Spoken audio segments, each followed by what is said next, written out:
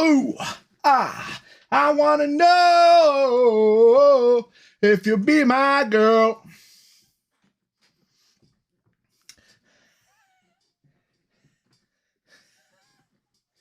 Ooh, ah.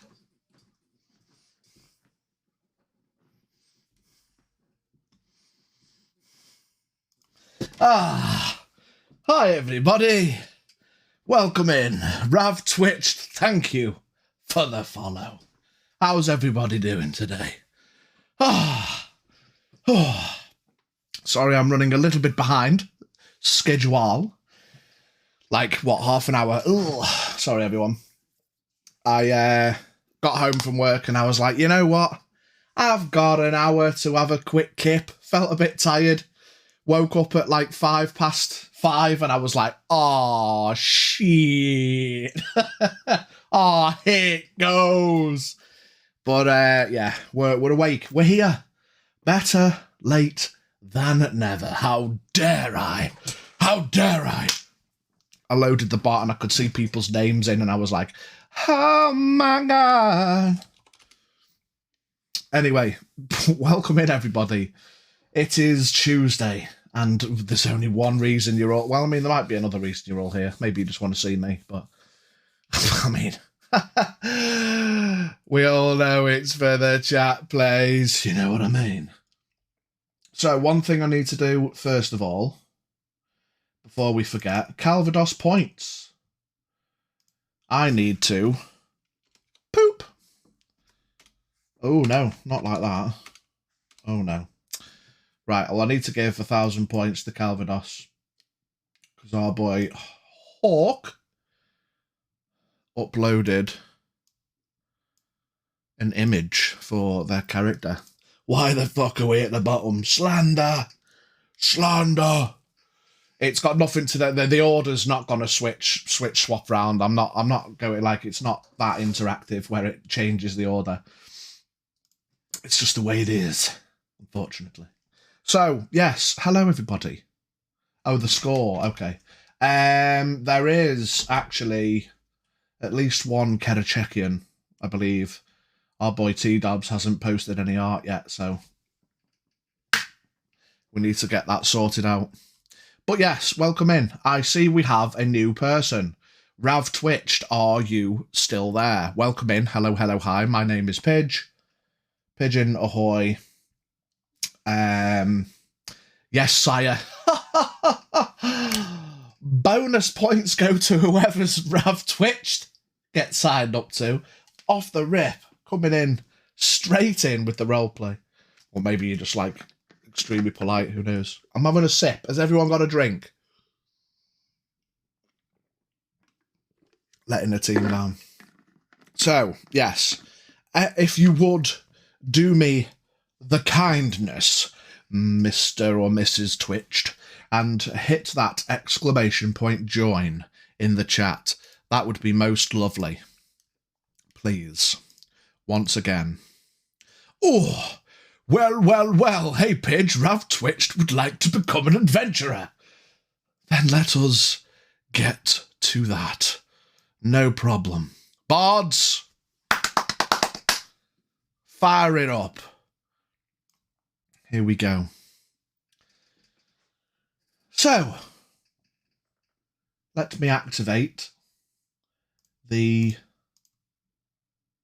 Discord scene. Bear with me. Bear with me. I am looking for chat plays info. Okay, everybody who's been through this process, please offer me thine patience as we get a new adventurer signed up with us today. I am going to fire up raiders in the background. We're all kind of on a go slow because every time I look at my screen, I'm like, oh, I've not set that up. Because that's all the stuff that I should be doing in the 15 minutes before the game starts. However, Vol, I think you were right when it comes to the Chat Blaze chat box.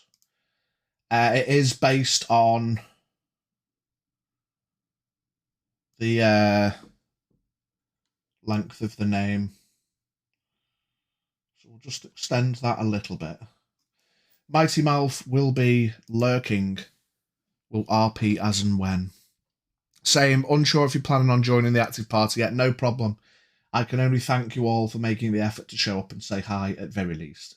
As you can see, we've now got the chat box below us, as was suggested by our Volocus von Liechtenstein. Because it also means on the VOD, as well as me reading the stuff out, it means that y'all can see it on the screen.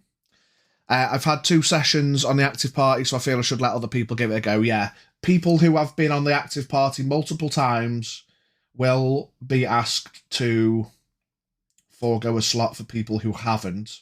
But we will see. We won't panic. I'm struggling to find... chat plays info. There it is. Golly gumdrops. Bing! Okay, we're on.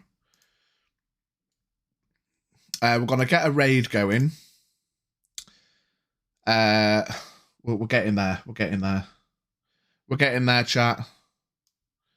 Let me get an archer out.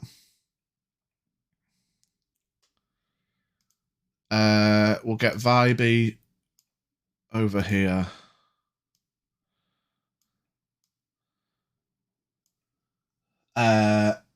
Okay. For those of you who aren't aware, Stream Raiders is a lovely little side gig. Where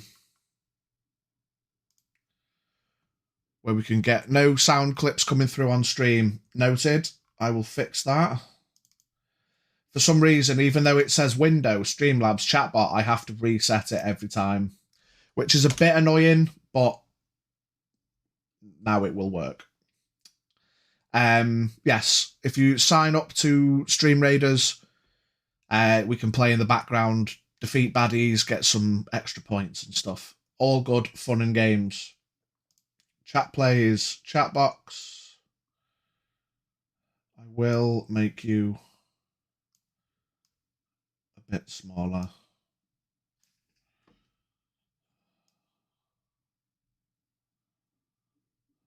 Like so.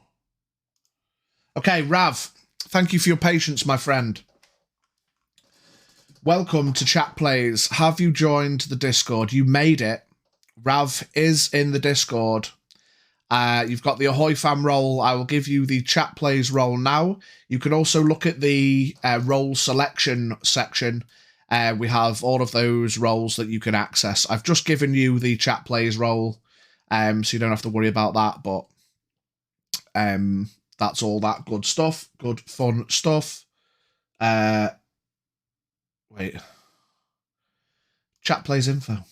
So, we shall create you your very own character. CP characters.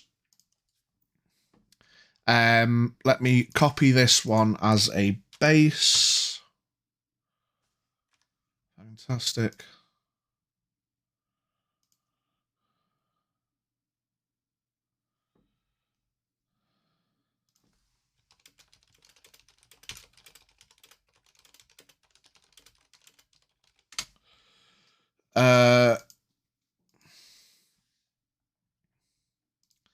New post.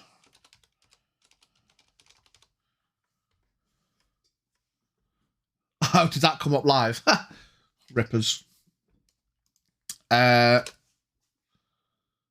Okay, so we have choices to make, Rav. Each new character will select a class from the list below. It's quite simple. Each class gets a +5 to their rolls for their main stat, as listed next to the main stat of each class's name. When rolling for everything, you simply use a flat d20 to result to determine success or failure. This is to keep rolling and results simplified. You'll select one weapon from the list, some armour from the list, and the faction is decided with the faction wheel. Okay, and to play along, basically, we play using roleplay. To roleplay along, players should type /me into the chat, which will make the message italics, and then start their message with an asterisk, which should clearly indicate the difference between an intended roleplay message compared to a normal chat message. For example, if I copy this and paste this in, boop, Pidge waves at the chat and shouts, "Welcome to my stream." That's a roleplay action. And when I see actions like that come in, I know you're interacting with the game world, a situation that's happening, etc., etc. And then I can give you all points based on the roleplay. Okay. So that's how one will roleplay. Now the classes. On to the classes. Expect a lot of banter between the characters if last session was anything to go by, yeah. It's all fun and games. Don't take anything to heart. It's all roleplay at the end of the day. Yeah, we're all having fun. Brute. Strength character. 14 base armor value. HP is 26 plus 2d12. You pick whichever class you want, yes. So you can be a brute, which is a strength-based character. A warrior, which is a strength-based or dexterity-based character. You want to be a thief. Okay, so a thief is a dexterity-based character with a 14 base armor value, HP of 25 plus 2d12. 25 plus 2d12. So, first of all, if you could type exclamation point 2d12, enter. Let's get that HP rolled.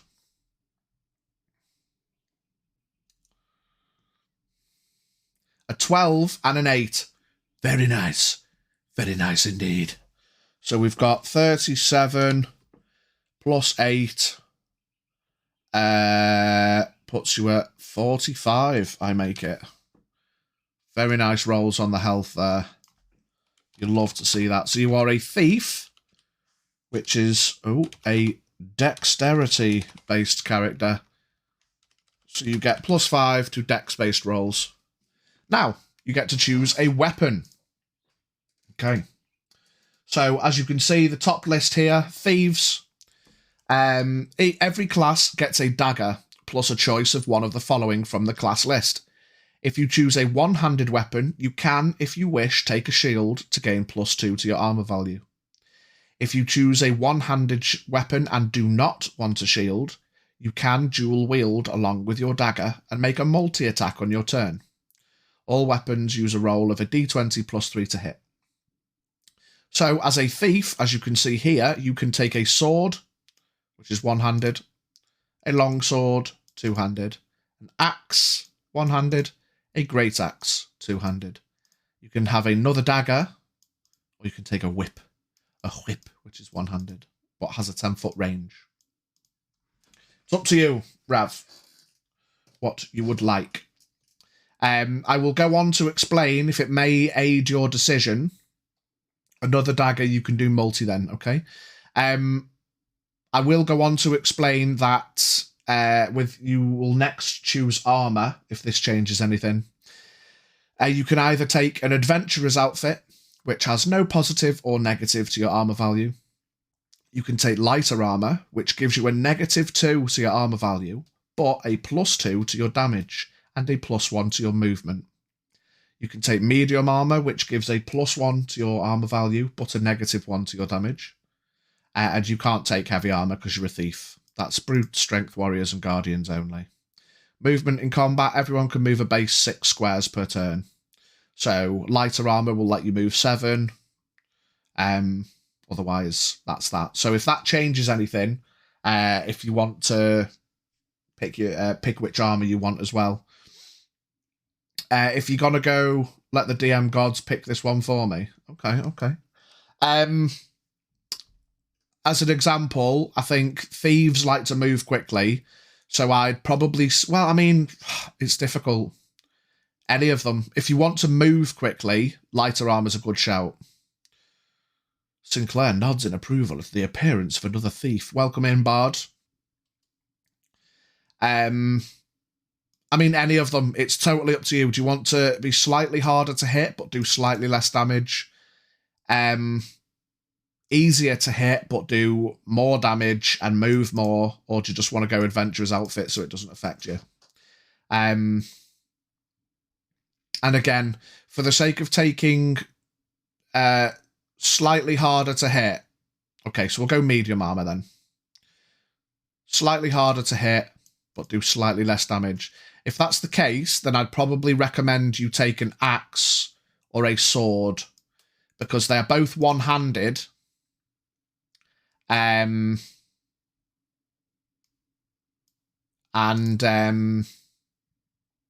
they do slightly more damage than just another dagger, but it's up to you. Also, if you wanted to, I mean, you said you wanted another dagger to make a multi-attack, so you want to go for 2 hits rather than the shield. Because what I think one other person has done, they've taken a shield, I think they've got a sword and a shield to gain the +2 to the AV, but then they've taken the lighter armor, so the lighter armor negates the difference in AV, but they do more damage and move quicker.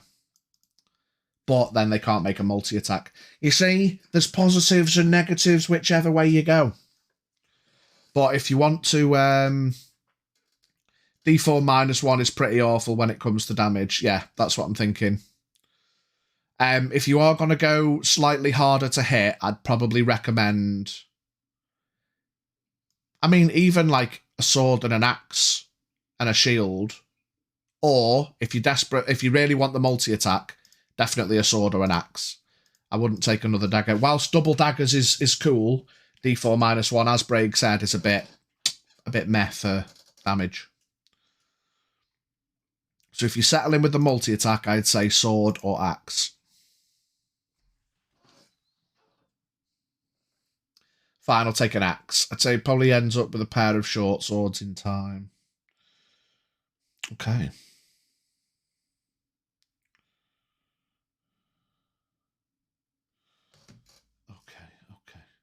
Okay. So we're taking an axe and we're taking medium armor. So an axe, one-handed, plus the standard dagger, so you can do your multi-attack. And medium armor, +1 to AV, but a -1 to damage. Now, the next step is your class skill. Class skills are activated as a bonus action. The class skills can be used once per chat player's stream. Players may buy extra uses of their class skill for 5,000 Ahoy points. I did say this last week and I've not made a change yet. I'm still weighing it up. Because obviously 5,000 channel points is a lot for people who are new here. But obviously over time you're going to build up channel points. It's meant to be an incentive, you know, for people to come watch. So if you're going to drop the cost, put a cooldown on it, yeah. I was thinking of maybe just dropping it to... you're not too late, Junior, no. You don't want people spamming those every turn. Yeah, of course. If I was going to drop it, in all honesty, I'd only drop it to 4,000. But we'll leave it at 5 for now. It's not game-breaking for now, so don't worry about it. As a thief, your class skill is, I've got this. I've got this. You can just decide to succeed on your next steal, stealth, or lockpick attempt. Now, it doesn't have to be in combat. It can be out of combat. If you wanted to try and lockpick a door, you can just try and roll for it. But if it's a door you really, really want to get into and you don't want to risk failing, you could just say, Pidge, I want to use my class skill. Boom, you guaranteed the lockpick. Boom, you're in through that door. But then that's your class skill gone for the stream. Does that make sense? Similarly, if you really want to sneak past this big troll and you don't want to risk having a shit stealth, you can just say, I'm gonna stealth past him. I want to use my class skill. You get past him. So you can only do it once per stream, once per game, or you can buy extra uses, but you have to save up your channel points. As I say, you can roll for these things. That's not to say you can't do it. Anyone in the game, thief or not, can try to steal, stealth, or lockpick. Obviously, thieves are better at it because they're dexterity, so they get a +5 to the rolls. But as the class skill, you can use it once per stream to guarantee the success, okay? So, I've got this. Succeed on the next steal, stealth, or lockpick. Okay. Boop. Plonk that in there. Your movement remains as 6 because you've got the medium armor. You've not got any gold yet. You've not got a guild yet because you have to save up for those. Guilds, just for the explanation, there are 3 main factions within Terrafae. The factions are hosted by the 3 main islands. Players will be assigned to a faction when they create their character based on a spin of the faction wheel. Calvados is the central island home to the largest city in the world. Want has colder climates and is home to mostly Goliaths, elves, dwarfs, humans, halflings and gnomes. And Kerachek is warmer climates, home to mostly ogres, trolls, dragonborn, orcs, goblins and lizard folk. During chat play streams, points are earned through roleplay and will be tallied up throughout the stream. For those players who are not in the active party, most of the roleplay will be reactionary based on whatever is happening, but everyone's encouraged to be involved whether you're in the active party or not. A great example of this was last week. Dreaming Bard wasn't in the active party, but they were nearby the situation of the fight that was going on, and they were having quite banterous quips towards people that were trying to fight the creatures in the graveyard. You can see the faction points listed alongside me. So yes, I'm currently running a promotion. Well, I say currently. I will always be running a promotion because it's only a one-time thing per character, where if you post character art for your character, you get 1,000 points for your faction. So, Rav, is there a faction you might like the preference of? The choice will be rolled. However, you get a choice. And a choice of what your preference would be, at least. And then I need you to roll me a D20.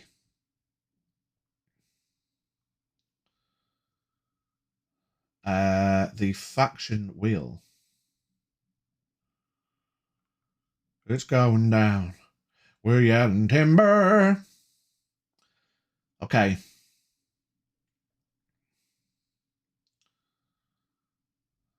Faction wheel.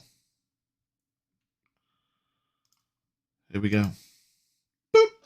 The faction wheel is on, chat. We are going to, sort it. There's only one chance to get into each faction currently. 1, 2, 3, 4 shuffles. Here we go.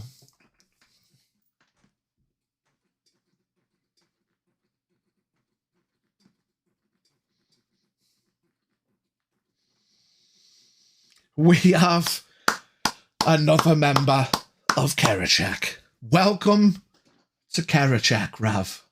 Welcome to Kerachek. We're going to remove that. There is now only a 50% chance to get into Calvados or Want before the wheel resets. I think once the next one's picked, actually, I'll probably reset the wheel because ultimately I still want there to be an element of add one of each. That's not a terrible idea. That's not a terrible idea. I could add one of each so there's still an element of chance.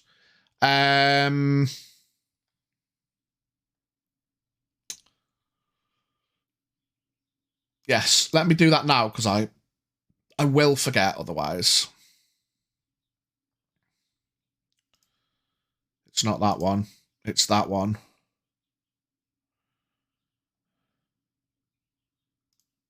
And then we want another one, which would be Want. Is it that one or is it that one? I think it's... I can't tell. It's that one. Okay.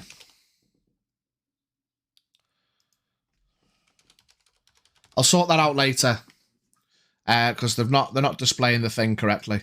But anyway, yes, welcome into Kerachek. Welcome in to Kerachek. So if I add that to your sheet, you are in Kerachek. Boop. And there we go. You are a thief. The medium armor +1 to AV. Let me give you that. Boom, 15 AV. 45 health. Decent roll on the health. You've got an axe, obviously plus the dagger. Medium armor. Movement to 6. And you're in Kerachek. So we need to tag this as a thief from Kerachek. Now, when it comes to your threads, a part of the post guidelines, please only post in your own thread. By all means, read everyone else's threads so you can go see their character art and the like. Bits of backstory people have posted, but your thread is your own, but please only post in your own thread, Rav, okay? As I say, if you get some art sorted, whether it's something you've drawn or you've been on Hero Forge and made your character on Hero Forge, the look and flavour of your character and race is totally up to you. That's why it's not in the character, the listings. Your character, because it doesn't affect the game. Your character can look however they want. But if you post character art into your thread, you get 1,000 points for your faction, Kerachek. Okay, so welcome to our newest player. Now, it is time. Sure, it affects the game, it affects how the character may respond to things. Well, yeah, I mean, like, in matters like roleplay and stuff, Brig, but no, you can have originated from somewhere else if you want, Rav. You're just supporting the Kerachek faction, your character. How that came to be is totally up to you. In a bit of backstory, you might want to make up. Yeah, so, I mean, it can affect the way you react with the world. It is important in that respect, as Braig says, but it's not important as in normal situations where specific races have specific skills. None of that matters. Everyone's got the same opportunities as far as the mechanical details go. Okay, so let's hide the chat plays info. Boop. Right. Don't forget to get your units in. I've not checked how many people are in there, but hopefully we can build up some points and get some things flying. We also have a free-for-all, boss battle, and a gamble for anyone that wants to get involved. Little activities in the chat for the funsies in the background as we play.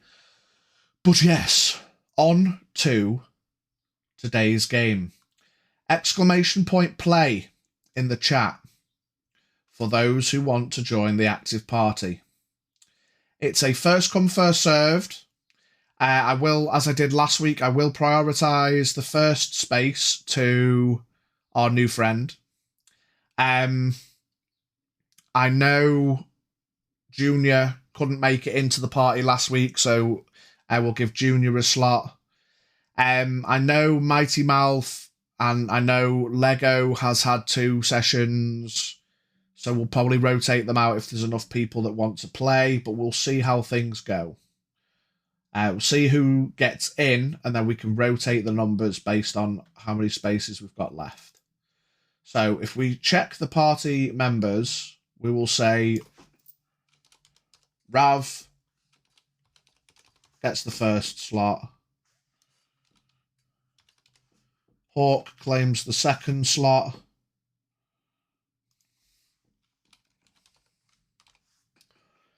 So we've got 4 open slots currently. We can at least go on to the scene itself. I'm in the backup crew just in case for numbers. Yeah, that's it. I mean, you're still essentially there.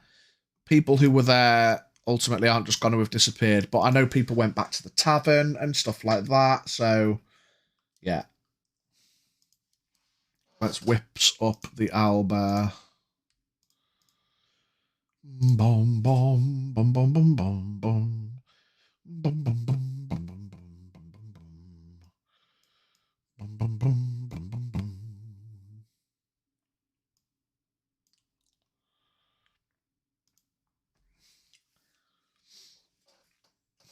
Okay, so Junior, are you there? Look at the name goes right up against Mamon's head.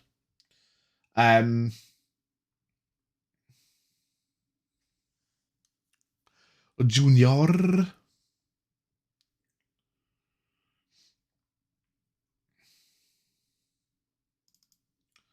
Party members.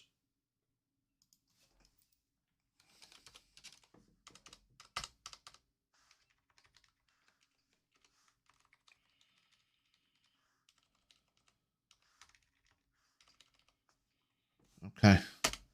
Oops. I wish the window wouldn't go so big. We have a couple of spaces left, guys. Exclamation point play if you want to join the active party before we crack on. You arrived back with the guards last time, and we basically just cut there. Yeah. Everyone had kind of taken a moment or two to heal up after the fight, and the Traveller was ready with the guards to open up the next part of the quest.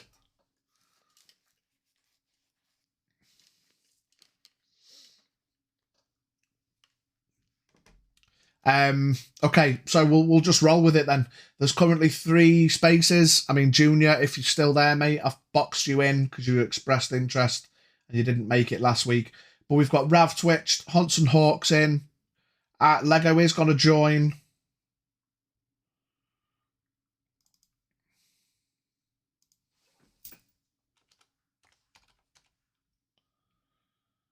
Or was it play? I mean, it's technically play, but...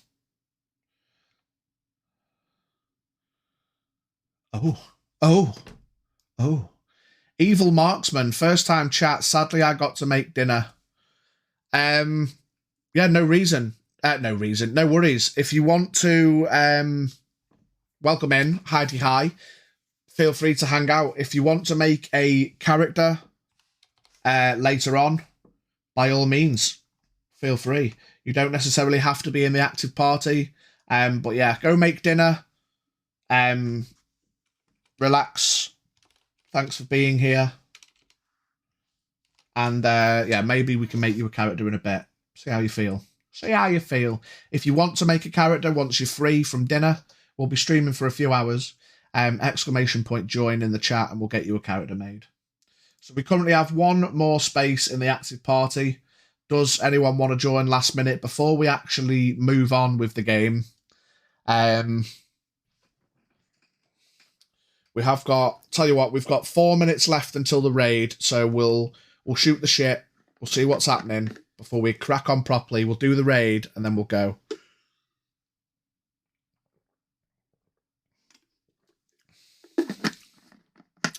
The scene you see... Let me get the characters labelled. Legola, I did not forget what happened at the end of the graveyard fight. Expect me to play into it. So, Hawk is still there. Braig is still there. Lego is still there. We now have Rav. I'll just put Rav as the name instead of full Rav Twitched because it's easier. You have 45 out of 45 HP.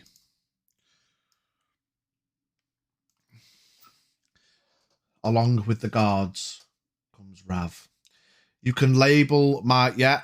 That's a good point. Heron. Who else have we got? We've got Hawk.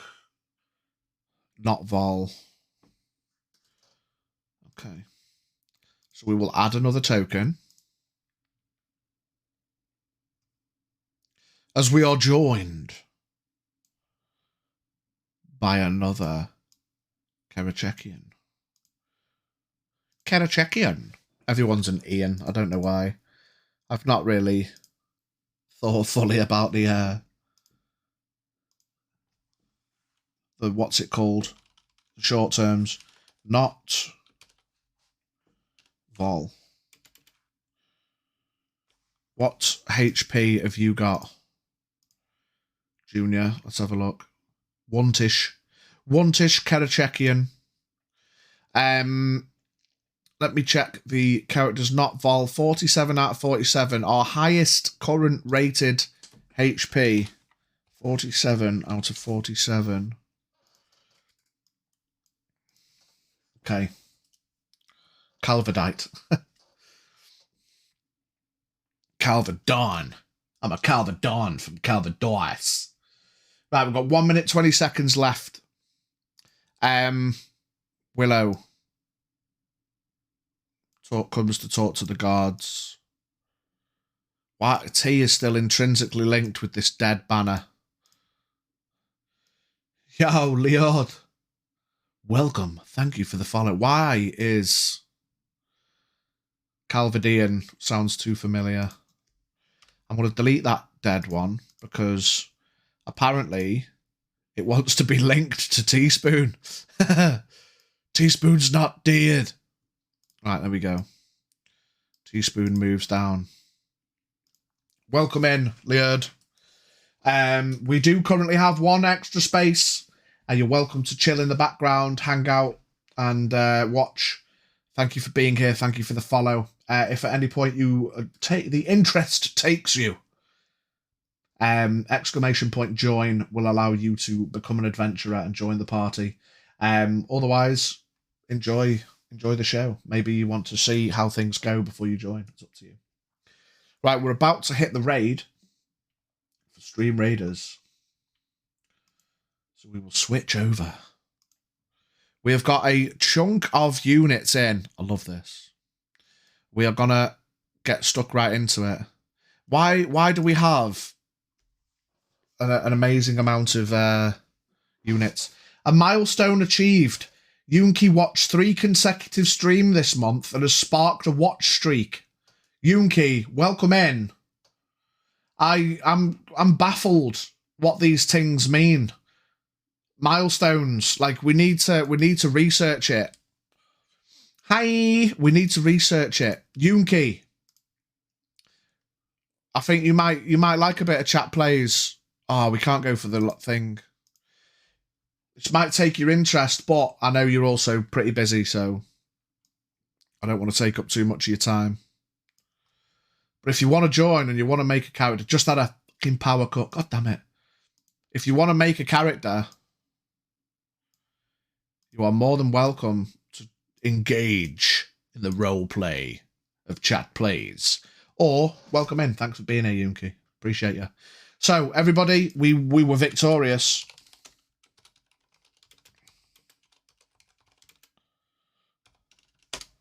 You get some points and you get some points. Boss points are handed out to viewers in the chat.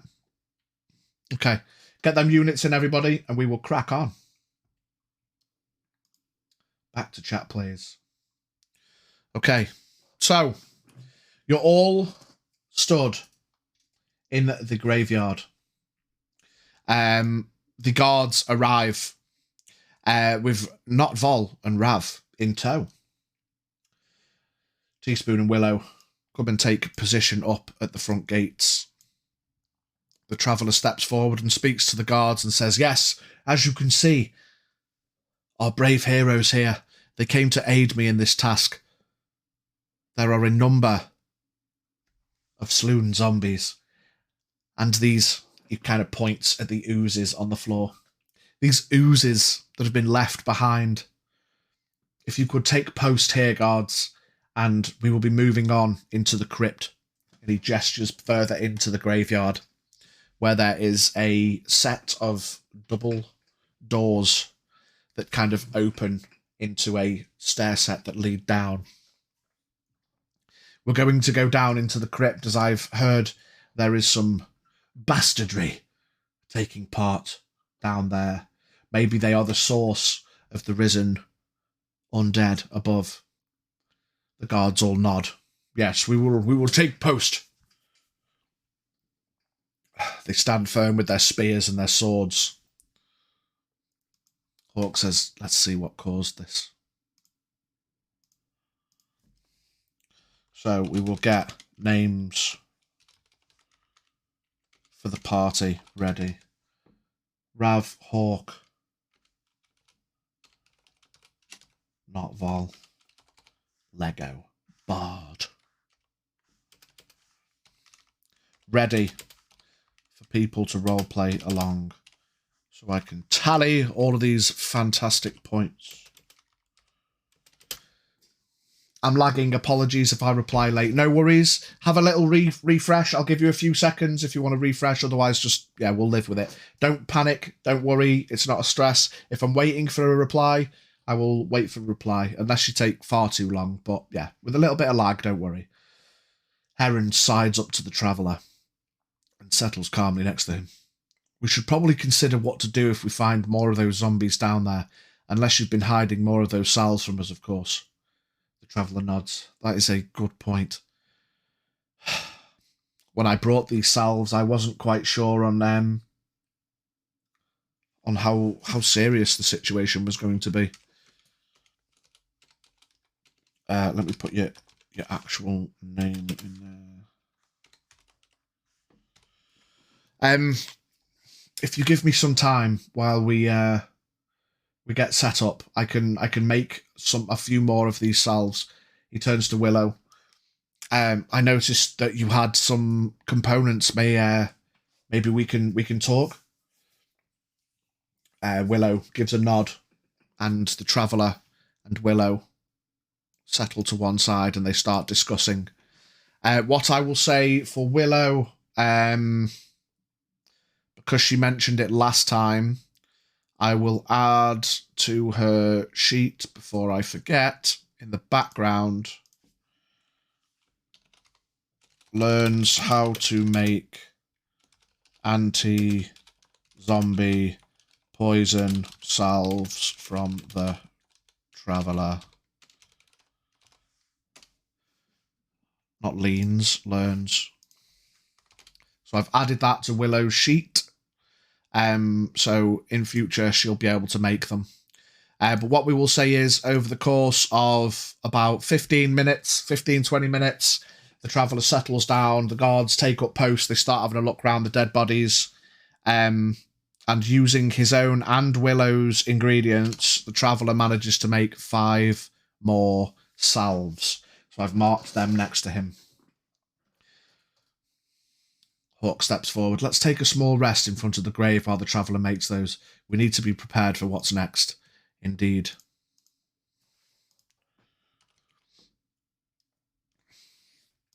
So, the traveller and Willow make more salves. Lovely. I can't be the only one to have actually considered the problem, right? Yeah. I was waiting for it to come up. We are going in deeper. But yes, fantastic. So, Willow and T are there. Not Vol. I mean, I hope you're here, not Vol. I mean, I've boxed you in, but we'll just... Obviously, you won't fall into trouble if the worst should happen. So the traveller steps forward. Come, those of you who are venturing in with me, Willow and T take up post.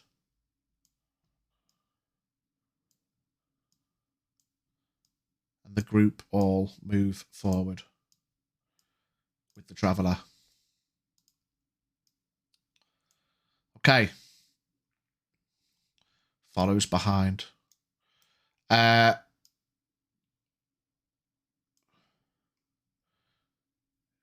You guys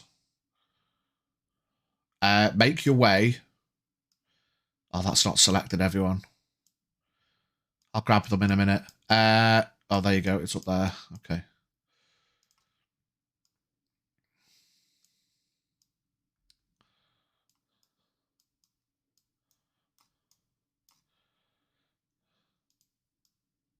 Sinclair drifts behind the group.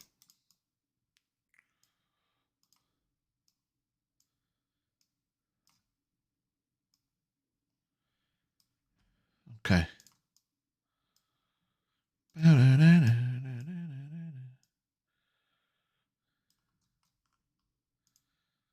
Okay.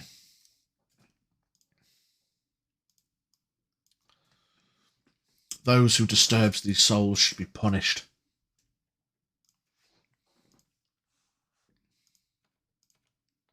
You guys make your way to a cove. You head beyond the lighthouse.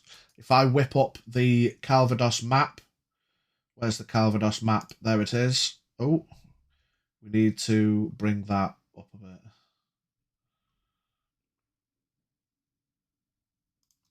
Okay, so you see the Calvados map. You guys were in the graveyard. You head through the graveyard up to the set of double doors, but the double doors are locked. The traveller says,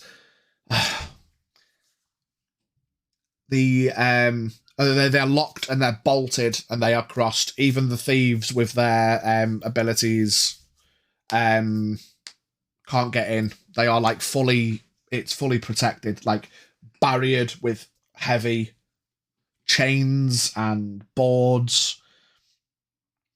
Heron turns around to see Sinclair following. Please tell me you're going to actively be helpful this time around. Can Willow be a tag-along like the Traveller for extra salve? Willow can follow. I've given the Traveller an extra salve. So, I don't know if you heard me, Lucy.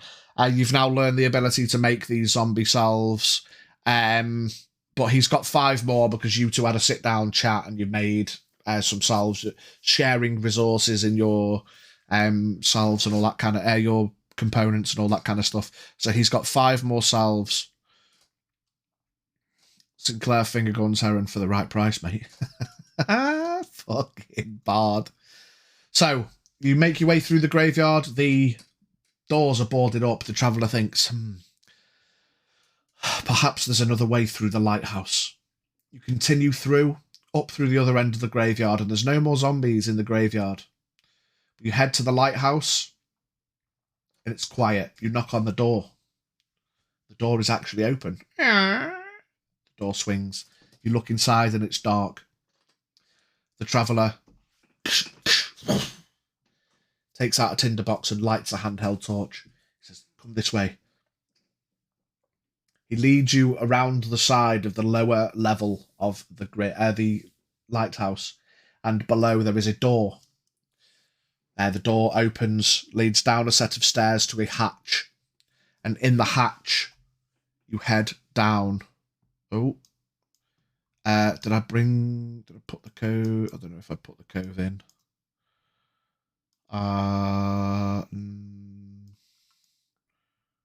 No. So you head down into the cove. You can see out to sea. As you head down into the cove, you notice that where this little outcropping is on the map at the top, that is where you look north and it opens out into sea. There is water flowing in and out of the cove. And it's essentially an open cave space. And you look and you see to the left at the bottom of the ladder, there is a tunnel that heads through. You quietly follow the tunnel. Silence. Eerily so. There's nothing in here. All is quiet. And you make your way through the cave, and I will place you all behind the Traveller as you all kind of pile in the back. Sinclair smiles, nods, and falls in line with Willow. So, what you see as you enter into the cave, you see at the end of the passageway, you've got an open cave space in here, roughly carved, but still purposely carved. The floor is smoothed out, but you can see the walls are quite rough. In front of you, at the end, there are 2 statues, and both of the statues are holding a torch, and the torches are lit, which may indicate activity down here. There is an altar with some runes carved up the stairs. There is a tablet area on top of a table, and in the table there are carved receptacles in the table. If you were to walk over, let's just say everyone walks into the room to have a little look-see. I don't like this one. I don't like this one piece. Has a strange stench to it. Also, echo, echo, echo. Mate, that's cool. With the fucking... Man's getting fancy with his text. What's all that about? Casher appears behind Sinclair and gives him the 5 gold as promised for getting the guards. Seems like someone was here. Torches look fresh. So before I forget... I'm going to knock 5 gold off Casher and give it to Bard. Because otherwise I'll forget. Right, where's Mighty's sheet? Mighty! Where is your sheet, Mighty? There you are. 5 gold. There we go. Okay.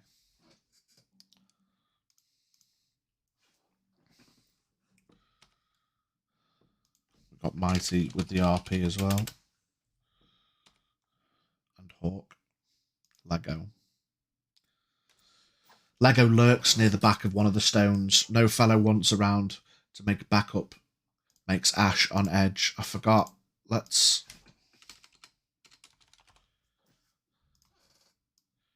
Ash lingers at the back for safety.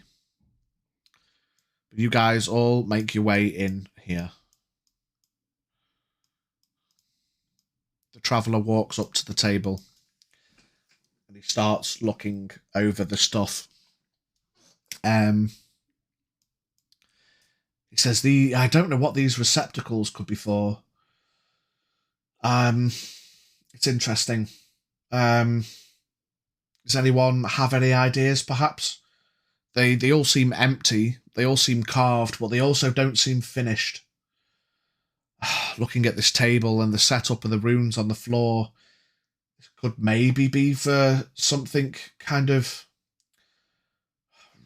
maybe ritual-based or something of the like, which down here towards the crypt obviously doesn't sound... well, it doesn't sound good if people want to perform rituals. Or maybe it could just be ritualistic, or maybe it's part of the burial. Could be as innocent as that, who knows. Hawk walks up to one of the torches to inspect it. Yeah. Roll me an investigation check, Hawk. What are you kind of looking for? Just roll me a d20. But you are a guardian, aren't you, Hawk? So you add 5. It'll be a d20 plus 5 for your investigation. Or, hang on. 19. Doesn't matter about the plus 5 anyway. Wait, I've completely forgotten. Is investigation intelligence or wisdom?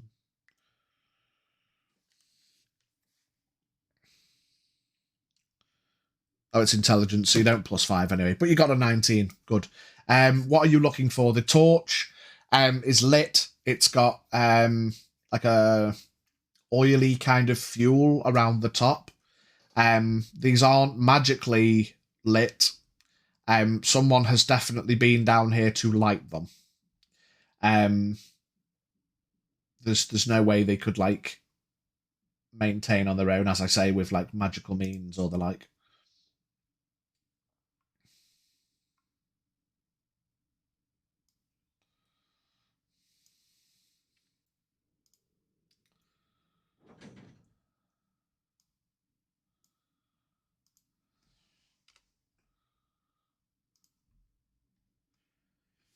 Does anyone else want to do anything in the room before we move on? Well, we might be against more than one person. Not the kind of ritual I'm familiar with. Ours are more primitive in nature. Less elaborate. These glyphs on the floor, does anyone recognise them? Anyone's welcome to make an intelligence check, if you'd like. We don't have any mages, do we? So it's just a d20, flat d20. When it comes to rolls and checks, it's always just a flat d20, unless it's your specific skill, and then we'd add 5 to it. But obviously it's intelligence check. A 4, Hawk, no idea. Mighty Mouth, a 9, no idea. Braig, a 9, also no idea.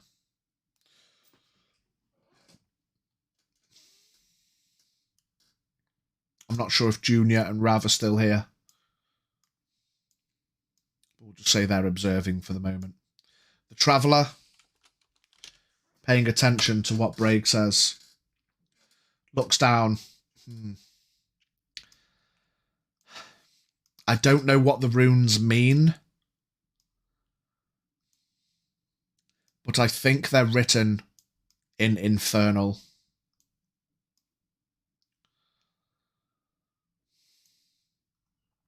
Hawk, you are a tiefling, aren't you? So I will give you another chance to roll as you reposition. Roll another d20. You're a tiefling, so I'd assume you could speak Infernal, but maybe it's not your first language. A 7. These specific symbols aren't ringing in your mind. Well, that doesn't sound good. They definitely look less, as the Traveller explains. It's written in a weird way. I can't read them, says Hawk. Now, at the sides, down here, on either side, you can see there is a carved archway, and there is a crude kind of wooden door in each of the archways. Well, given the zombies who attempted to rip us apart, I'm guessing it's necromancy bullshit. Do you want to join the active party, by the way, Mighty? Because no one else has stepped up. So you're welcome to join the active party.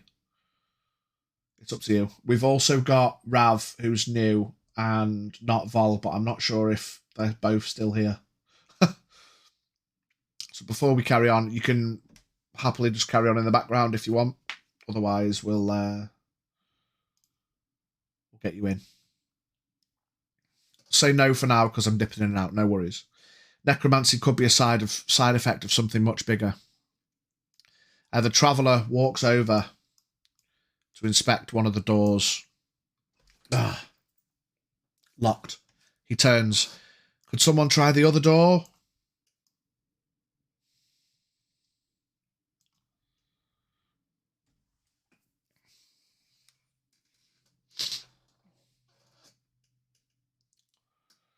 Infernal. I swear I've heard that name before, but I'm not familiar with the old tales. Rav, move towards the other door. Okay. You try the door, Rav. It's locked. Hawk is going to walk up and try and kick open the door. We'll say you walk up to the door that the Traveller's next to.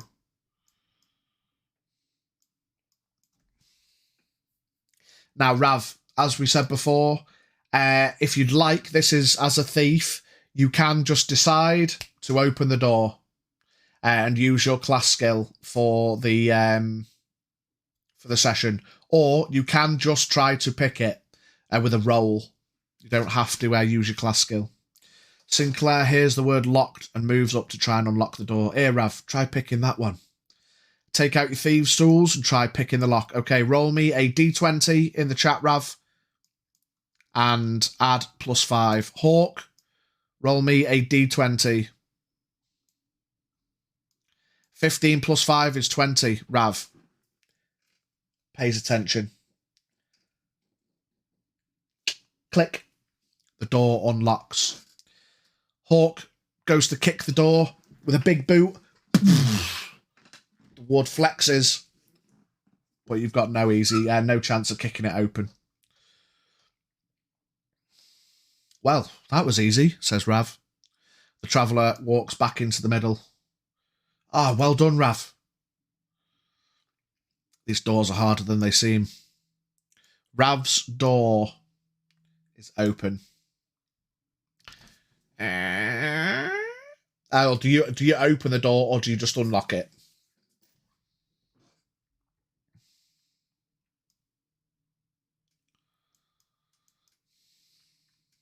Good job, Rav. Let's move on.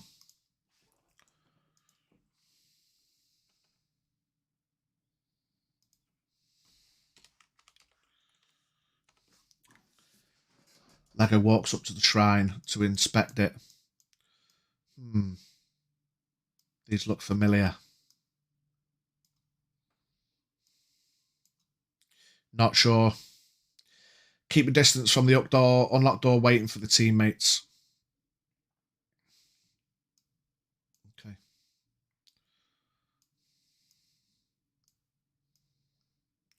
Reminds me of the doodles I drew as a child. The traveller steps up and he looks amongst the group. Okay, Rav, well done. You've unlocked the door. Who wants to go first? I'm not sure what we might find. He tries to listen out. I can't hear anything in there, but we don't know what could be there.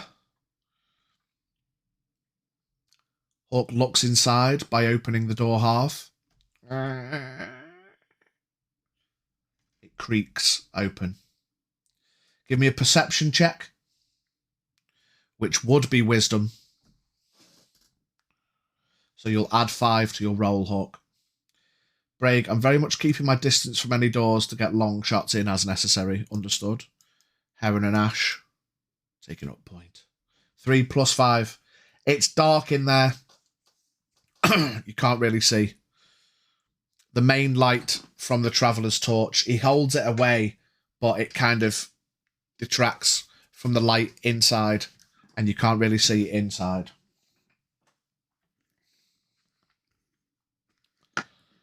Anyone else is welcome to make perception checks if you'd like to maybe listen.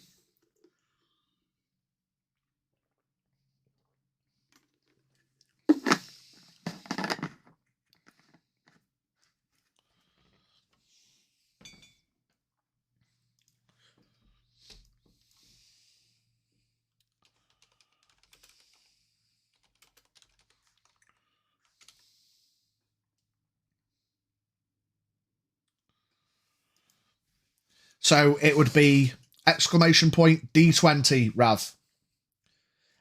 You're not a wisdom-based character, so it'll just be the flat D20 roll. All rolls are always flat D20, unless it's using your specific skill, which for you as a thief is dexterity, then you'd add 5. But a wisdom check for perception. A 16. You peek through the first set of crypts. You notice the crypts are all broken.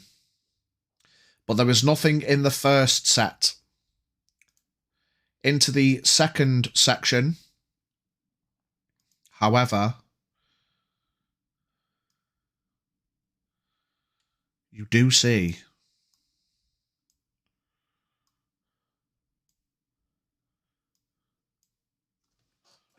two zombies. Sit down and think about the symbols. Do the torches on the statues look removable? Yes. You could take the torch out. They are... the hands are essentially cupped like that, and the torch just slots in. They're essentially fancy torch holders. Rav, as you look in, as I say, you can't see anything into the first section. I mean, looking into the first section, there's nothing in there. Looking into the second section on this side, there are two zombies. Hawk takes one of the torches, okay? So I will put next to you...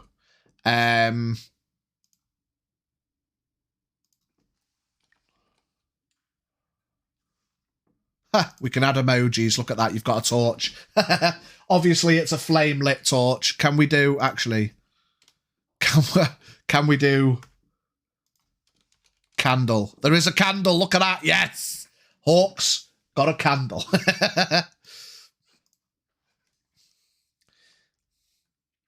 Kasha has never wanted anything more than the fancy statue torch holder. You look, Kasha, and the fancy statue torch holder is 15 to 20 feet tall, solid stone, carved nicely in the form of a robed figure holding two hands out. Ash, can you take one of them? Can you take one of them down, Ash, silently? Hawk says. You'd have to open the door again. You'd have to open the door fully. She's fully aware she cannot have it, but she is weak. She wants it. She wants it, precious. You'd have to open the door fully, which may make... I mean, given the creak it made first time, it may creak more. But if you want to get a shot in, you'd have to get the right angle. This one almost definitely wouldn't be able to shoot it because of the angle. This one, if you stood at this side and opened the door fully, you could shoot it, but it will get a chance to perceive or hear the door. I think I could make it. The stone robes look a little slippy, but I'll give it a shot. Ash, I think we're talking about taking a shot at the zombie rather than taking the other torch. Just for clarity there. But is that what we're all talking about? Ash, can you take one of them down silently? For sneaking, I would like to follow you guys behind. Not really good at it. Just want to make sure we're all on the same page. What I will do is, if you want to make a... whoever's going to open the door, you can make a stealth roll to see how quietly you can carefully open it. But it's up to you. The Traveller turns to Rav. Rav, what can you see?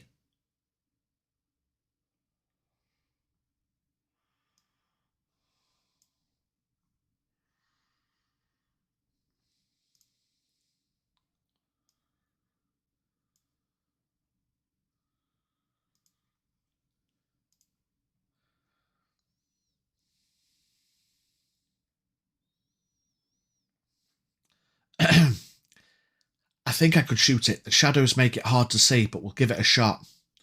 While you guys decide what you're going to do next, we'll get this raid done. Rav pushes the door open. Are you trying to do it silently, Rav, or are you just going, you're just pushing the door? I want to make sure. And if you can, Rav, try and put /me in front of your messages. Just so it puts it in italics, just in case I miss. Sinclair sees Kesha staring at the torches and starts to worry. She's finally turning and starts to sneak up behind her with his blackjack raised. Bonk. Bard with the most kills there. We love that. OG the Thind, Mighty Mouth and Niferin with the rewards. There's plenty of people, so we're going to go for this one. We struggled with these last time, but we're going to go in for it. I think we've got enough people to do it. I want to bring my vampire. I'm going to bring my vampire. So we're going to go in from the bottom left, chat. Box that off, box that off, box that off. And we can get vibey down here. Okay, get them units in, everybody.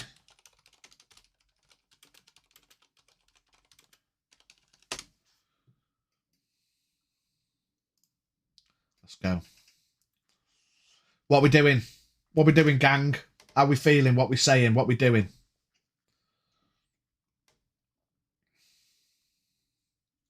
What's in there anyway? The glare's a little hard on my eyes. Rav, yeah, you push the door open. Do you want to give me a stealth check, Rav? Is there a DBD roll? There isn't, mate. A DBD... Wait. A DBD roll... I'm confused. A roll in the roleplay. Do you want to open the door quietly, Rav? Or do you want to just push it open? If you want to do it quietly, give me a D20 roll and we'll add 5 because it's a stealth roll. Nah, slam the hoe open.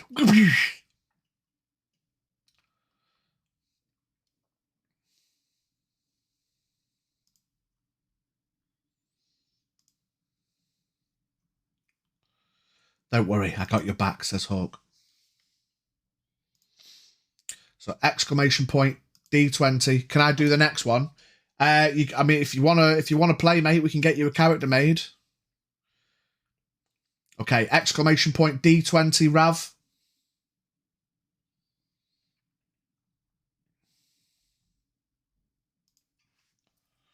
19 plus 5, 24. Rav, you put pressure on the door to settle the hinge, and you slowly open the door silently. Now the door fully wide, it comes around and meets the edge of this broken open crypt. Now, inside you can now all see, as you kind of get a look through the door, side to side. I've gone blurry. Here we go. Think you can make the shot from there, Ash? Yeah, Heron and Ash. Let's just be sure. No, you've not got direct line of sight. If you wanted to shoot at the zombie, you can both take a shot. Eyes narrow to adjust the darkness. Whispers, I have an idea for some extra light. Places 2 arrows into Hawk's torch. Okay.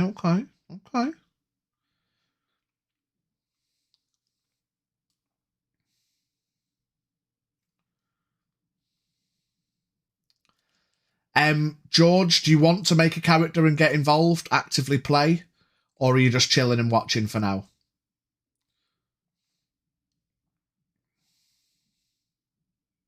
Nah, it's chill. Okay, mate. Just wanted to do a roll. I mean, you can roll a dice if you wanted, mate, but it won't affect anything for now.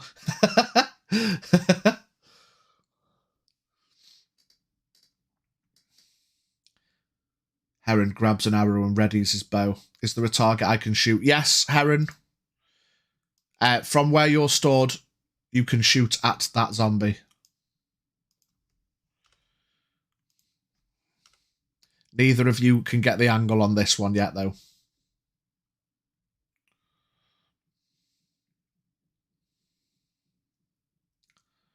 If you want to shoot it, it's your D20 plus 3 as usual.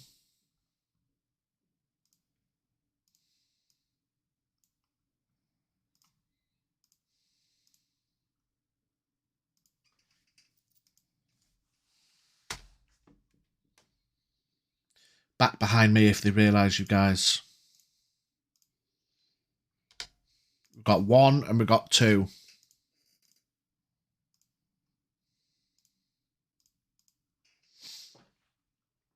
Someone counters down.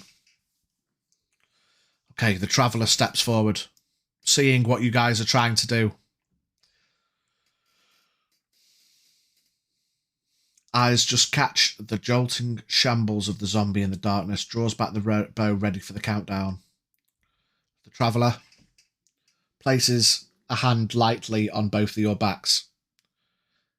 3, 2, 1, shoot. The shots go off.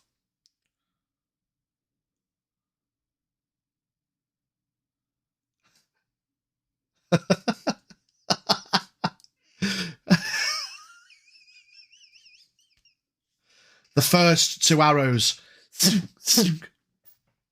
don't quite hit their targets. The zombies have no idea what's going on, but they do shamble.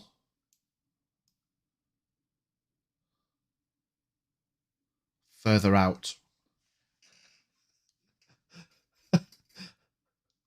L arrows.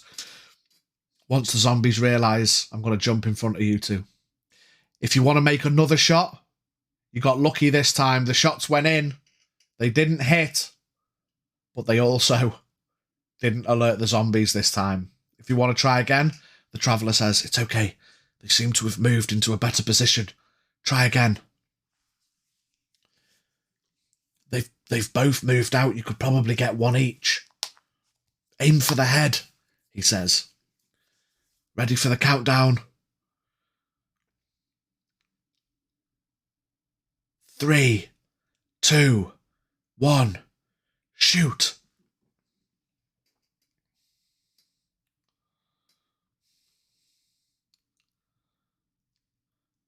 Ash hits with a 15. Break hits with a 13. Hitting the zombies in the heat. The first 2 zombies fall. Now, compared to the other zombies,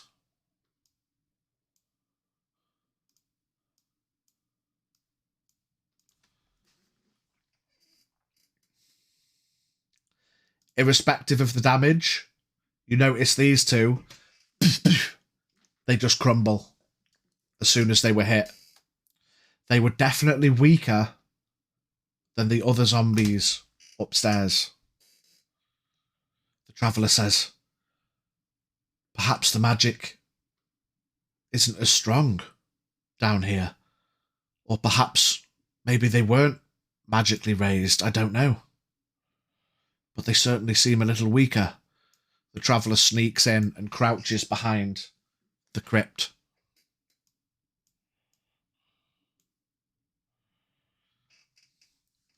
These seem more fragile than the others. We could step up a front line and venture forth. So Hawk's probably got to take a front step. Shield ready. Let's move on slowly. Heron looks very much surprised at how easily these 2 dropped. That was too easy. Something's not right.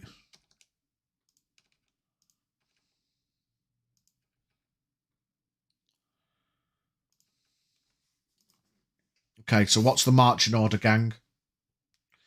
I'm going to guess Hawk in front, the archers in the back. Rav, are you going to come forward? Watch where you step in. I don't like this place. I feel like those ones might be decoys, says Kasha. We'll keep not vol in the back because I'm not sure if Junior's actually here. Stay vigilant. Something's not right. Okay. As you guys venture further in, lighten the path while walking, okay?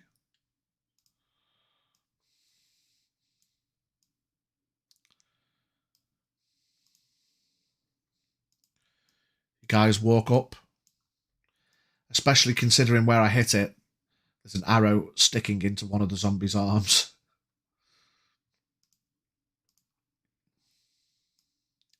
You were both accurate. Both of the arrows went into the head. That's why they both fell in the instant on the countdown. Sinclair jumps when Kasha talks and quickly hides his blackjack and quickly walks away. Okay. So, you get a look into this area.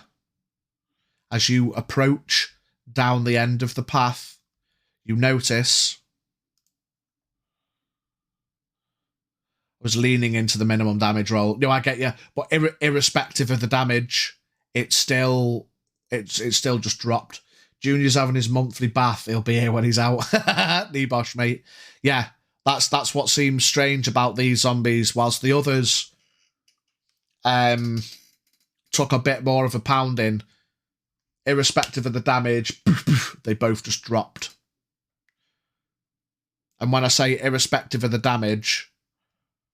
Even if you'd min-rolled a 2, those 2 at the start dropped. Now you can see, as you come in,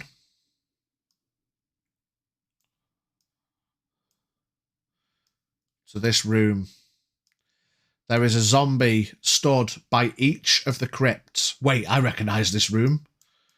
Do you recognise this room, Vol? Do you recognise this room? You don't recognise this room because none of this was here. Well, my dragon did. So you recognise this room, Vol, but this is 4 years prior. So none of this was in there when you went in. Just the centre bit.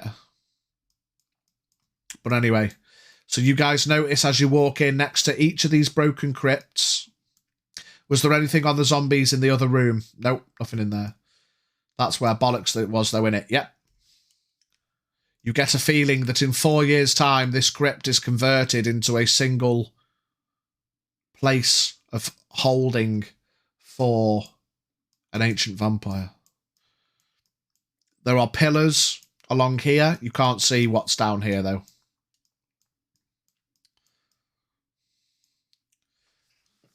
Now, you notice, as you guys look forward, actually, Hawk, Rav, you two are kind of closer up. Moribund, the Giga Chad Vampire Daddy. Vamp Daddy, you say? Seems like there's more you guys come here. So Rav and Hawk, give me perception checks. Exclamation point, D20. Hawk, you will add 5 to yours. Yeah, but I double fucked him up.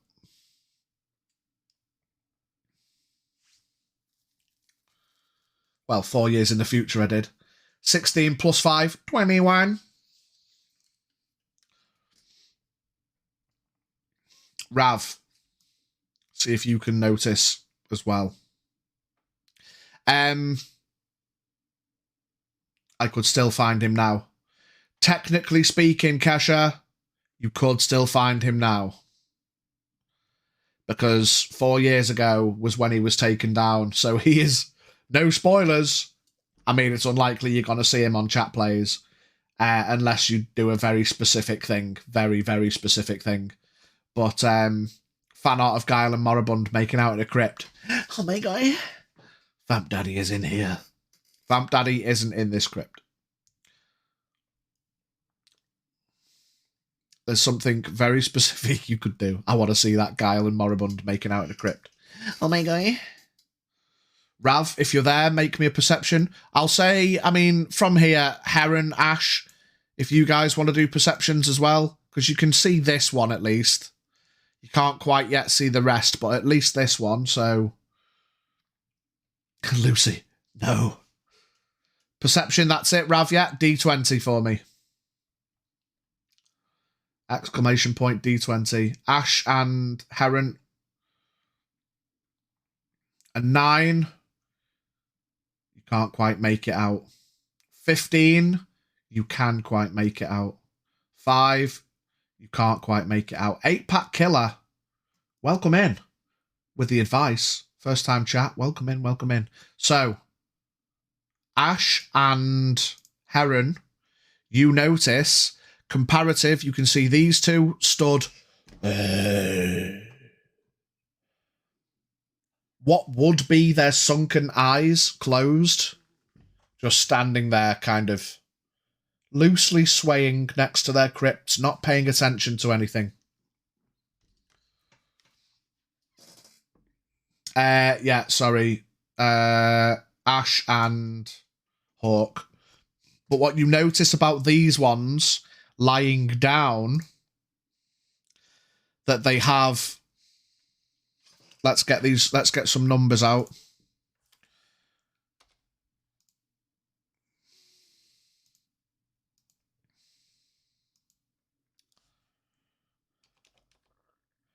Green. You'll notice that these ones on the table have a very dull green glow to it.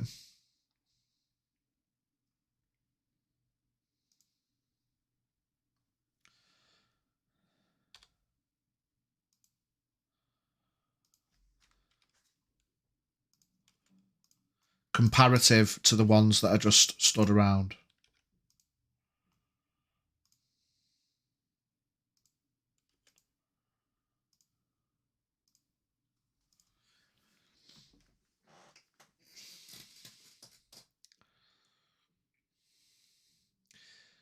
What about I take a close one with Rav while Heron and Ash take the other one?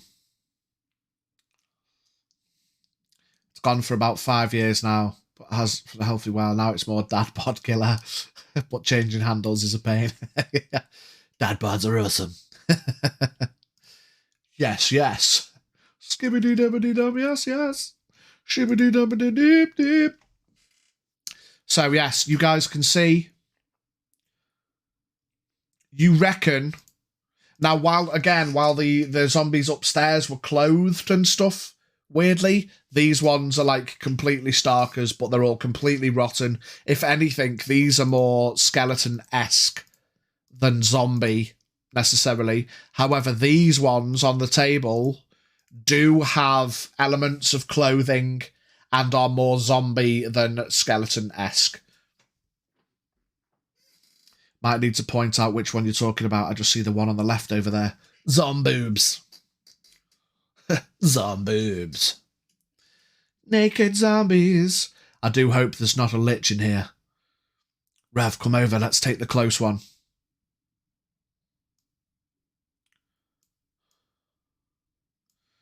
Looks towards Hawk and nods. Okay, so if you guys want to sneak your way around to try and do this one, give me a D20 roll to sneak your way in. Rav, yours will be a +5, so 18. Okay. Rav, D20, and yours will be a +5. 15, +5, 20. Dirty 20. No problem. You guys sneak in, even over the broken crypt. Let me move the map over a little bit. Even over the broken crypt, you guys position yourselves ready. And the zombie has no idea. I first thought I'd take the clothes off the zombie and put them on a skeleton. And go, you could be anyone you want. You could be anything that you want it to be. So if you guys want to hit that zombie and you want to try and take it out, it'll be a D20 +3 to hit with your weapons. Technically, Rav, you can make 2 attacks if you'd need to.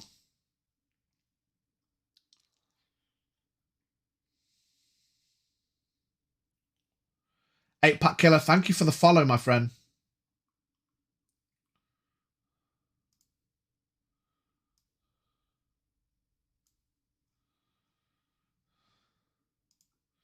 You are pretty good, and that's coming from a thief, mate, says Rav.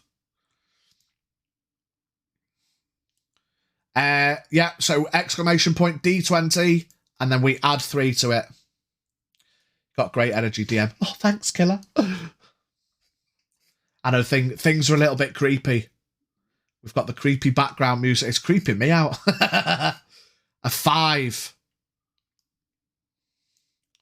Hawk goes to swing, and the zombie kind of sways.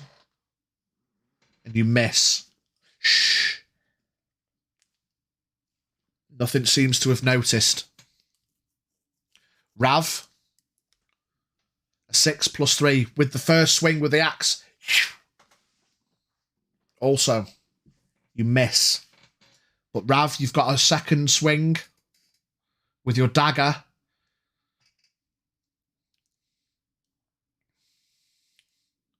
Come on, Rav. Come on.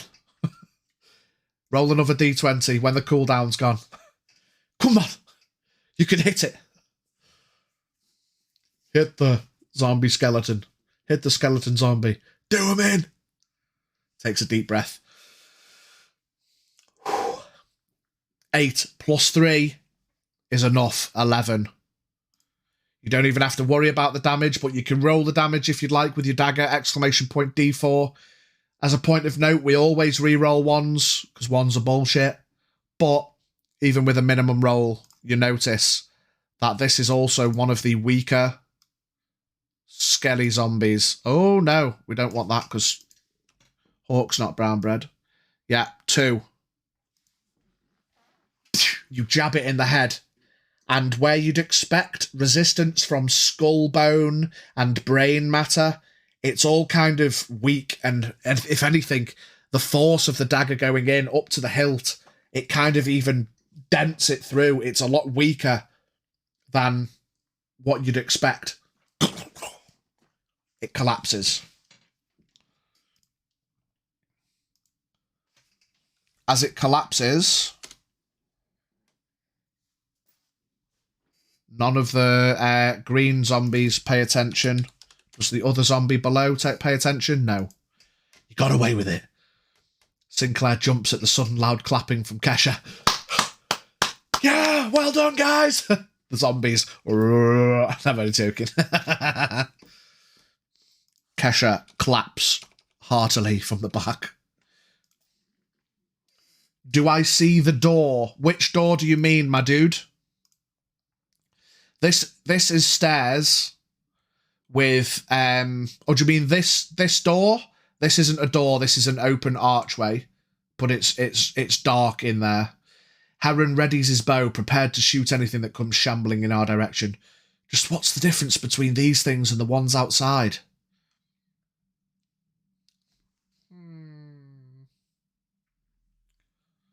These things are lying, as I say, with what would be eye holes closed, lying on the table.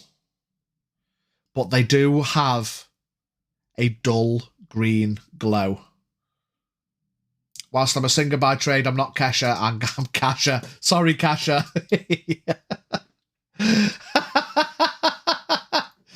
Kesha. Yeah, that is a good point. You are not Kesha. You are Kasha. Sorry. My bad. My bad. You got me there. My bad. So do you guys want to move up? Bow at the ready. The Traveller... Oh, shit, that one's dead. The Traveller, again, sneaks in and takes position, crouched at the back, behind. It's going down. I'm yelling timber. Sinclair turns to Kasha. Here, a lich is ones with, like, valuable lamprite. 3 wishes and all that. I don't know, but finding out might hurt us more than not finding out. Not my fault, it's been a week. Turning to Bard. I'd love to know where you found that out. You say that, but once you start unironically quoting Kesha by saying things like, let's make the most of this night or we're going to die young or it's going down. Okay, let's try and take the green one, Rav. Let's go, Heron and Ash. Watch our back. We might get into a fight.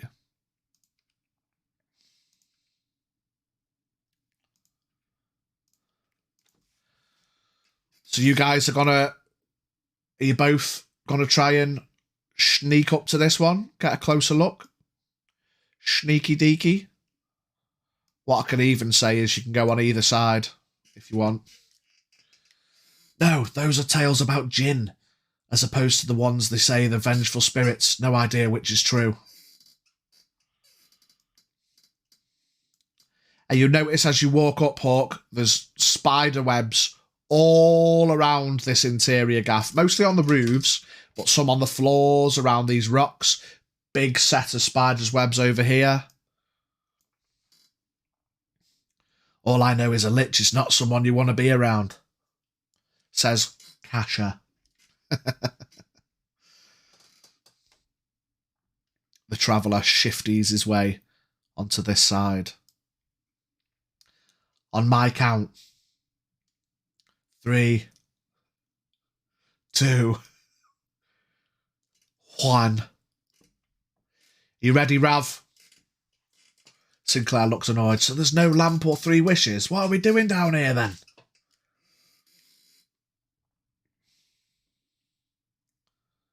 $12 plus 3, 15.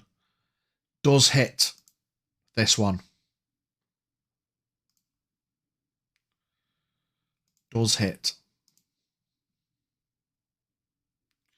Are you taking a swing as well? Yeah, you do get advantage because you're both flanking. So, Rav, if you're going to hit, give me an exclamation point, 2d20. And we take the highest. Oh, never mind. It's all good. I was a bit late on the explaining that there. So when you're flanking, you get advantage. And whenever you've got advantage or disadvantage, it's 2d20. So with the 15, you do just about hit as well. So you've both hit. Hawk, do you want to roll one more just for argument's sake? Just to see if you crit?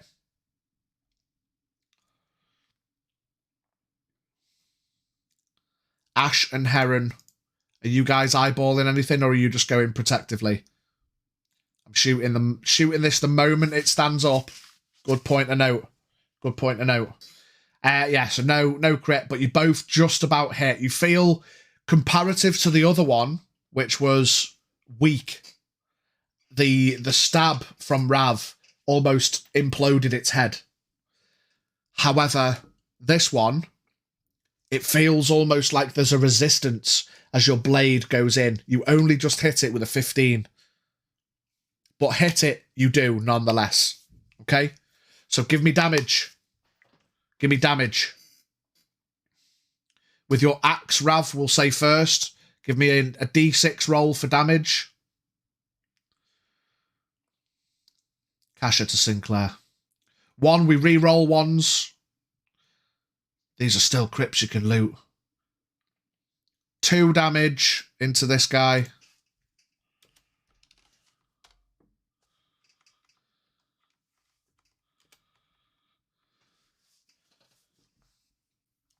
Give me a d6, Rav, because we'll go with the axe.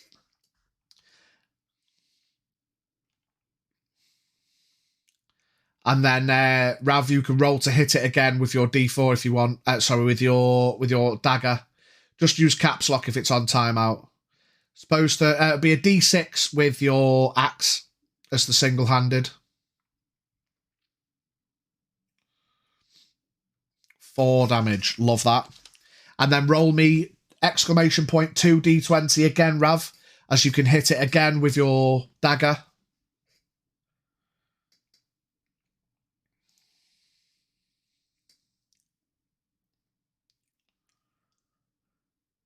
Yep, 17 hits it. Now this is a d4.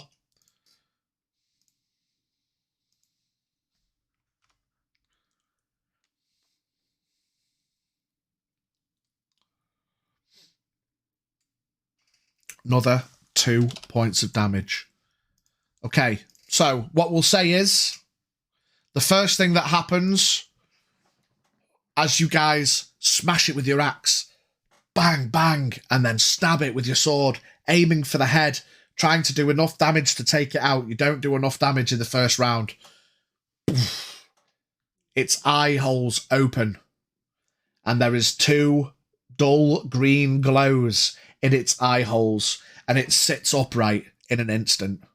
Ash and Heron, you can make your attack rolls before we're going to have to go into initiative. I'm going to roll a d20 to see if this zombie down here notices. He doesn't. However, and we re-roll ones. Brig. Quick fire snapshots. Pew, pew. As the shot, this one sits up, the eyes open up on number 2. The eyes open on number 3, and they all sit upright. Braig with a 10 plus 3 doesn't hit.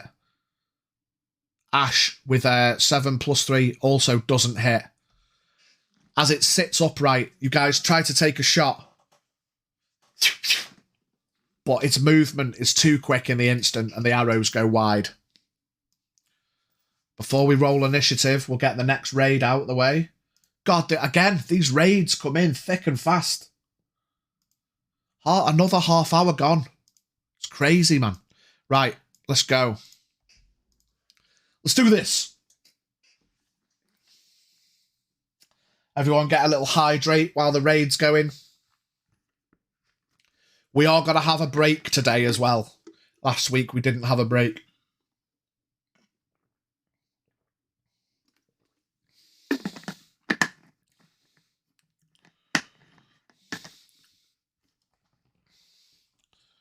That we need to target the big guy. Take the big guy down.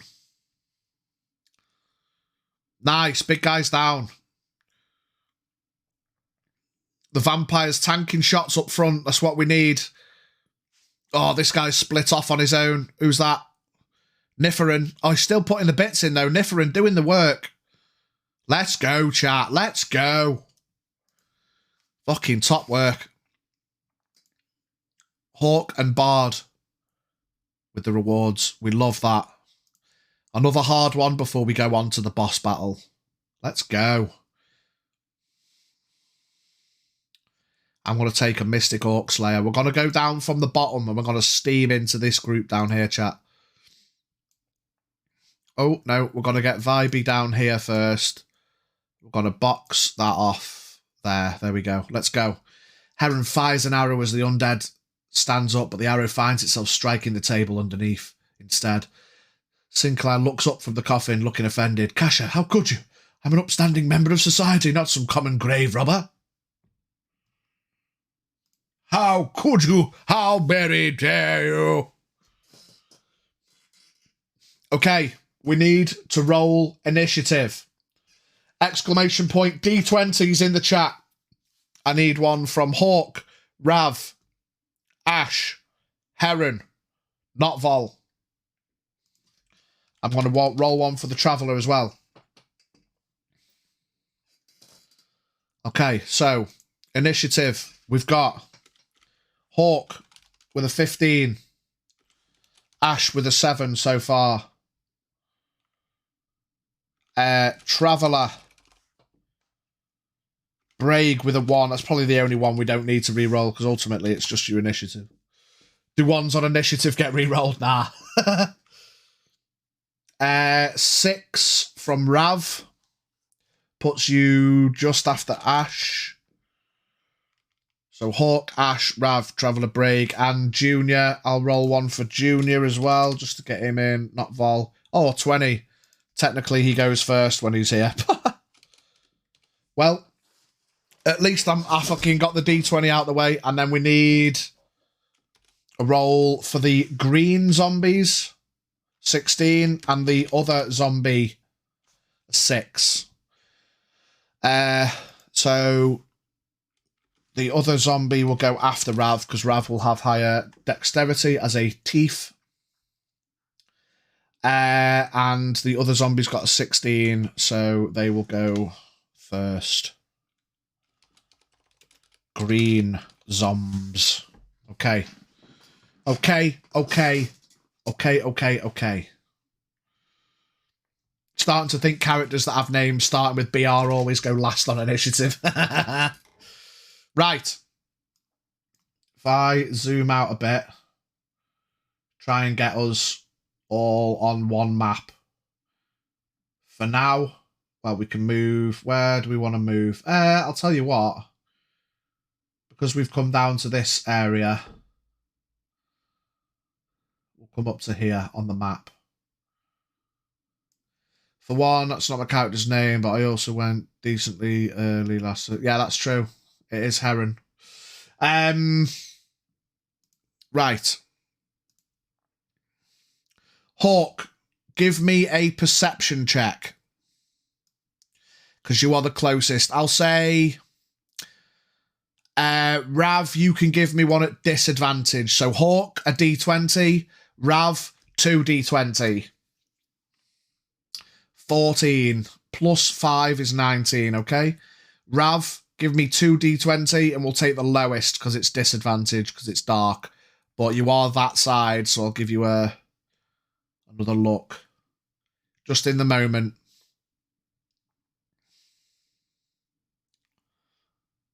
A 6.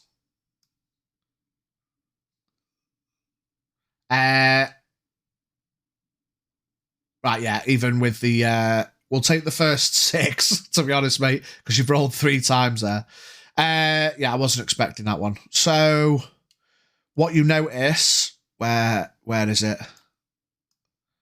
Down here.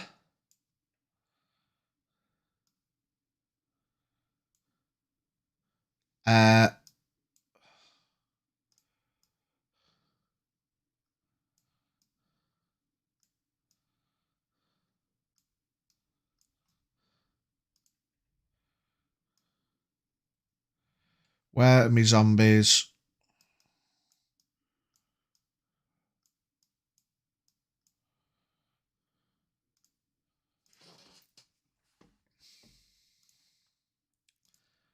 So what you notice down here, Hawk...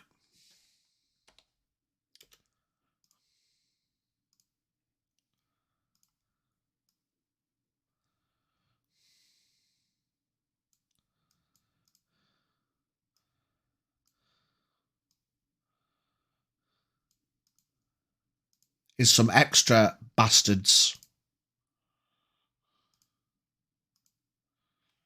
Number 6. There are 2 more green lit or green glowing zombies. Okay. We've got 2 of the oozes down here. Ooze number 1. And ooze number 2. And we've got this guy. Lets out a little gasp and whispers, oozes, shit. Ash Law, mate, I'm learning this little text. It's cool, man, it's cool. Seems like there's more further in, guys. Stand your grounds.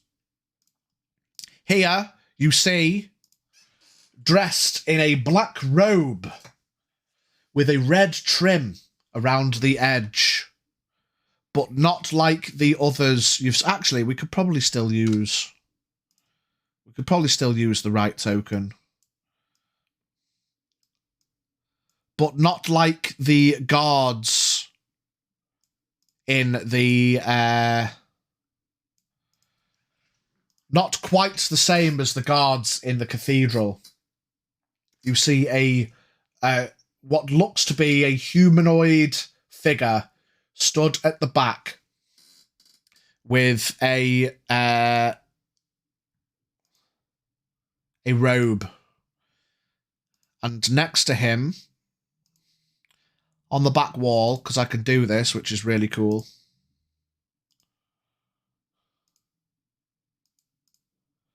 Oh, shit. No, turn that off. Lit on the back wall are 2 torches. Oh, I'm glad that persisted. That's awesome. So we've got 2 torches on the back wall here, are lighting the way.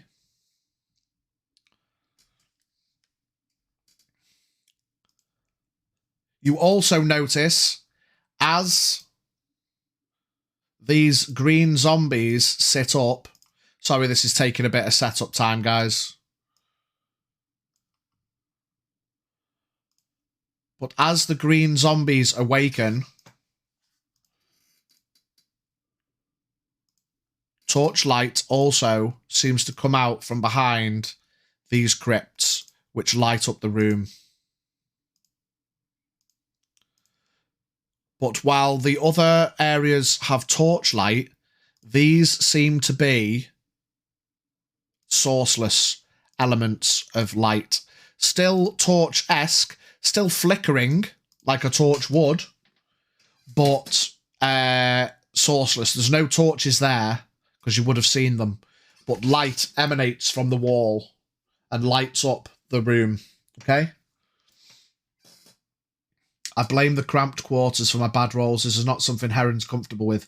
He's used to wild open fields and deserts. Seems like there's more further in, guys. Stand your grounds. Mostly desert. Lego lets out a little gasp and whispered, oozes, shit. Hawk, we should take care of the ones close to us first. Yes, Rav, with the /me. The /me's are coming in. Would you say the torches look like lamps? No, they look like your stereotypical long stick with a burning end. You can see the entire room now. Everyone can see the whole room. And in here, you can see this. The whole area is lit now. You don't have to worry about not being able to see. You can't see into up there because there's no line of sight. You can't see up into there, but you can all now see, after Hawk points it out, the oozes, the other 2 green zombies. I can't count. It's meant to be 4 and 5.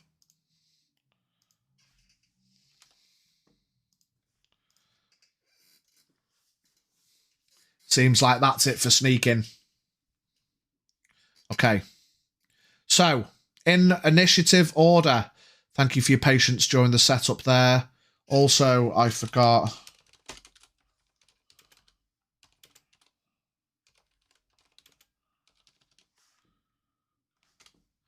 Turns to the rest of the team. Are we going to wait for a formal invite? Come on.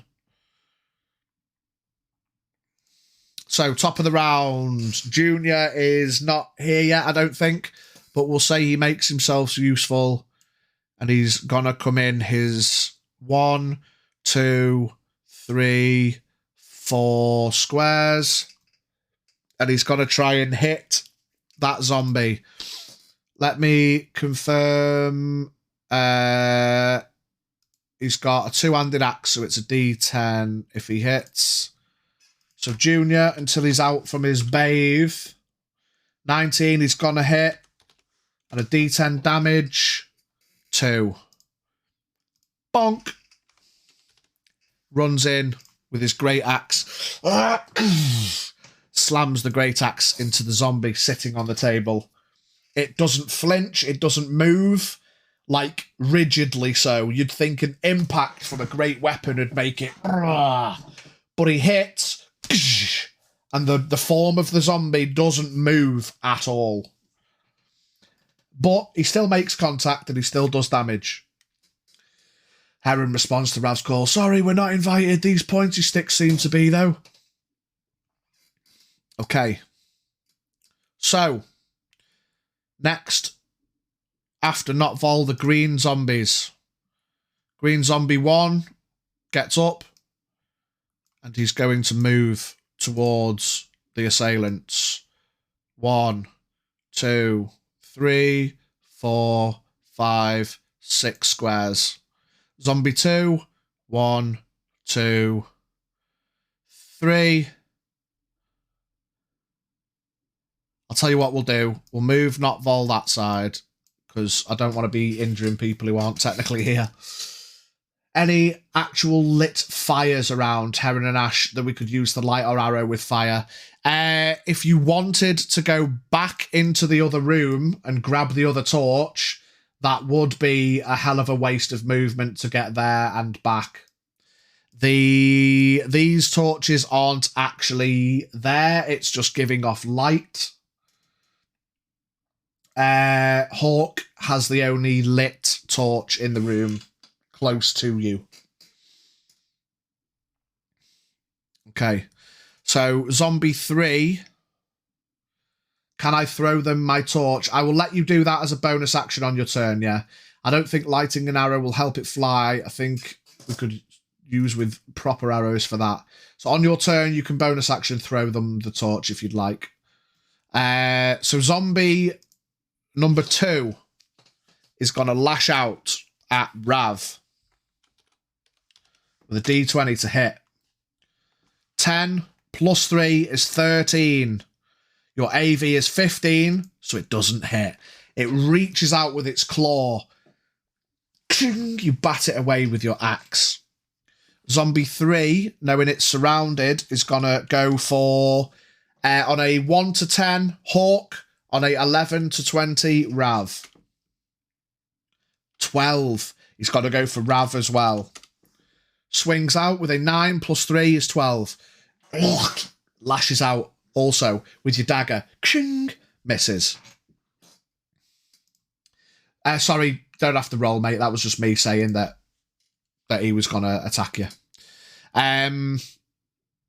Right. And then these green zombies, they're actually going to stay there. No, they move to take position in front of the oozes. I need to roll initiative for these guys as well, of course.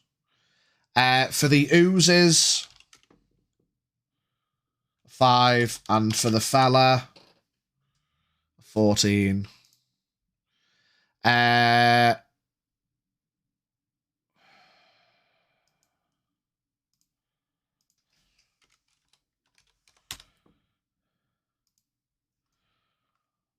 Hawk. Give me 2 seconds, sorry, guys.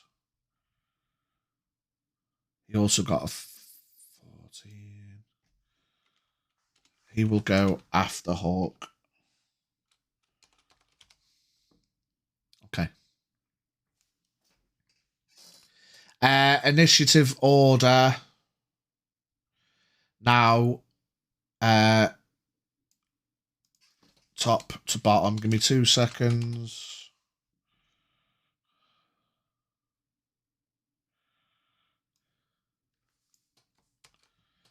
For anyone that needs the list, boosh. There we go.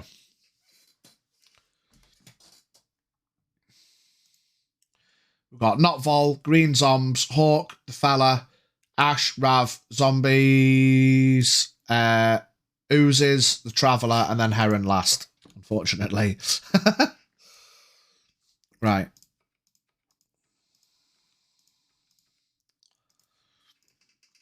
So, after the Green Zombies, we've got Hawk. You're up. What are you doing, Hawk?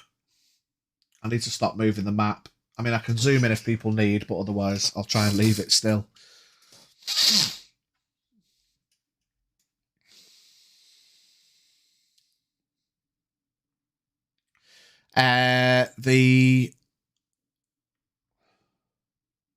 Lets me know when I need to start typing out your attacks. Yeah, I'll say that. I'll say you're on deck. So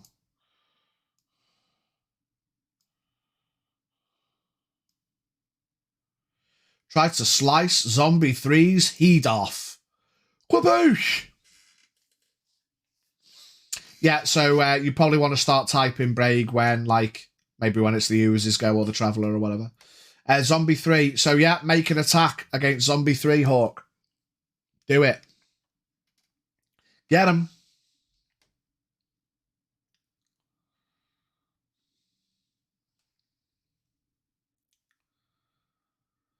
And then throws the torch to Heron and Ash. I don't need it anymore. 13 plus 3 is going to hit.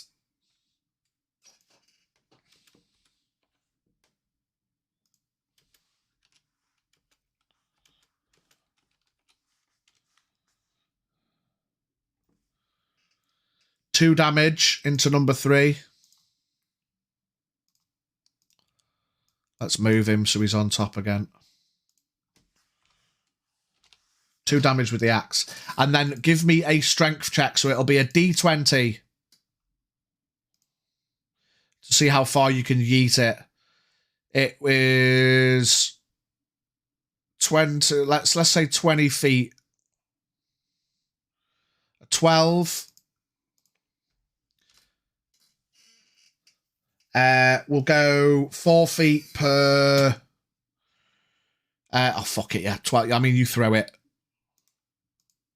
There is now a torch. An actual torch. Here. Next to you two. And Hawk no longer has the torch. Okay. Can I do a multi-tack on Skelly 3? You will be able to on your turn, Rav. Yeah, we're in initiative order now. So no one's been hit, so you don't need to heal anyone, Hawk. That'll be your turn unless you want to move, Hawk. Or you can stay in flanking order with Rav. You going to stay put, Hawk, or are you going to move?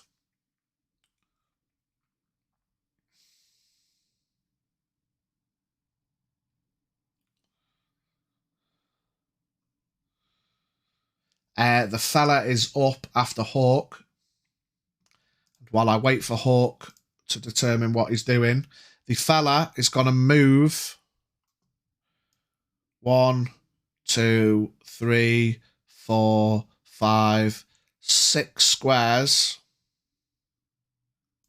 to get a little bit more distance.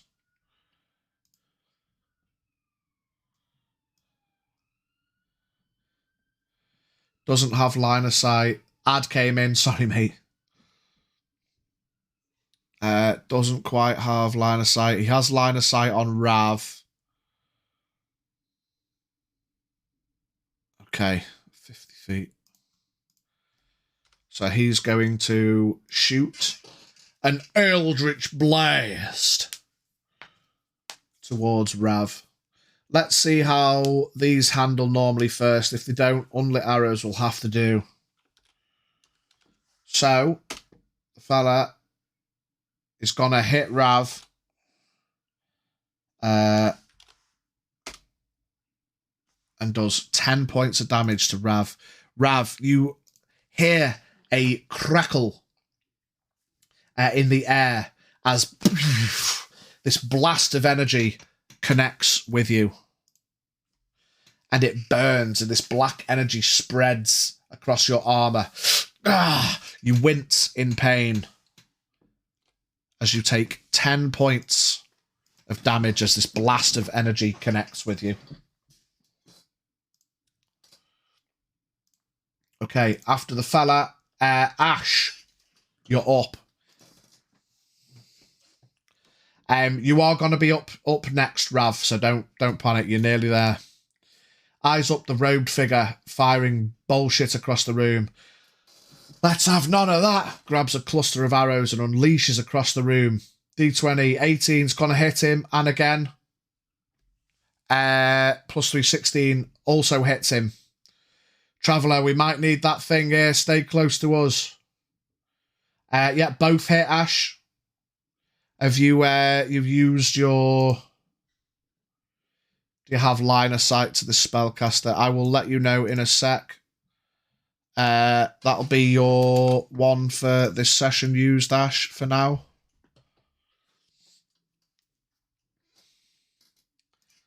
Uh, 6 damage on the first one, 10 damage on the second one. Cracking set of shots.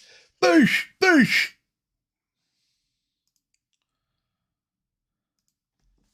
This guy takes 16 points of damage. Plus your extras, of course.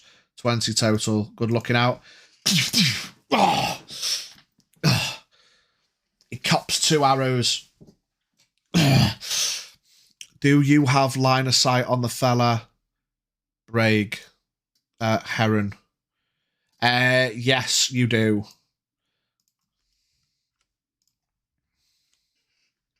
Ash obviously has line of sight as well. Yeah. Even with that little bit, it's not quite enough. If we could take down the source of the source, Ash of them will fall. Good job, Ash. See how much better they fly when they aren't burnt to a crisp. Right, now, Rav, you're up. Multi-attack on zombie 3. So it'll be exclamation point 2d20.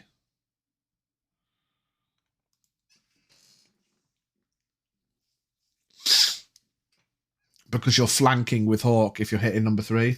19 and a 5. Doesn't crit, but it definitely hits. So d6 for the first one. And then give me 2d20 again as you go in with your dagger. D6 damage. Oh, you got medium armor, so your damage is technically -1. I forgot about that. So 2, so you do 1 point of damage. And then D20, 2d20 again. To hit him with your dagger. Bang! You connect with the axe. Again, the form of the zombie just stays rigid even after you connect. Yeah, with a 21, just gonna hit again. Give me a D4. You stab out with your dagger as well. Again, the zombie, you hit it, but the form doesn't move. Apart from when it's lashing out, re-roll the one, mate. Apart from when it lashes out, and then it just goes back to sitting rigid again.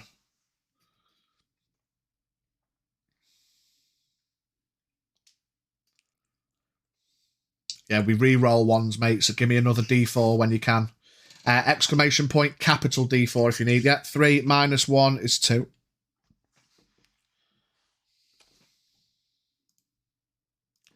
Couple of good hits. We love that. Are you going to move, Rav? Or are you going to stay there? You can move 1 square away from the zombies. You can wheel around them. That's fine. But if you move 2 squares away from any of them, you will take an opportunity attack. Just as a point of note.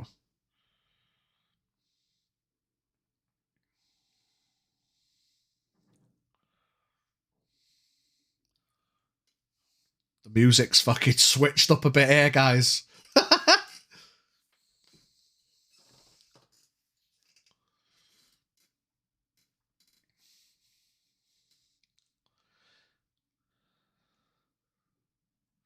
I was going to change it back, but we're vibes in. I'm vibes in.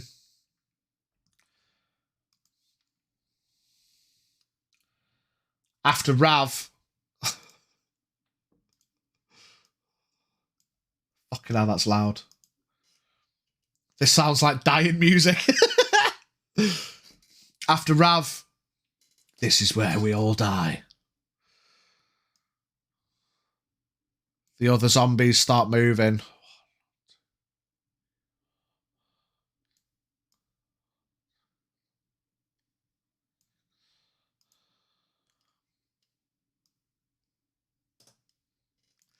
Mate, it's fucking... And you notice more zombies emerging.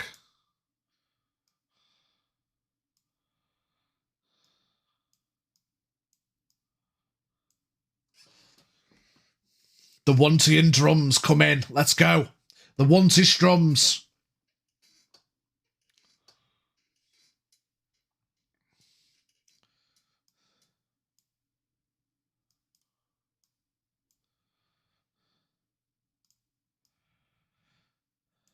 More zombies come out of these crevices. But you notice they are all just what were thus far considered to be the weaker ones, okay?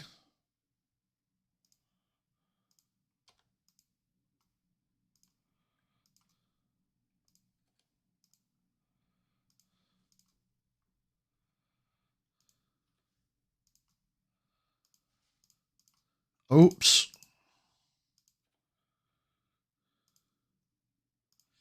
After the zombies...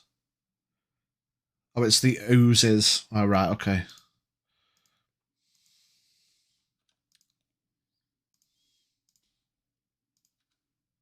Mate, this music's fucking... It's hyping me up, boys. And girls.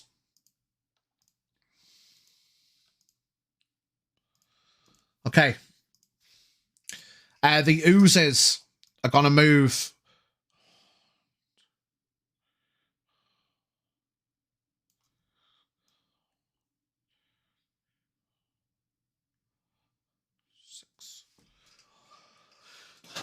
Boom! The swarm kicks in.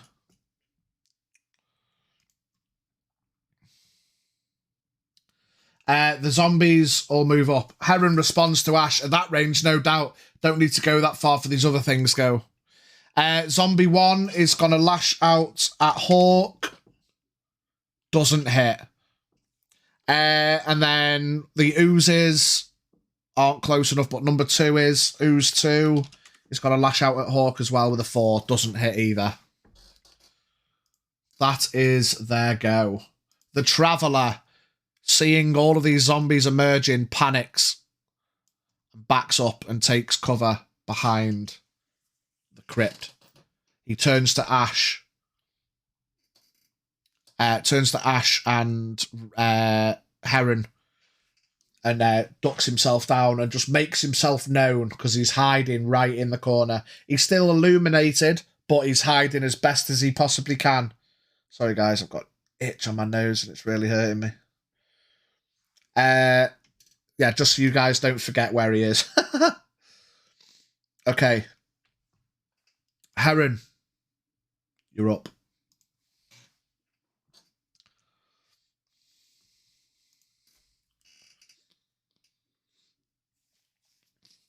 Seeing the man with the robes launch something arcane directly at Rav, followed by Ash's barrage of arrows hitting him in the chest, Heron also draws 2 arrows from his quiver, hunkers down, and sends them screaming across the room. Through. 18. Yeah, using your class skill. When it comes to the... I'll let it go this time, Brig, but in future, even though you roll in 2, that's technically an advantage roll. So... We'll keep them separate, even though they're separate things, because of the way the maths works. It's what is the asterisk? I forgot what the asterisk was. Shit, what was the asterisk? Shouldn't matter for the maths. Yeah, I know, but it's just to keep them separate because you might have advantage on the roll for whatever reason. I think the asterisk is the class skill, isn't it? And the at was the immunity to the thing. Yeah, so what I need to do is knock that off. Because Ash has used the class skill, and now Heron has. But yes, they both hit, nonetheless. 11 damage. Lovely.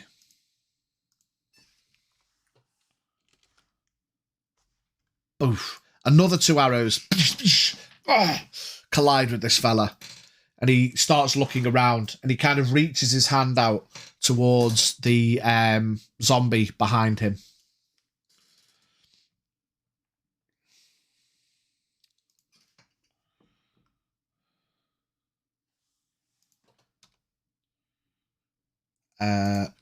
Oh, shit.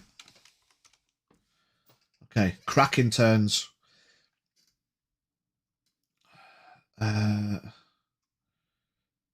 Gotcha. Right, top of the round again. Not Vol, are you back yet, Junior, or not? We'll give you a moment or two to reply. Are you still bathing? We've got another raid ready. Mate, these... It's mad. Half hours just fly through. It's 7:30 already.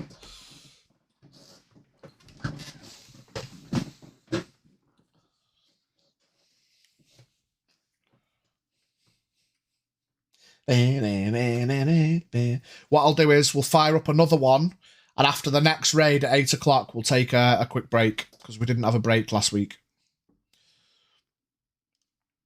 I've got a feeling we're going to win this, chat.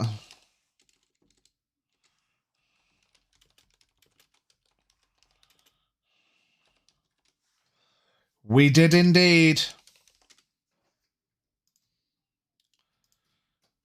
Mighty Mouth and Ash Glue with the points. We love that. Let me collect my rewards real quick.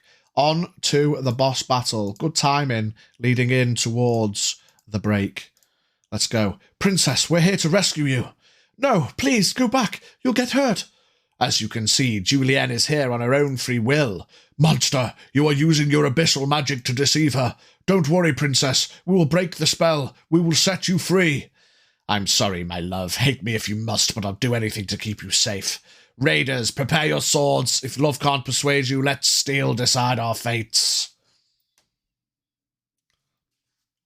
I don't even care if he's the source. He has magic. He goes down first if I can help it. Right, I'm taking in a vampire. We're going to push in from the right-hand side, chat. We're going to push in from the right-hand side. We're going to box all of this off. Box all of this off. Box all of this off. We're going to get Vibey in the middle here first and then see where it takes us. Fingers crossed. Let's do it, chat. Let's do it. Suck my unit. Okay. Junior, are you here? Not Vol. I'm not sure if you are. The music's gone back to the creepy thing. I quite liked that. It was only a short little piece. Let's...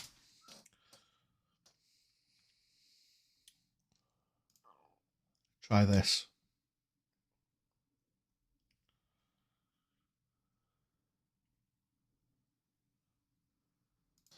Here we go. Here we go. Okay, yes. So the guy takes hits from the arrows and he reaches out. Also hitting that guy because he has range. I don't want to have to deal with that longer than we have to. Gotcha. Reaches out towards the zombie number 7. Junior, no response. Green zombs. The green zombs. 5 and 4 move in to take position in front of him. Number 1 is going to move over towards Hawk. Okay. So, number 1 is going to try and hit Hawk. Fails. Number 2 is going to try and hit Rav. Fails. Number 3 is going to try and hit Junior. And hits. Of course, it hits the guy that's not here. I thought I'd be clever.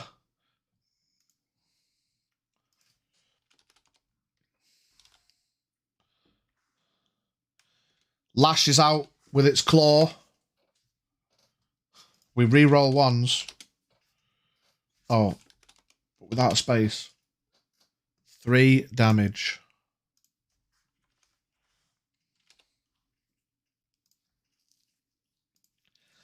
Boom. Okay. That's the green zombies. After the green zombies is Hawk. You're up, Hawk. Don't forget your bonus action. You can heal somebody each turn. Thus far, Rav has taken 10 points of damage and Not Vol has taken 3 points, just to give you clarity on injuries thus far. Why is Heron down a hit point? Let's just put you back up. Everyone should have been healed and you haven't been hit yet, have you?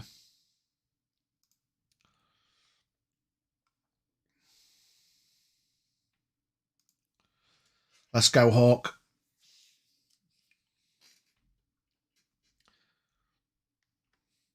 Hit zombie number 3 and heal Rav. Oh, because you jumped off the wall. Yeah. But everyone, you would have healed. There's no reason why people who can heal for free wouldn't have, like, healed up between here and the graveyard. Makes sense. 15 hits zombie number 3. You do have advantage just in case you want to crit. Don't forget you've got the advantage against number 3. You might as well roll the extra d20 just in case you get the crit. We love them critical rolls. But it's 4 damage. It's either going to be 4. No, it doesn't crit. So we get 4 more points of damage. Is your damage, remind me, Hawk? Your armor is medium, so technically you have a -1. I forgot about that. So it's 18. And then you want to heal Rav. So give me a d4 roll to heal Rav.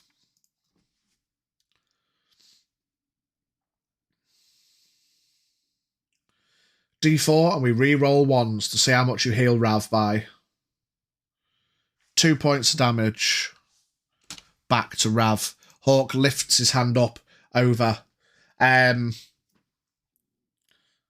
I mean, you're in advantage thing. I did say you have to be close enough to heal them, but we'll say if they give an advantage, you're over the zombie. You could just even lean over the zombie and just give him a heal. That's fine. I mean, if you wanted to move over, let's fuck it. Semantics. Okay, Hawk is done. The fella's turn. You see, guys, the zombie number 7 next to him. He grips it and he crushes its neck. And green energy flows out of it. And he regains 4 hit points.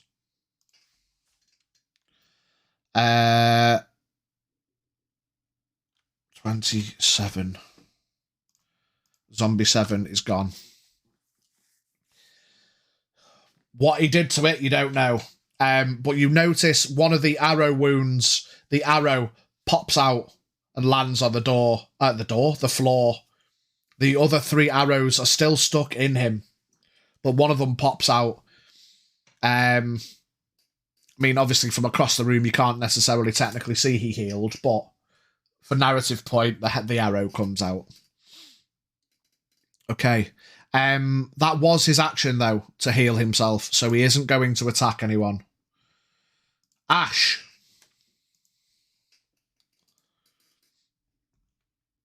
Keep it up. You do hear the arrow clattering to the floor, yeah. And noticing the others are still in, you might wonder, why is that one come out, but not the other 3? D20, who are you trying to hit? I guess trying to hit the fella. You haven't got line of sight on the fella anymore. The zombies take up position in front of him and completely block him, so you can hit one of them too if you want. But either a 10 plus 3 still doesn't hit. You shoot towards the fella, but the zombies step in front and they go rigid. The arrow just bouncing off its chest. No connection. Are you staying in the doorway? Are you doing anything else?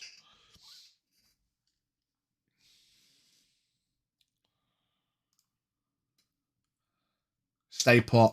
Rav, you're up. If you're going for zombie number 3, give me an exclamation point, 2d20.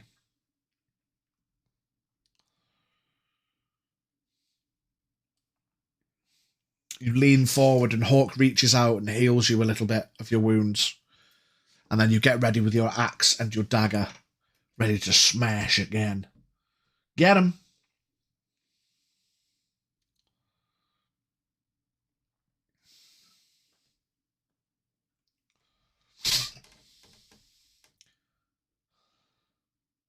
He has bodyguards. Let's keep up with these points. You do get advantage if you're going for 3, mate, yeah, because you're still flanking with Hawk, so it'll be exclamation point 2d20. He's up a couple of stairs, but they're only shallow stairs. It's like 3 stairs up. It's not like a massively upper level. If we want to say, for the sake of statistics, he's 5 feet up, but that's why, like, you can shoot him from there. You don't, because obviously all these people are in the way. Yeah. Yeah, you definitely hit him, Rav, with your axe. Give me a d6 roll. And then give me another 2d20 to hit him with your dagger. 4 more points of damage, -1 is 3. 21 points of damage so far into number 3. A 13 plus 3 also hits him. You've got to thank that advantage. Now this one is a d4. Get that d4 damage with the dagger. You smash with the axe. It connects. And you see a bit of flesh. Reroll a 1. You see a bit of flesh slips off, but the actual form of the zombie remains. It doesn't move. 4 again, -3. Sorry, -1 is 3. So we're up to 24 points of damage. Another chunk is, you scoop it almost as you stab out, you flick, and a bit more flesh comes off the form, but it doesn't move. It remains rigid. Okay, the zombies. Number 5. 1, 2, 3, 4, 5. Goes and takes up position behind him. 1, 2, 3, 4, 5, 6. Starts making its way over to him as well. Number 2. 1, 2, 3. Moves up to Rav. 1, 2, 3, 4. Moves up to Rav. 1, 2, 3, 4, 5, 6. Moves up towards Hawk. 1, 2, 3, 4, 5, 6. Filters in. 1, 2, 3, 4, 5, 6. Starts filtering forward.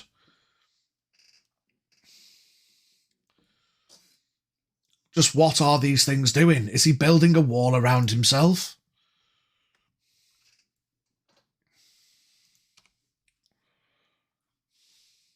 Okay, after the zombies, we've got the oozes. This ooze is going to go 1, 2, so it's in range of Vol as well. And 1, 2, it moves in. The boys are getting swarmed a bit here. The boys are getting swarmed a bit. Okay, so the zombie number 4. Oh, we'll do them in order. 1 attacks Hawk, misses. 4 also attacks Hawk, misses. 3 and 2 gonna attack Rav. 1 hits, the other one misses. So Rav, you take 8 points more of damage. And I need you to make me a Constitution saving throw, please, Rav. So exclamation point D20.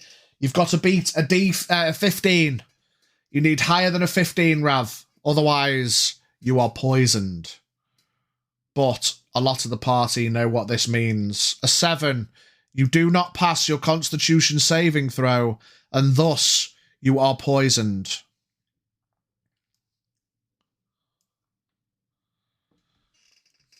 Okay. But a lot of the party know what this means. You get raked across the back. Ah! And you feel a warm pulse. I think I'm going to be sick. Ugh. Hawk yells out, "Traveller, potions now!" You see the Traveller pokes his head up above the crypt, and he looks towards Hawk, who is gesturing towards Rav, and Rav is there. Ah! He looks, and Ash and Heron and the Traveller, you can all see, raked across the wound on the back of Rav's shoulder, the black ichor seeping into the wound, similar to that of the previous fight up in the graveyard. We know what that means, but we know we can do something about it. So that is the zombie attacks. Now the oozes. Ooze number 1 attacks Hawk, misses. Ooze number 2 attacks Hawk, also misses. Hawk surrounded, but standing firm. Shield, sword, clattering, or axe, clattering away, defending himself from every strike that comes out thus far. Standing firm like a true guardian. "Not all right, not all right!" shouts Rav, pained. The Traveller is going to move 1, 2, 3. Takes a salve and slaps it rubs it into a bit of cloth and slaps it on the wound on your back. And then he's going to go 1, 2, 3 back. But Zombie 2 is going to lash out at him and is going to hit. Does 3 damage. He does a Constitution save and passes. So the Traveller takes 3 points of damage. 37. Rav is no longer poisoned because of the salve. And Rav, you feel the burn. You've still got the pain of the scratch, but the burn associated with it is now gone. You have now been salved. Okay. So the Traveller gets back, takes a scratch across his arm. Oh, he panics and rubs the wound to stop any poison getting in. And then he goes back to hiding. Heron immediately whips out an arrow and sends it at one of the more fragile-looking zombies around Rav before taking a few steps back into the corridor, 2 spaces. 10, it hits. We'll say you go for number 2, the one that's actually done the damage. Even with a min roll, you hit it. And much like the other weak ones, it crumbles. You got to take 2 steps north. 1, 2. We can move the map up a little bit. Like that. There we go. Fantastic. Right. Not Vol. Are you here, Junior? Junior! Are you still bathing? You should have took your phone into the bath and you could have played along in the bath. Green zombies. 4 and 5 stand firm. Number 1 is going to try and hit Hawk. He's actually flanked with zombie number 1, so he's going to get... He still doesn't hit. Zombie 3 is going to try... We'll do another D20. 1 to 10, he hits Hawk. 11 to 20, he hits Rav. 6, he's got to go for Hawk. He is not flanked. Also doesn't hit. 2 is going to attack Rav. Does hit. Rav takes another... Oh my god, another max roll. Rav is getting beat to fuck.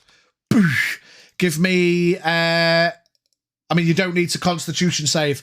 Rav, you notice as the zombie lashes out and rakes across your arm. Ah! You panicked and look down at the wound, and you see a black ichor on the wound, but instead of seeping into the wound, it just rolls away Yeah, Rav got max rolled every time. The black ichor just seeps away. Because you have been given a salve, you are protected against the zombie poison, and that's what that little @ sign means. So it's a small mercy. You can still take a beating, but at least you can no longer be poisoned by the zombies.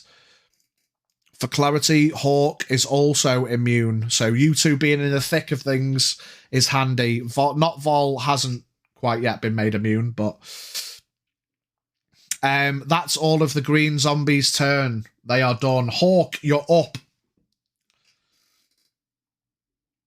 I hate that I decided my character isn't particularly tactically adept, or I'd have tried to make some calls for the party. I mean, with practice and, like, in-character training, you said you wanted to go to the arena and stuff and practice, didn't you? I mean, you could always... There's options. You could always go talk to the people in the arena and try and get some, like, battle tactics practice and stuff like that. Character development. We love that kind of shit. Oh, but yes, Hawk, you're up, my dude.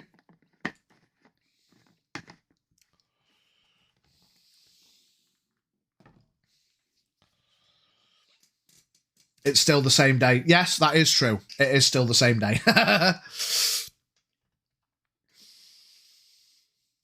Tis true indeed. Tis true indeed.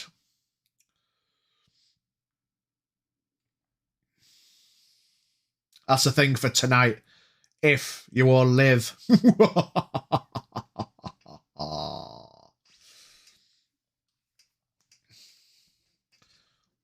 Hawk, you good, homie?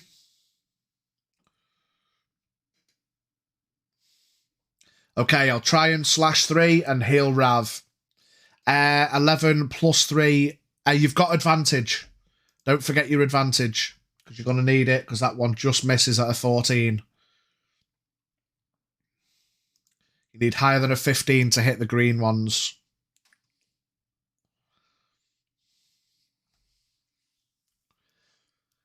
Six.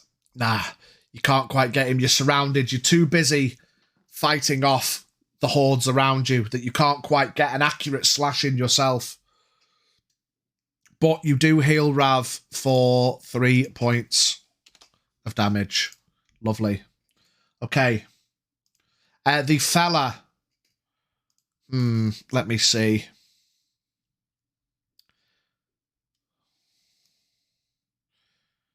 Can't see Heron now, but can see Ash.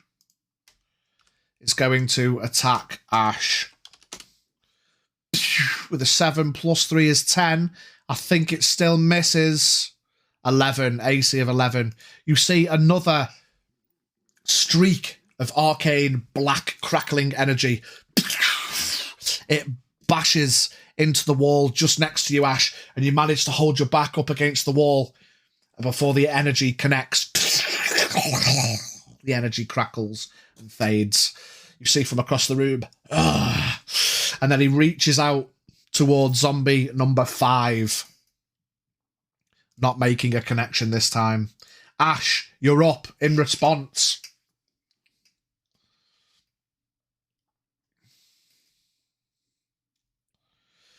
Watches as the others get surrounded. I need to thin this herd. Lets out a mighty scream of, "Great Ape of the West, aid me in this time of need!" With a burst of wind around her as she crouches, with almost seamless finesse, fires arrows into the shambling, dull-eyed zombies.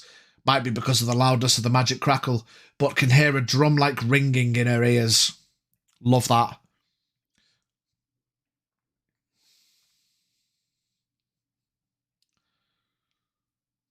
She's going for a class skill rebuy. Sheesh! 2 class skill rebuys. Okay. We re-roll ones. Get rid of that because you've got them in the tank. Oh, you are kidding me, bro. Ah!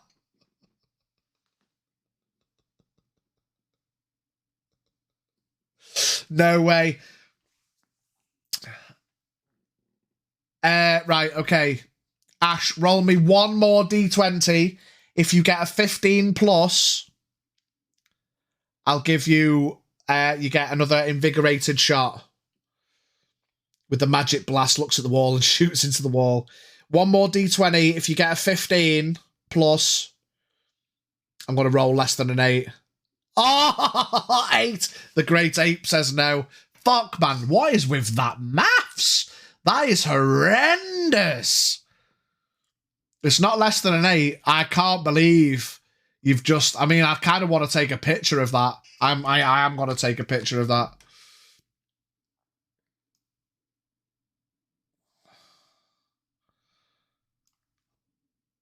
Brief pause real quick while I take a picture of that and put it in Chat Plays Chatter. That is awful. Great Ape was like, nope.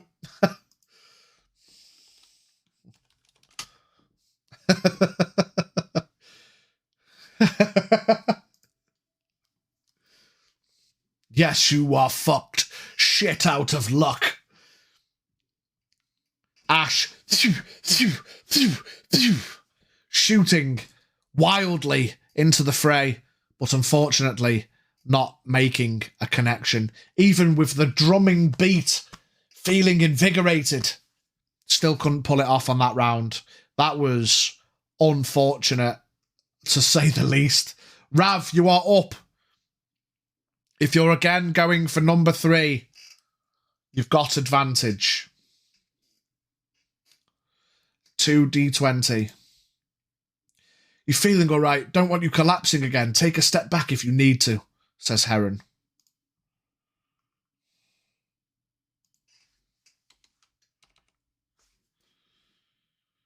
I mean, if it's any consolation, Ash, you did get bonus RP points for that.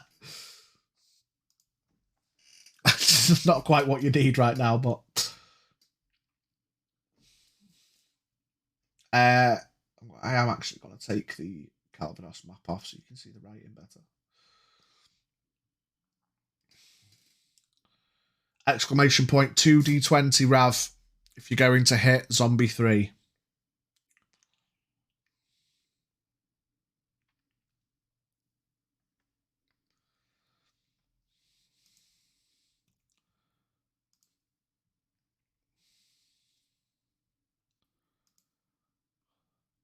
Rav, are you there? Can I? Question. Breathes heavily. Oh, that damn blast threw me off. Yeah, if you want to take advantage swing at 3, or are you asking, can I hit one zombie then another? Yeah, you've got multi-attack. So you've essentially got 2 attacks on your turn.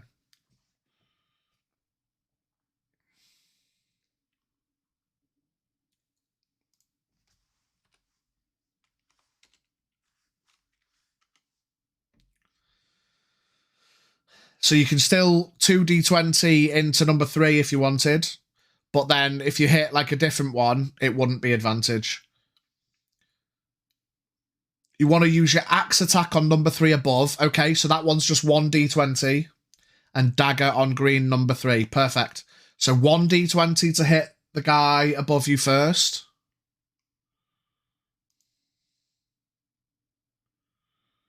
5 plus 3 is 8. Doesn't hit. These are weaker, but it still doesn't quite connect. It sways as you wash out. Ugh. I'd suggest the other way around just to push a little more damage, but that's above game. Yeah, Nibosh. Rav into 3, 2d20. You'll see what's about to happen, though. If Rav can hit. Exclamation point 2d20. I'll tell you now. 13 plus 3 is 16. You do hit. You don't need to roll damage. Even with a min roll of 1, it's enough. At the 25 hit points, this one goes down. You see, as Rav, you lash out with your axe, not connecting. You're trying more to fend it away from attacking you. You reach out, stabbing towards number 3. This time, the form does move, and it rolls forward, folds in on itself from its seated position. And the dull green light that was illuminating it fades. No more. the glow fades and it collapses in on itself. Good stuff, Rav. The zombies. Number 8 is got to move right next to the fella. Number 7. 1, 2, 3, 4. It's got to take position there. I'm just going to move this one over just so the tokens don't get confused. This one moves in to assail Rav. And this one, 1, 2, 3, 4, goes round. Hawk is now completely... Well, not quite, because that one's just died. And we'll say this one. Yeah, there you go. Boom. Completely surrounded. Flanked from all angles, but still at full hit points. Man's beast mode in it. If they're not relevant to any combat mechanics, just move the corpses off the battlefield somewhere. Yeah, that is true. I mean, I suppose it doesn't really matter, yeah. What we'll do is we'll put them on the walls where they're not going to affect anybody. But so we can still see how many of them have been killed.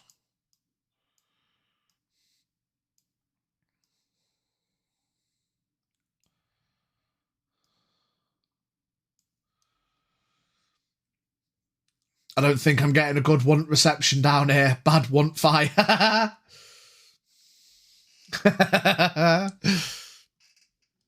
Right, so zombie, let's do them in order. Number 1 is going to attack Hawk, now in flanking advantage. Is going to hit 6 damage, but you are immune. 36. Great ape! Got it, my bad.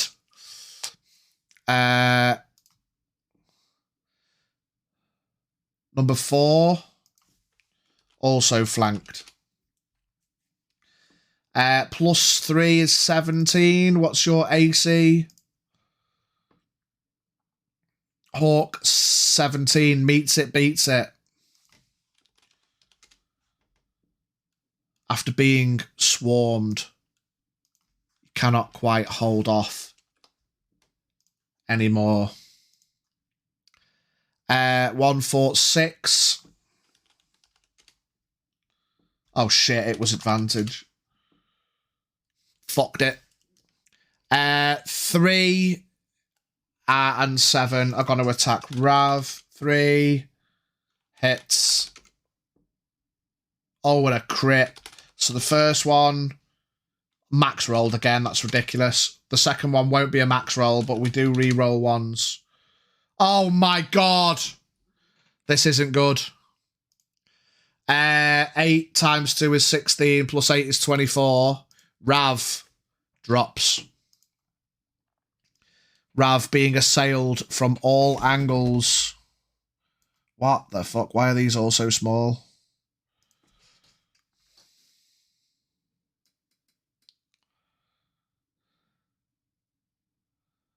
Unconscious, there it is.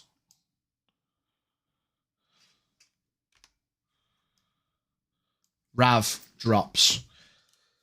Can I dodge? No, unfortunately not. Rav has been max rolled every time, even after a re-roll, and one of them was a crit. 24 points in one turn. These zombies are fucking Rav up. He's only been hit with 8. It's ridiculous. And it's the roll. It's the rolls. You're seeing them live. The oozes are going to attack Hawk. They are not technically flanked, though. One of them hits. The other one. Both of them hit. And we re-roll ones.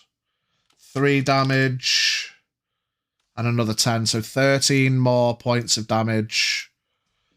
10 is 24. Minus 3 is 21. A fucking brutal round. As Rav gets splattered.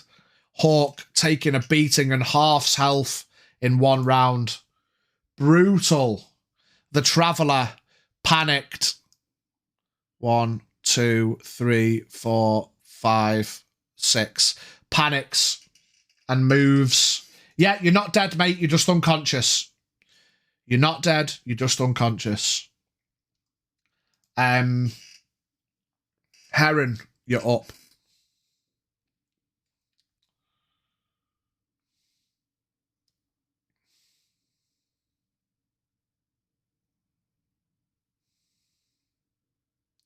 We're not leaving him behind if we can help it.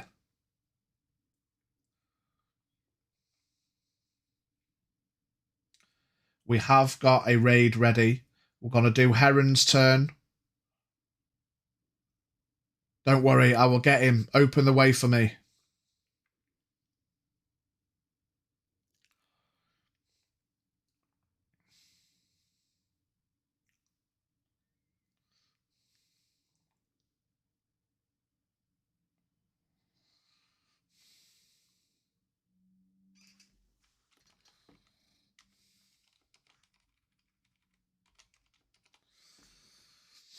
Heron steps back forward, seeing Rav slumped on the ground, draws and sends an arrow at the creature on top of the table. Hits. Into number 4. You don't have to worry about damage. A hit is all it takes for these weaker ones. Buff. It slumps. Another one down. Trying to open a path. It collapses. Good shit. Okay. Raid is up, everybody. Can we... Oh my god. We've had shitloads of people all the way through. And then as the boss fight kicks off, everyone's dipped. See if we can do it, though. We might have to rekindle the boss fight.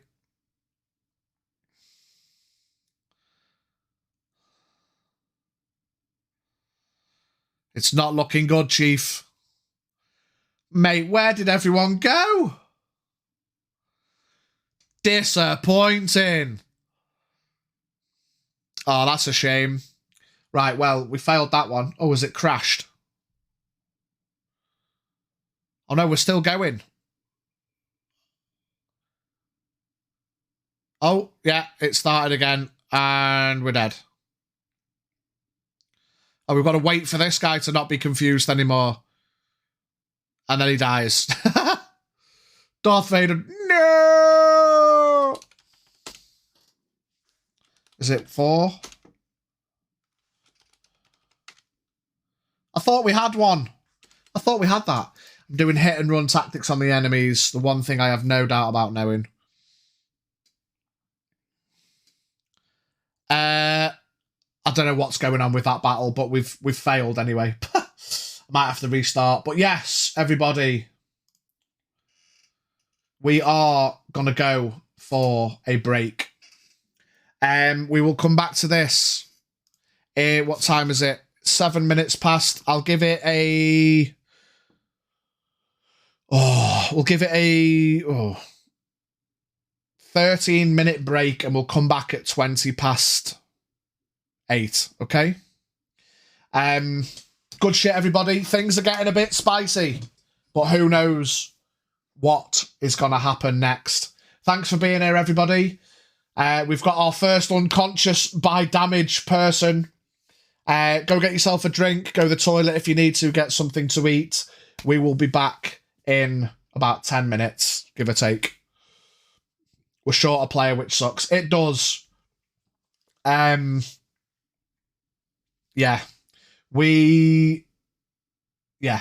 Don't panic just yet. I volunteer as tribute. I will drop everything. Kasha. We're also doing nowhere near good tactics for the fight. It's difficult. They've been swarmed. But yes, we'll go for a break and we'll be back shortly. See you soon.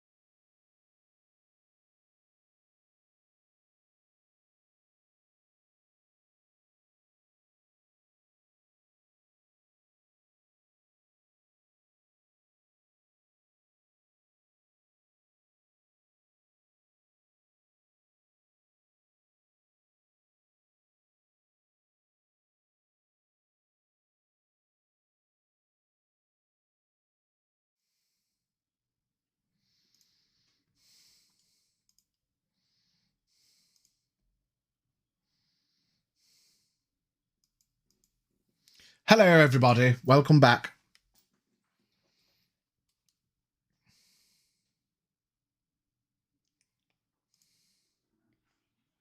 Oh.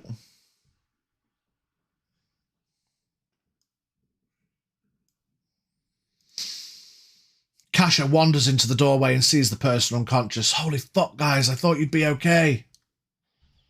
Kasha makes an appearance on the battlefield. Welcome back, everybody. You join us for some chat plays. The second post-break part. What's your HP, Kasha? 39.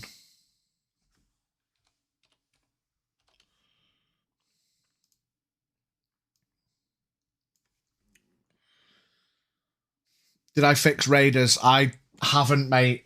I'll reload it now and just see what happened.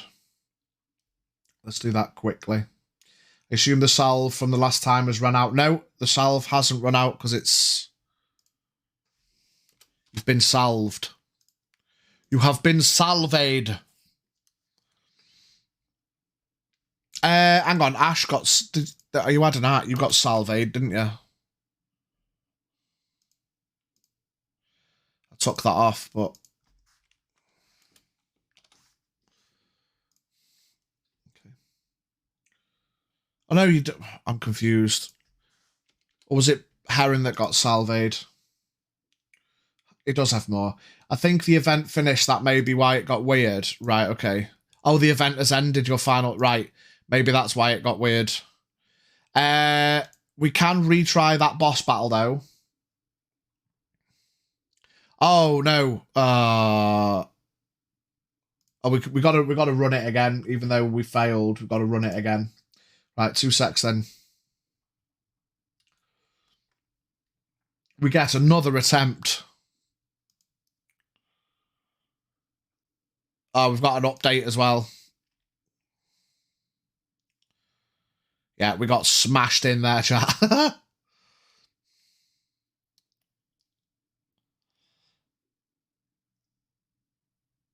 Yeah, we've got to wait for them to burn out. What a pain. We're just gonna hit that. And I can run it in the background if it's gonna be a pain. Right.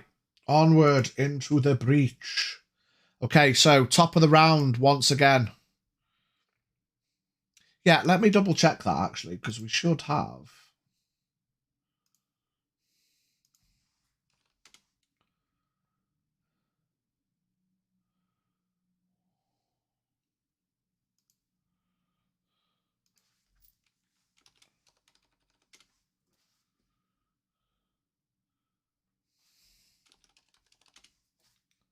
Oh, none of them. Oh, it is working. Right, okay. Yeah, I'm literally looking at it. It does work. Ah, that might be why.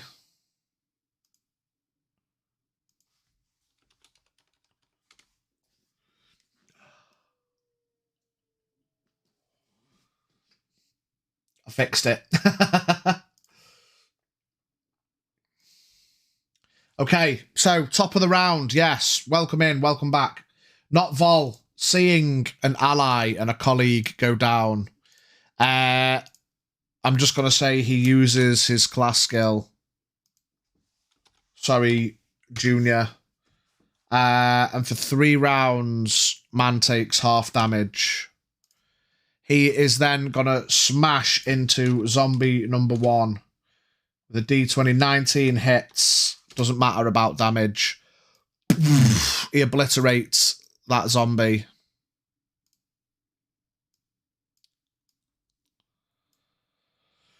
Man starts shouting, enraged at seeing a colleague fall. The green zombies. This one, after laying out Rav, moves in towards Hawk.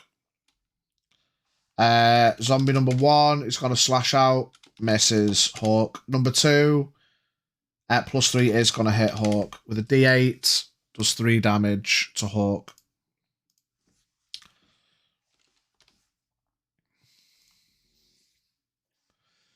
These green zombies are gonna maintain holding their post. Hawk, you're up.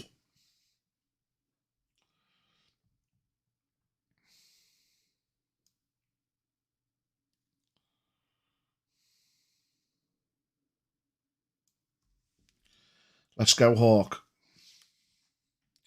You would be aware as a guardian that if you heal an unconscious person, you will bring them back from needing to do death saving throws. And you can, of course, stabilize them with a heal. Otherwise, you can heal yourself to stop yourself going down. It's up to you.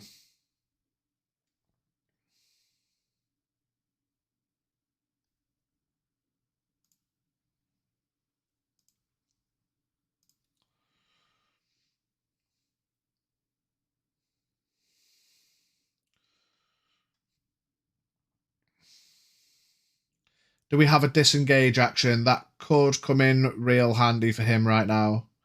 I'll allow it. I hit zombie 6. Then run over zombie 2, heal Rev, and try to carry him to the exit. Right, so you hit zombie 6. D20, you've just got to hit him, as you know.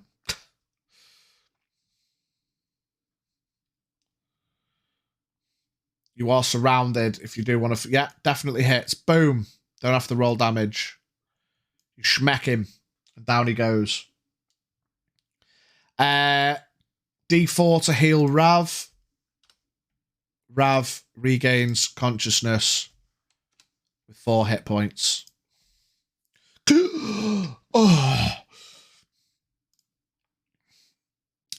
You are going to... What's your hit? You've got 4 HP currently. It's not ideal with the max rolling, but at least you're not dying immediately. Let's go, man. We're leaving. So you're going to try and flee, Hawk. So you want to go, what, 1, 2, let's say 3 to avoid them, 4, 5, 6. Or you can go, if you're going to try and drag Rav, it's going to be, it's up to you. So let me, before you make a final decision, if you try to run, you're going to take 1, 2, 3, 4 opportunity attacks. And you'll have to give me a strength check if you want to pick Rav. And if you don't make a good strength check, you'll either not be able to move very far, or what I'll say is if you make a D20 roll and you get higher than a 15, you can carry Rav. If you get less than a 15, you're going to get half movement. Does anyone have any healing potions in the party? DM, can a thief use a stealth action to avoid an attack of opportunity? I would allow it. D20, 2. So you can move Rav, but it's got to be half movement. So it's going to be 1, 2, 3, 4. You can only get to there. I'll say... because you're still within 1. You don't get an op attack from them. That's as far as you'd get, but you'd take 4 op attacks. Do you want to commit to that? Last chance? I mean, you rolled, to be honest, so you've kind of committed. No one has any healing potions currently because no one had any gold at the start of the adventure. That's something you're going to have to pick up after this one. DM, can a thief use a stealth action? Yes. High risk, high reward. Okay, so op attack from zombie 1. Misses. Zombie 2. Misses. Ooze 1. Just hits. Ooze 2. Also hits. D12s from the oozes. We re-roll 1s. You take 11. You take 18 points of damage, Hawk. You run, and acid collapses into your back as the oozes whip out. Hawk, you go down. But you've dragged Rav out of the immediate danger and healed him. You gotta be kidding me! Fuck!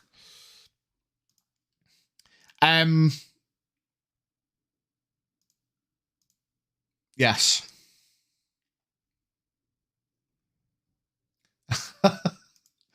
Fuck this shit, I'm out. No thanks, don't mind me. I'ma just grab my stuff and leave. Excuse me, please. Despite not having any healing potions, you guys can take a medicine check, which would be your turn, your action. The action would be to stabilize somebody so that that they're not going to die. Traveller, we need you, shouts Rav. Kasha, you're up. Good shout, Rav. Sinclair sees everything going south and considers dragging the 2 casualties to the Traveller.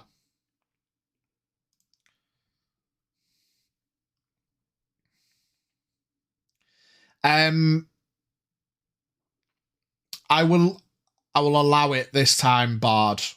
Not every time, because you're not technically in, but considering we didn't have a full party at the start of the fight, shit went south. Give me a D20 roll. You've got to beat a 12. A 12 to drag 1. If you get higher than a 15, you can drag them both. Oh, hang on. Mighty Mouth. Seeing another person drop, I will sigh loudly, grab Hawk, and drag him away. So 12, you hit the 12. You can pull Rav to the Traveller, and Hawk gets pulled back by Kasha. That's your movement, Kasha. Do you want to use your action to stabilize him? Or do you want to wait for the Traveller's turn? Let him make use. If you want to stabilize him, yeah, you need to do me a D20 roll. You got to beat a 10 to stabilize him.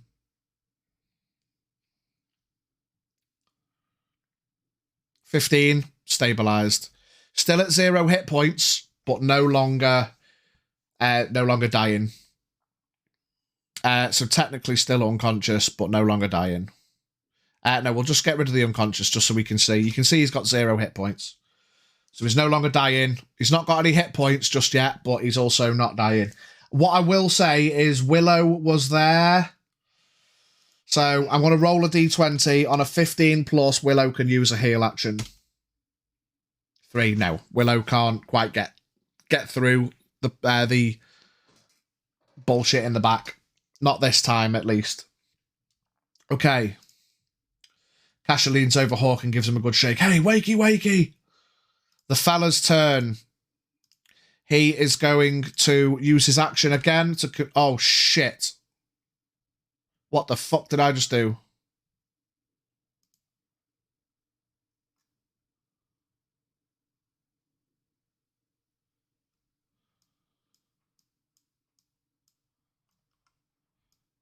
Oh.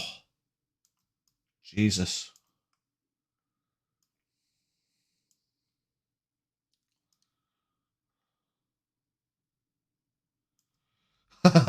It was at this moment a nuke goes off and everyone dies.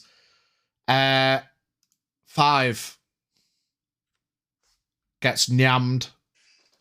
And he again reaches out, grabs the zombie by the neck, snaps its neck, and it drops. A green energy filters out of it.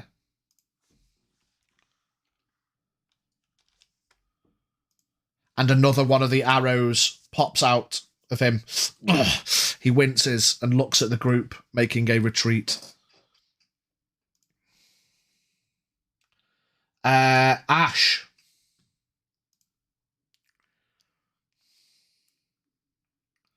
What feels like using her ultimate ability on the wall next to her as if she was wearing kaleidoscope glasses. She turns and fires into the somewhat confused Zombie 7. Hits.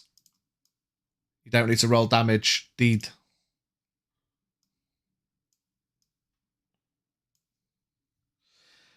Hey guys, I really think we need to go. Fuck this guy.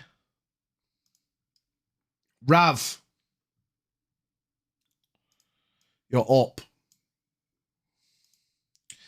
There's not a great amount you can do without going back in to fight.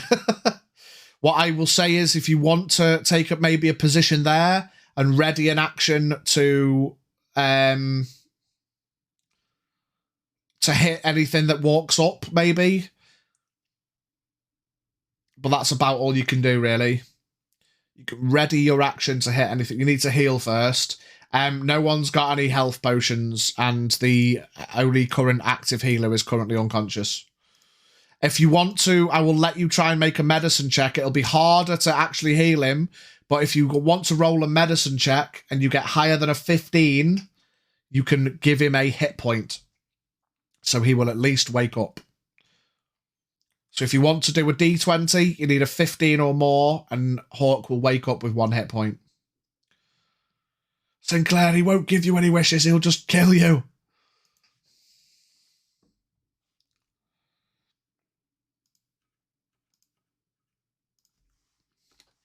It's up to you, Rav. What do you want to do? Ready an action in the entryway in case something comes through, or do you want to take a hard medicine check to try and wake Hawk up? I'm reloading Raiders. Since I haven't been paying much attention, how fast are the zombies? Are they as slow as the ones from outside? No. So all of the zombies, the other ones, they've been moving a full 6. The other ones upstairs were stronger, but they were just shambling. These ones are faster, but they're weak as fuck. And you've not really seen the green ones move much. They've only really moved over. But, I mean, you imagine, yeah, from moving from there to there, they've all pretty much got more. The green ones seem tougher with more movement. The other ones, of which there is only 2 left, one next to the fella and this one here, they seem to have more movement, but obviously you just need to hit them and down they go. They're weak as balls.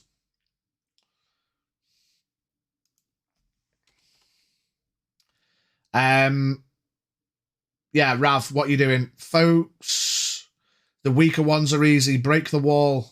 Yeah, Rav, what do you want to do? Do you want to take a position and ready an action in case this one walks up? Or do you want to try and get a hard medicine check to try and wake Hawk up? What are you doing, Rav? Or do you want to do something else? Those are just my 2 suggestions. Medicine check, D20, you've got to beat a 15. Come on, Rav. Come on. You can do it. 3. Fuck. No. I mean, you're not necessarily, you're a thief. You're not a medical person, unfortunately. These zombies are going to walk up. 1, 2, 3. Walks up to Ash. That one's just going to stay by the guy. Takes a swing at Ash. Misses. Ash is like, get the fuck out of here, stupid ass zombie bitch. Okay, the oozes are going to move up to surround. They're actually going to be clever about it. And they're going to flank, not Vol. 1. And 2. Oh, crits. But he takes half damage, so it'll just be normal damage roll. What's his AC? 15. Yeah, so they both hit. So the first one does 6 damage, half to 3. The other one does 9 damage, but it was doubled, so it's 9. So 9 plus 6 is 15 points of damage.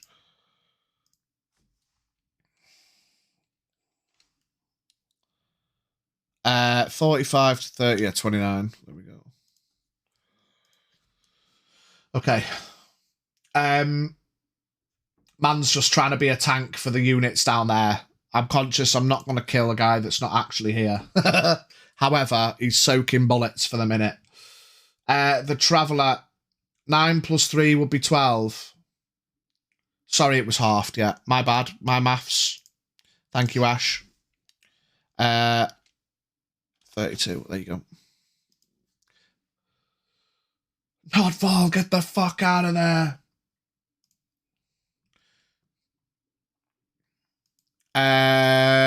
Oh, his name's Roynage, isn't it? Let me put that in, actually.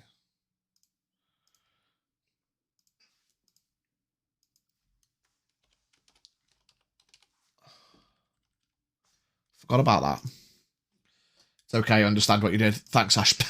I am shit at maths. Can I shoot this zombie number 3, or will I need to walk up to it? No, you can shoot it, mate. You can shoot it. Hawk's lying on the floor. Yeah, you're fine.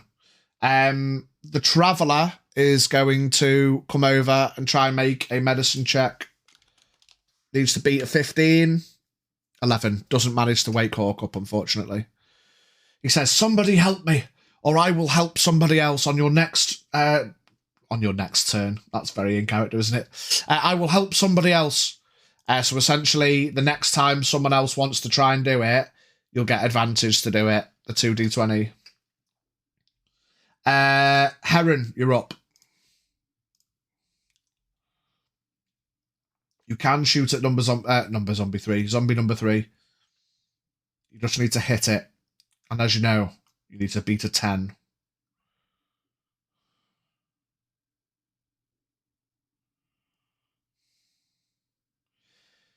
Do we all get advantage because we're all clustered together? You'd need to take the help action. Am I unconscious or just can't get up from the floor? You're stable, but you're still unconscious. Someone needs to pass a 15 medicine check. Heron pulls one more arrow from his quiver, desperately attempting to thin what remains of the horde of zombies, firing into the nearby creature. The arrow connects. Closer range. Harder to miss, you'd like to hope. The zombie goes down. So we've got green zombies, a couple of oozes remaining. Not Vol is going to lose 1 round of his less damage, and he's actually going to pull up to plug the gap. 1, 2, 3, 4, 5. But he is going to take 1, 2, 3.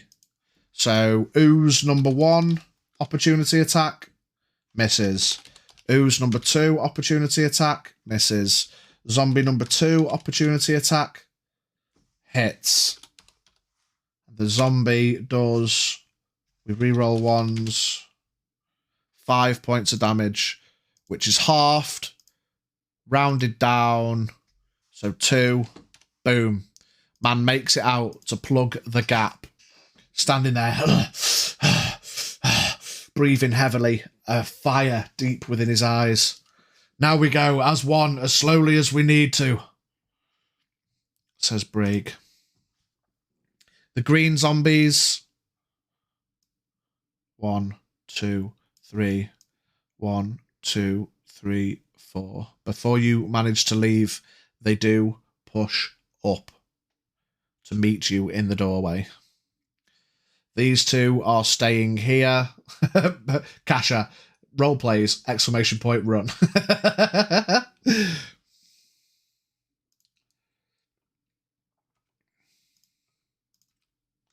Okay, point of order. Hawk, you are unconscious. You can't do anything. But you don't have to make a death saving throw, so that's the benefit. Is this raid still... We have to do it again for the 3rd time. Just start the battle, bro. Stop fucking about. Okay, after Hawk, Kasha. You can make... I'll dance and distract. You can make a 2d20 medicine check to wake Hawk up if you want. You got advantage. You need to beat a 15 to get Hawk up. 17 and an 18. Give me a d4. I did originally say 1 hit point, but they were both high rolls. Dirty 20 and a 21. So max rolling a 4. Hawk wakes up with 4 hit points. There we go. Fuck yes. We love that. Okay, good shit, Kasha. Everyone attack them one at a time. We can do it. Time to run, brother. Hawk. Oh, you come to consciousness, surrounded by your colleagues. Oh, what's going on? Is everyone okay?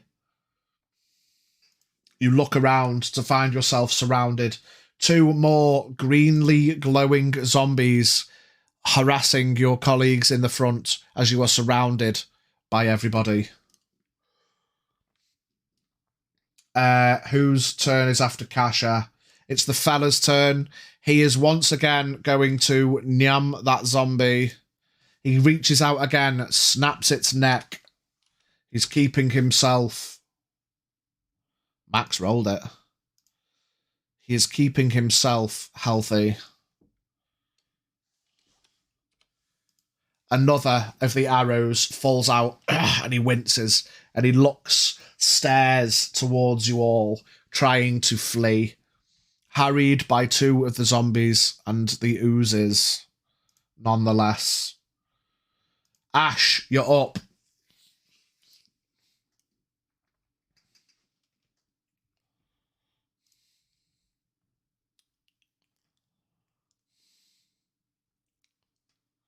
Ducks and weaves, kicks the zombies in front to squeeze between it and the wall to move 5 feet down into the room, somewhat foolishly. Unleashes an arrow into the zombie point blank.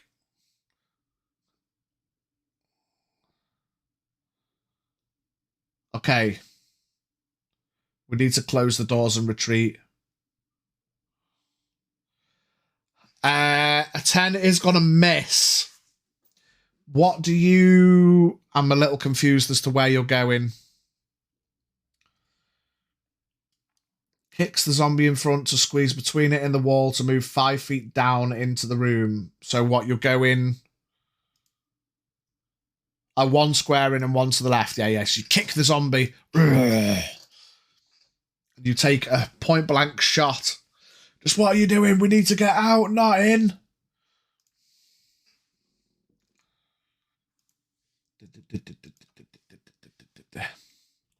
Okay. You still got movement, or are you just stopping at the 1 square? You can move 1 more without an op attack.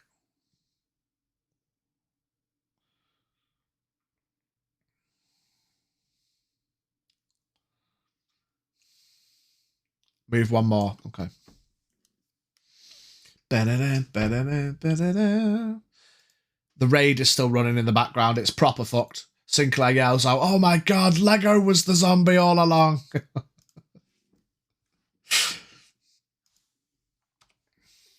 There's a lot of sound effects going on in my head, guys. I'm playing the raid in the background. That is awful. Rav, you're up.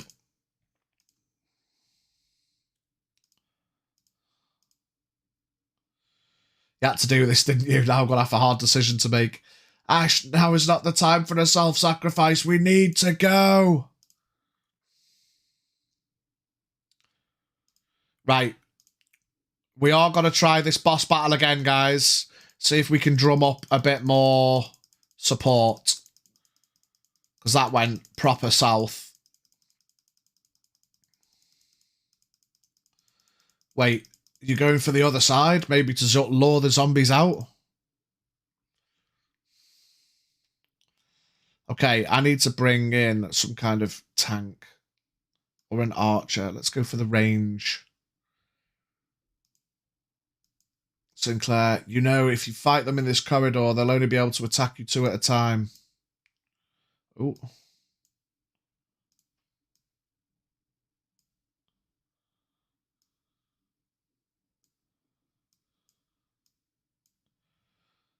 Okay. Can I do an insight check to see if we should run or stay? I mean, that's a personal choice. An insight check on... I mean, I'll tell you what. Yeah, if you want to, from across the room, give me an insight check as to whether you think the guy wants to fight you or whether he was just defending himself as you burst into the room. I will let you. It's going to be hard because he's distance, but if you can beat a 15, I will tell you what his thing seems to be. Get your units in, everybody. The raid is live once more. Get them units in. But yes, Rav, I'll let you do one D23. No idea. You can't see from across the room. You know the guy's just focused on healing himself. If he was being fully aggressive, maybe he'd have been throwing attacks at you all rather than just healing himself. Maybe he's giving you opportunity to hit to get out. It's hard to read though from this far away with zombies and everything kicking off. But yeah, go on, Rav. I'll let you continue your turn if you want. If you want to move in and attack and then move out, you can do that without an opportunity attack if you want to. Bang, and then move out. I won't let the insight be your whole turn, mate. Don't worry. That can be your bonus action. Fuck it. But if you want to move in, make an attack and move out, you won't get an opportunity attack.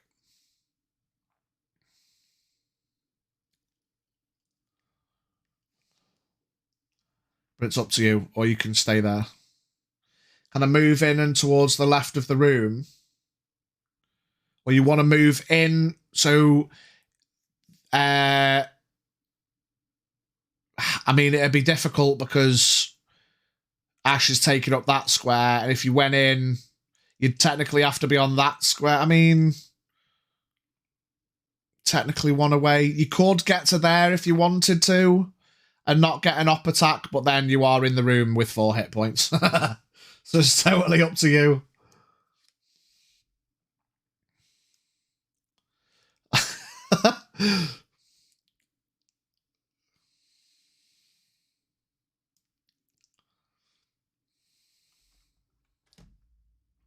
I mean, you could go in, like, and keep moving.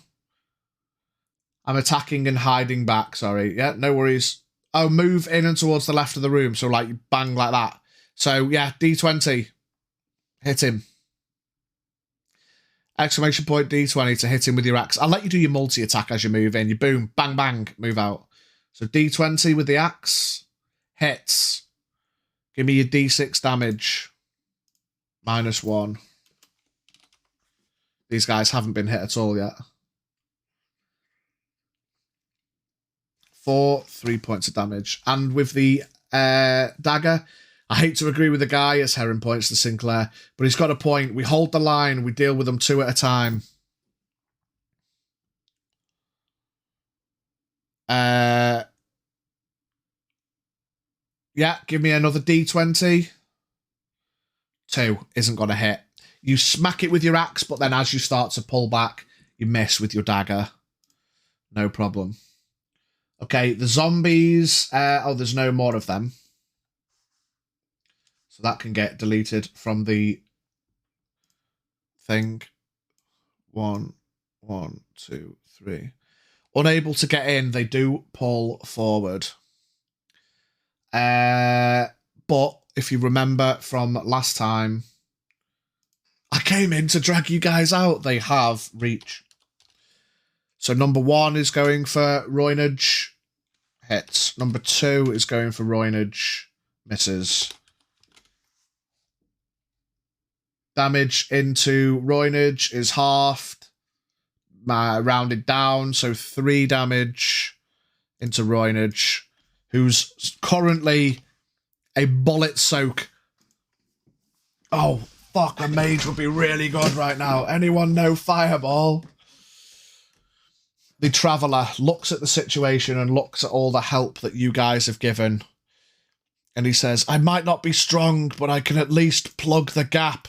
And he steps forward and he's going to try and swing out at Zombie 1 with his dagger.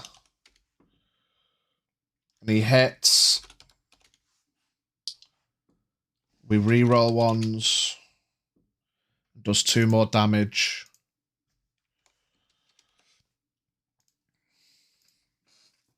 Well, Willow is there. Maybe she can throw a furball. Drag our dead bodies out, mate. Too far in to leave now.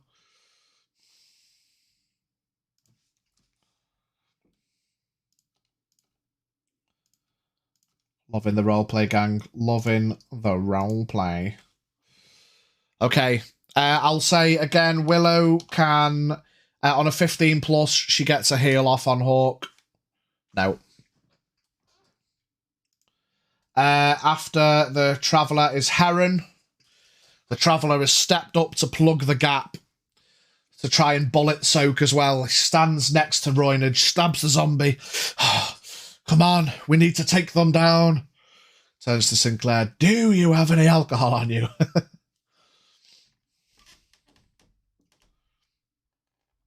But Heron, you are up.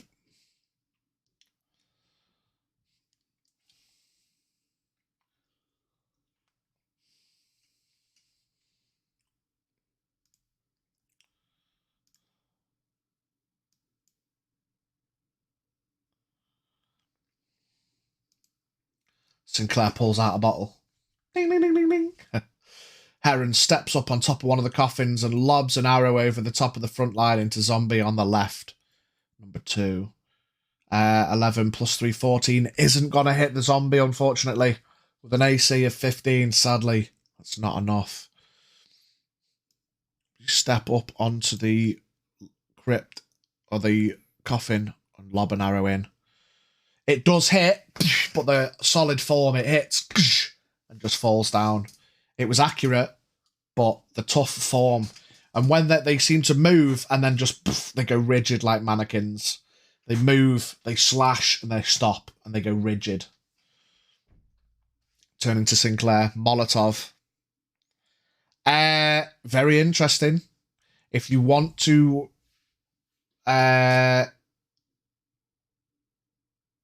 Turns the bottle upside down, bottle's empty. Okay. I was going to give you a cool RP opportunity, but Bard has said no. Bastard! I was going to give you the opportunity to Molotov the fuckers, but Bard says the bottle's empty. So the bottle is empty. Unlucky. Right, not Vol. Angry, raging. He's going to swing out at the zombie in front of him. He's going to hit. Garbage! Doing 3 damage. So are we staying? Are we leaving? Can we agree on something at least? Shouts out Heron.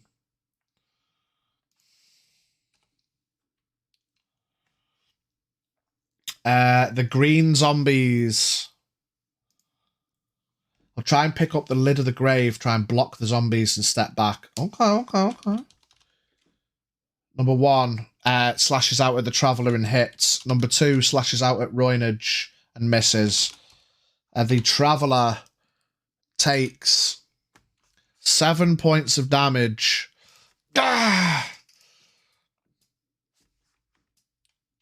And he's gonna do a Constitution saving throw, which he fails. The Traveller is poisoned. I didn't want to have to use my salves on myself, but this is a dire situation indeed.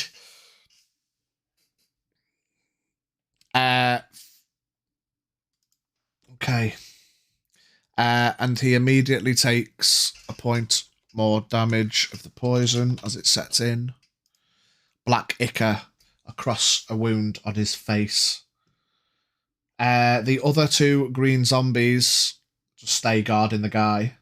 Hawk, you're up. I suggest trying to talk to Wizard Man. If that does not work, everyone runs. Hawk, you said you wanted... Is it possible there are potions in the rest of the crypt? I won't make you roll for it, mate. It's very unlikely. I mean, you don't know what the guy's got on him, but it's unlikely there's going to be random potions in the crypt itself. Possibly an aged bottle of wine in a coffin. More likely, possibly, but random health potions, probably not. It's not that kind of dungeon with random loot. This is a burial crypt. Hawk, did you say you wanted to try and block the zombies? It'd have to be a big strength roll to move the thing, but I'll say if you want to go for strength, I'll say if you beat a 12, you will give the zombies disadvantage by partially blocking. The guy's healing himself by draining zombies. He probably doesn't have healing potions. Another logical assumption. So give me a strength check, exclamation point, D20. If you beat a 12, the zombies will have disadvantage. 16, you manage to drag bits of broken coffin lid and you jam it into the gap, which gives the zombies disadvantage. Please remind me, chat. I'll just put next to their name, disad. But in case I forget, they have disad to hit. Thanks to Hawks. That will be your action, though. Bonus action, you can heal someone. Does anyone else have any alcohol on them? What about you, Traveller? He thinks, there might be something in my components we could use. Stay back. Do you want to give me a heal on somebody? Hawk, who do you want to heal? We've got Roynage is approaching half. Traveller's lost a bit and is poisoned. Rav's fucked. Cash is fine. You're fucked. Heal yourself for 2. Wise choice in the moment. If the healer goes down, you figured he fucked. Kasha.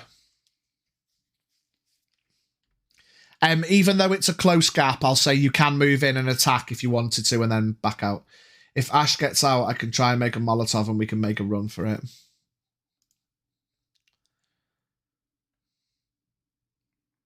I'll say if you want to hold your action to make a Molotov, you'd have to wait till the Traveller's turn, so it'd be your next run round, at least, if not more. But it's up to you. You can attack the zombies.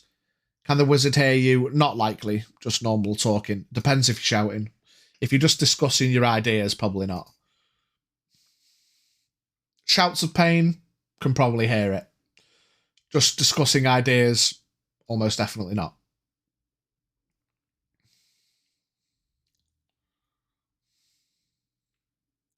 But it's up to you what you want to do, Kasha. Do you want to try and make a Molotov based on a... I'll tell you, just for sake of brevity, kind of scream at him and use your charisma and ask him what he wants. If you want to. If you want to roll a charisma check.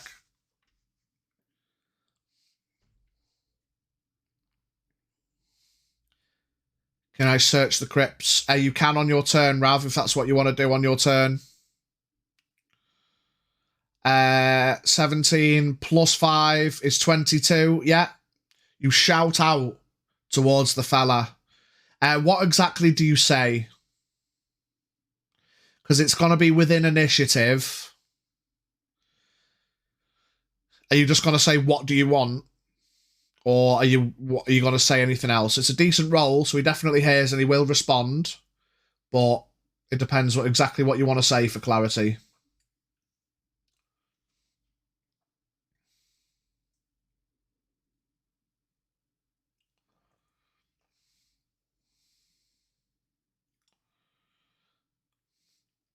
After Kasha is the fella. Kasha takes a large breath in. Hey, my guy! Are you just attacking us because you're scared? Or are you wanting us dead? We're just explorers!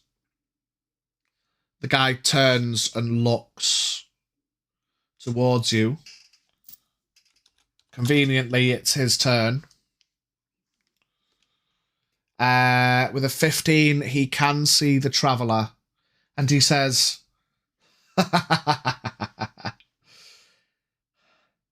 I don't want you dead. You are merely in the way. However, that one I will take if you all want to leave.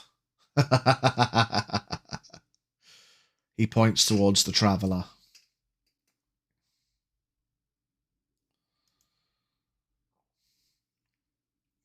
What did you do to him? I ask the Traveller. The Traveller turns and says,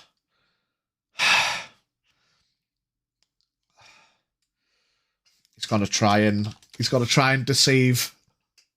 Oh, good old fire in a jar. What's he talking about, Traveller? He says, I don't know.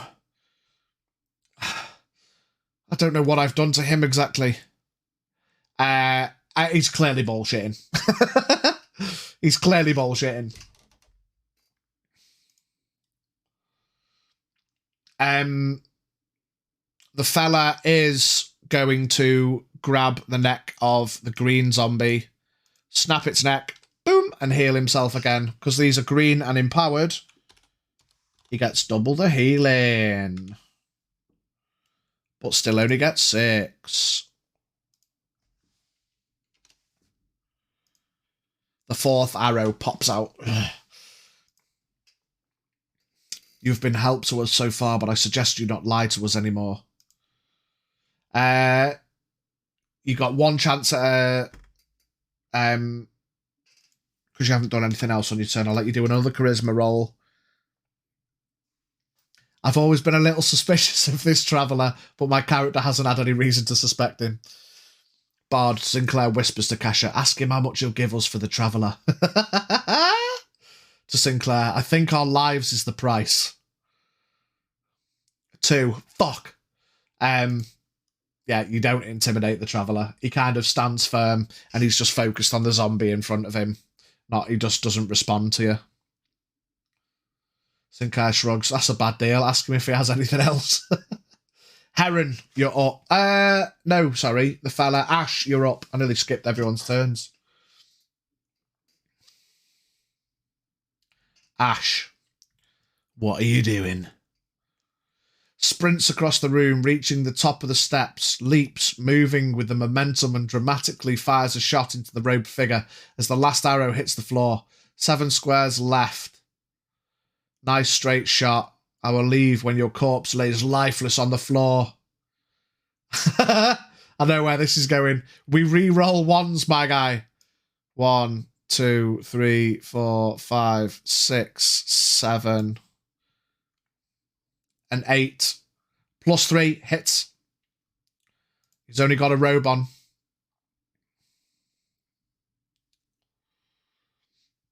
The curse of the 8s. The 8s continue.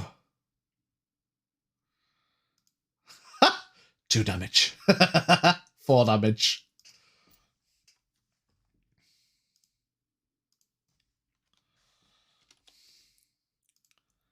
He turns to look, not seeing you quickly, the great 8s of the west, seeing you quickly dart across the room.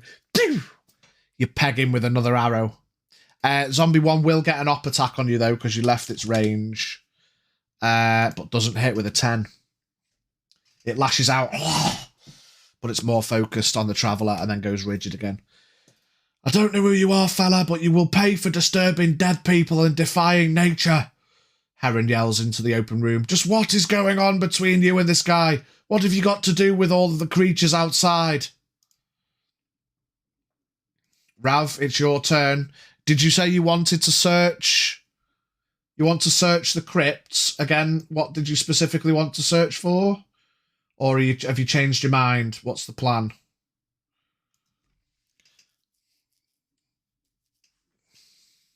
You have my word, shouts Hawk, giving him some sassafras. And why aren't you giving us 3 wishes? Shouts Bard. I wanted to search for alcohol or a better weapon. So the weapons are no-go. There's no weapons in the crypt, but also it's because that's your weapon. Mechanically, we don't fuck about and change weapons just on a random.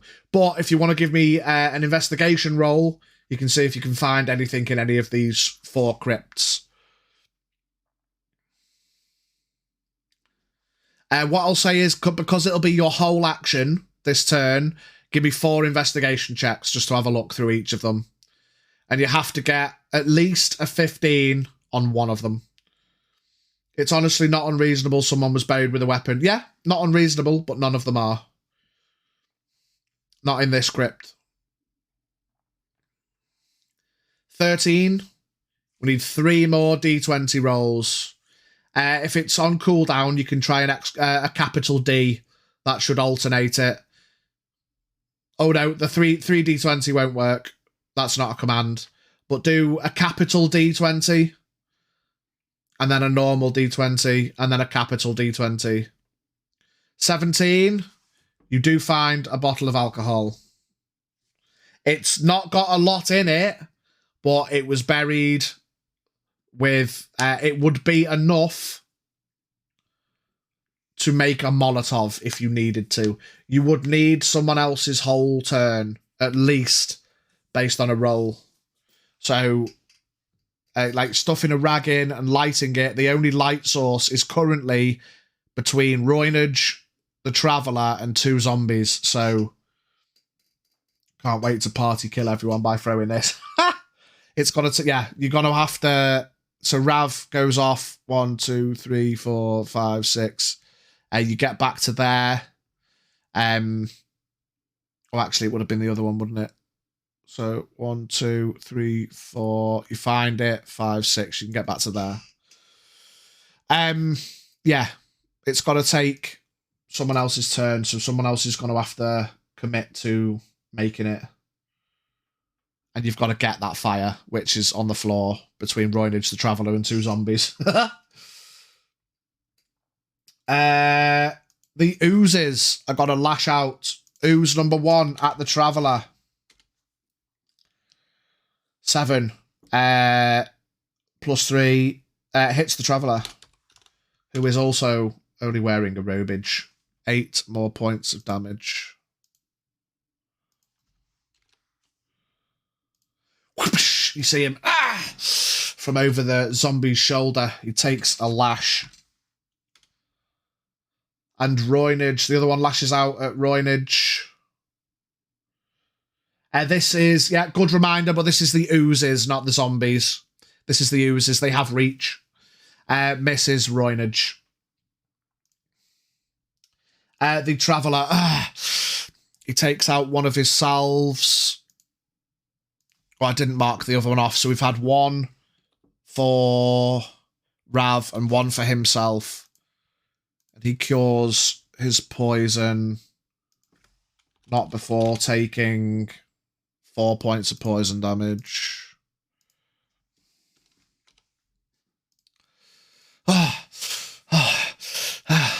He looks around breathless and scared, wondering to myself, what would Willow do? Sinclair sees the bottle. Yeah, nice find, mate. That's a rare vintage. I could get a pretty coin for it. Let's say 70-30 split. What do you say? Bard, you leave that the fuck alone. And the Traveller is going to make an attack at the zombie in front of him.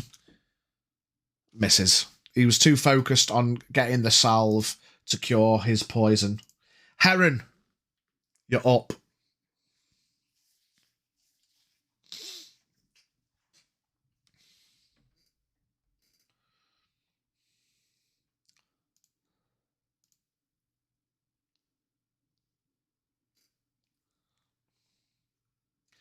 Sinclair, you get that bottle to Ash, and I get better ones from my stash. And you get better ones from my stash.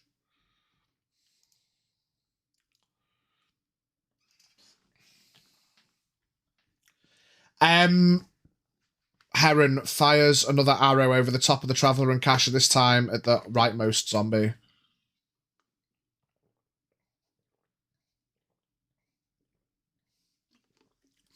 With a 5. The fray, again, these zombies are rigid. The arrow hits, clattering against the wall. All right. Sinclair ponders this for a second. Yeah, all right. Okay.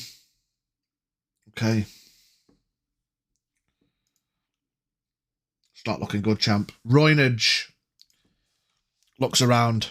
Take him out, he shouts. And he swings again. With a 2. Loses another round of his ability. Unfortunately, missing the zombie. Well, he collides with the zombie. But hits. He kind of vibrates himself for a minute. These zombies are rigid and solid. Weirdly so. It'd be pointless to take the alcohol to Ash. The fire is here. 15 is a very tough ask for us. Yeah, it's the roll +3. You got to get a 12. You got to get a 12. These things are they're empowered. That's it. They're empowered. Like all the other ones just had a 10 because they were basic bitches, which is a 7 +3, obviously. These are the empowered shits. Wait, is the fire near Ash? No, the fire is in between the zombies here. It's this candle, which is in between the Traveller, the zombies, and Roynage. There's one directly in front of me. Yeah, it's the fires there. These ones aren't actual torches. These are just lit, just like light elements. Like when the zombies awoke, they kind of lit up from like around the illuminating the room from around the coffins, but they're not actual torches. It's just to kind of show where the light come from. Magic. After Roynage, the green zombs are gonna lash out. Misses. Second one into Roynage. Also misses. It's a heated battle, to and fro, blocking, smacking. They can't quite break through, but they are distracted up there. And you've still got you're still trying to make your Molotov. After the green zombies, it's Hawk. This music's lost its appeal. What's this one like? Songs of War, the Necro Base. This seems appropriate. Can I use my action to focus on healing to heal more for this turn? I will allow it. I will allow it. If you want to use your action to heal, your whole action, I'll say you can do, you can double it. You can do a D8 instead of a D4. Actually, no, fuck it, a D10. If you use your whole action to focus on the healing, you can make it a D10. Why not? Can you kick that torch further into them? The last thing we want is the front two on fire. 8 points of healing. Deece. Into who, Hawk? Who are you healing? Yourself? Okay. Another 8 points. Decent. Okay. That's Hawk's action. Are you going to move or are you still staying there?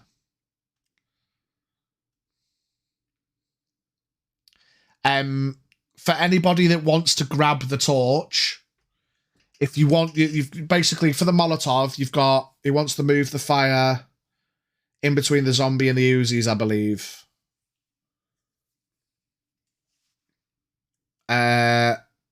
Traveller, move. I can still fight. Okay, you want to step into the Traveller's space? I'll allow you to do that with your movement. You kind of move him out of the way a bit.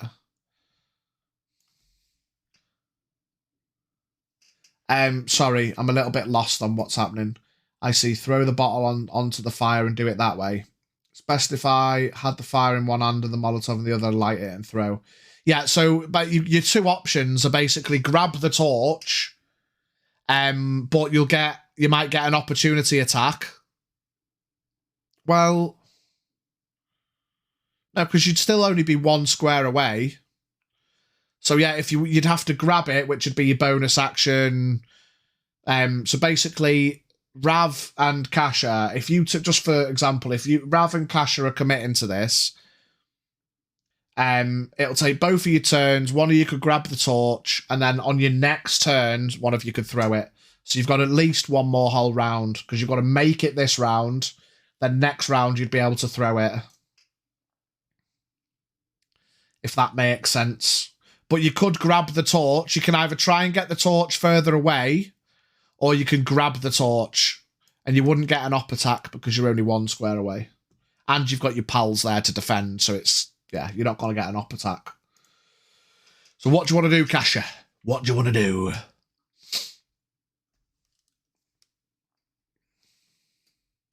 It's basically going to be push the torch. So you want to push it away, or do you want to grab it? Yeah.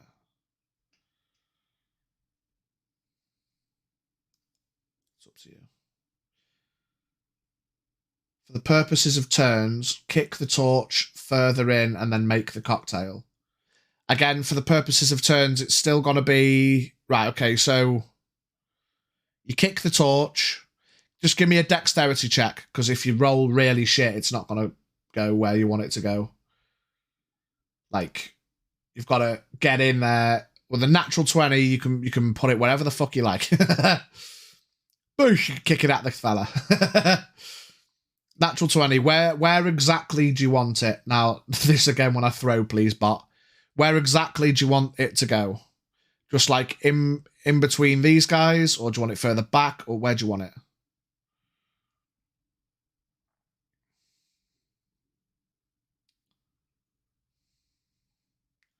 I'll give you a moment to think about it. While you're thinking, we will get the raid on the go. Did we get more units this time? We got a few more units this time. Haste, curse, high ground, ranged attack buff. We got... Should we do the ranged attack buff? Come on. In between the zombies and the Uzi boys, right.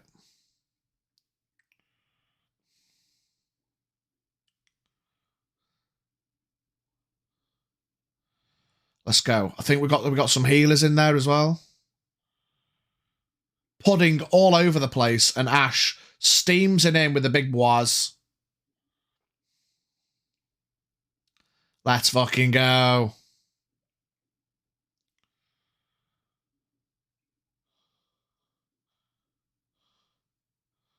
We got this. Let's go. Puppet Master. He's not attacking anyone. Boom! He got obliterated.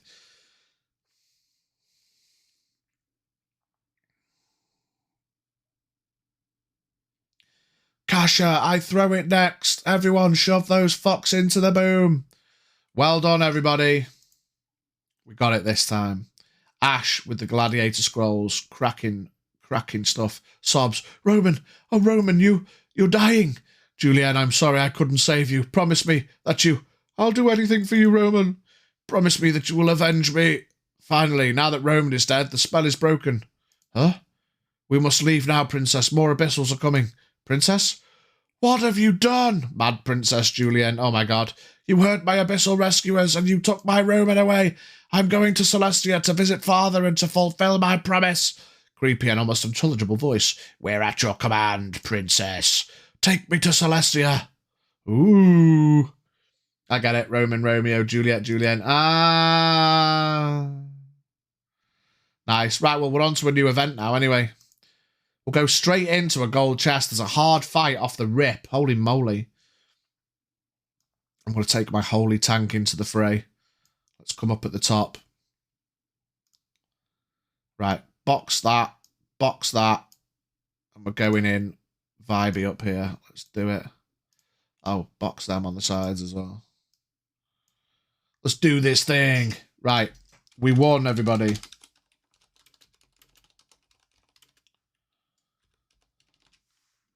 Boom! You get some points. And you get some points. Well done. Oh, I completely forgot. Free for all. Boss battle. Gamble. There's all kinds of shit popping off. Let's make the chat mad while we're trying to play. Right. Okay. So we'll say with that natural 20, you kick it in and you make the cocktail on this turn. Done. But you can either wait until your next turn to throw it, Kasha, or you can give it to Rav to throw on their turn. With a natural 20, you get it done on this turn. So Rav could throw it on their turn. That's fine, that works. Okay. So after Kasha is the fella. After taking another hit, he snaps the next zombie's neck. Gets double the healing once more. And gets 11. But he has no more Healy zombies around him.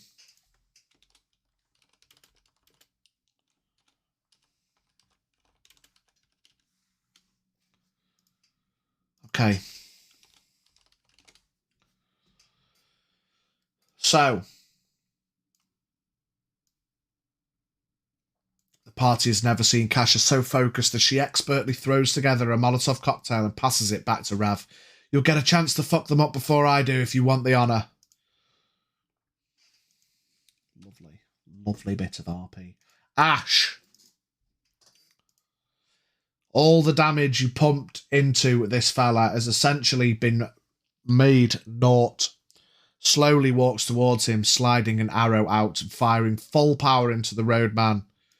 2 squares forward. Now! Boom! Boom! 12 points of damage. He takes an arrow. And he turns angrily. And he looks and he holds his hand up towards Ash. You! The fella is going to attack Ash. I have no idea what's going on in there. This is fine. With a 5, shoots another beam of Eldritch energy. Ash deftly dodges out of the way. He looks panicked and he's not having this. 1, 2, 3, 4, 5, 6. He runs to the other side of the room, trying to move away from Ash's direct path. Rav. You are up, Rav. You are holding the Molotov cocktail. Now, what I need you to do is throw the Molotov cocktail. We have... it'll be... basically, you're going to throw it and you're trying to aim for the fire. If you get less than a 10, you're going to miss. You need higher than a 10. Leans to the right to avoid the blast. A few strands of hair fizzle with the purple sparks. Crackling as the energy flies past her. Colliding with the back wall. Anger in her eyes. Ash, I really hope you're nowhere near this door. Shouts Kasha.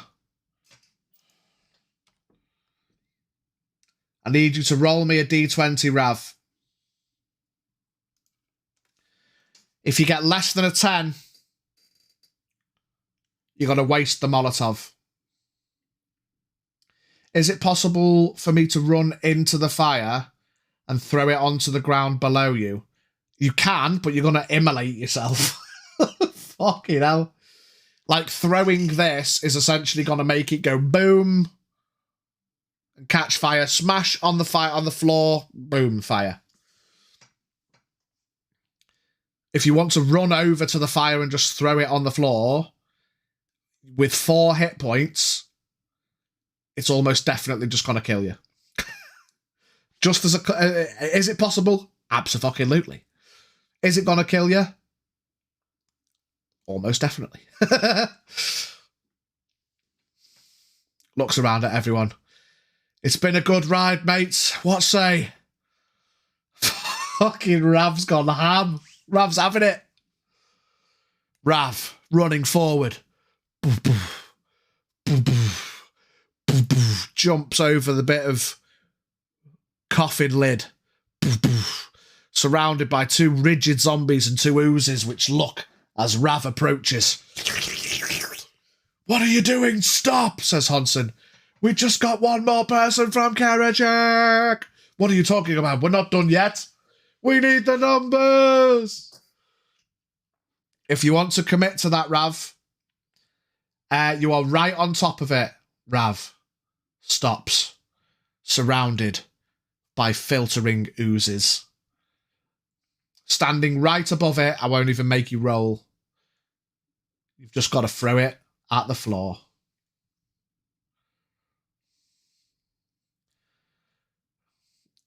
Just throw it, you dumb fuck, shouts Kasha as man's already ran through. Oh. I assumed that was before he ran, but... Dibs on his secret stash, says Bard. Die, you suckers! Just not with you in front of it. I need you to roll me 4d10, Rav. as you yeet the bottle at the floor. Fire lashing out. Rip, my Karachek brother. Throws the Molotov above into the air instead of the ground. Interesting. Okay. I mean, the issue you've got is you've moved 1, 2, 3, 4, 5. You sneaky fuck. Now tell me, okay. The difficulty is, because you've had to get through everyone and over the lid, it was my assumption that you were going ham. It's, do I have a chance to escape?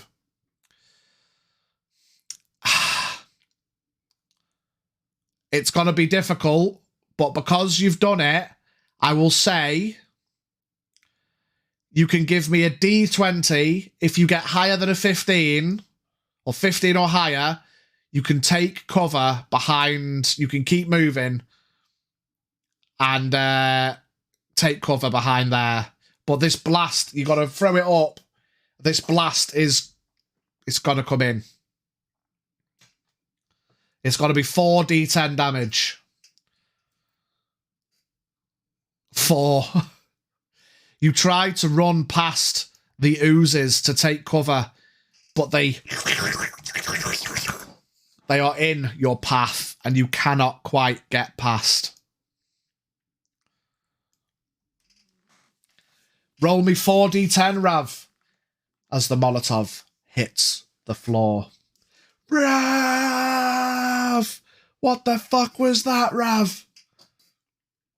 You're going to have to do them separately, mate, unfortunately. Oh, you could do 2d10 twice. There is a 2d10. Do exclamation point 2d10. A 4. A 4. And then do me a 2d10. A 10 and a 9. Okay, so 19 plus 7 is 26. Boom, immolated. Boom, immolated. Boom, immolated. Boom, immolated. Rav turns around to watch the explosion, the entrance explode in flames. This is fine. May the High Summer Serpent guide you on the next plane of life, my brother. What I'm going to say is, because it wasn't enough damage to take you over your maximum, in the interest of fairness, you are, for all intents and purposes, out like a light, out like a light, slept through the flight. I am going to say, because of the fire and the damage and the pain, you immediately fail 2 death saves. You've got 1 chance at a death save, Rav. At the end of your turn, give me a d20 roll. Less than a 10, you are dead. Higher than a 10, you're just unconscious and burnt to a toasty crisp.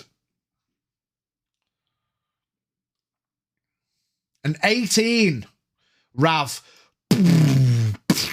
You are thrown by the blast. You hit the wall and slump on the floor.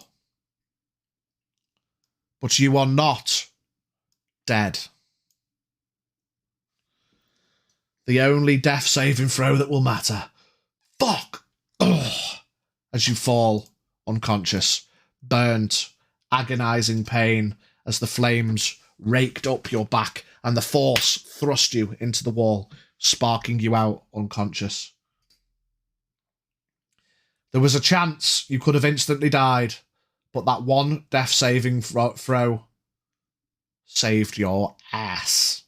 This fire is now also put out. It, boom, blasted out. Fire immolated the zombies, and then it went out. You'd think it'd be like napalm, but that's not what happened. Kasha turns to the traveller. Healing him is your chance of redemption. The traveller turns. You've just seen the explosion he endured. I'm not a healer. The oozes are all gone, as are all of the green zombs. It's the Traveller's turn. The Traveller steps forward. 1, 2, 3, 4, 5, 6 to try and get in the way of Rav. He's going to make a medicine check, but it's going to be high DC. Fucking hell, with a 19. Okay, he stabilizes Raz. There's no more death saves on Raz. Rav, sorry, not Raz. Rav is stabilized, burnt to a crisp. He can't heal you, but at least he stopped you from dying. You are safe in this moment. Heron just dashes straight through the remaining embers with no regard for anything else, desperately looking away to protect Rav from any potential attacks. Where's Heron? Up here. 1, 2, 3, 4, 5, 6. You can get to there because of the difficult terrain of passing through your homies blocking the path. I will say if you want to give me an investigation check into this crypt, you can as your action, just to see if there's anything in there. I'll tell you now, it's very unlikely, but unless you specifically want to try and do, I mean, yeah, no, you can. No, you do have 7 movement. Yeah, you can get to Rav. You still have your action, so you can still shoot. It's up to you.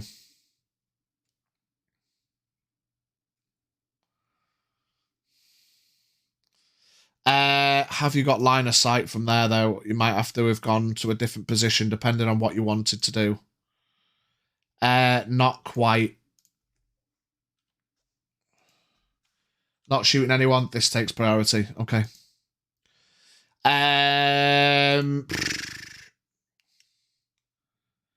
Nothing is more important than keeping the group alive. Okay, what I will allow you to do then is use your action to protect. It's not technically a thing, but I'll say you can apply disadvantage if the fella wanted to attack Rav. You'd give him disadvantage. That's if he wanted to attack Rav. Seeing who is there.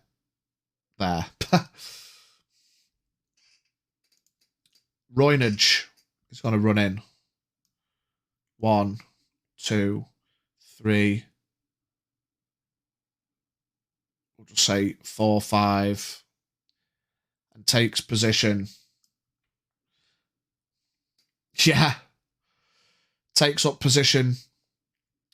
Defending. But loses the half damage buff. Hawk, you're up.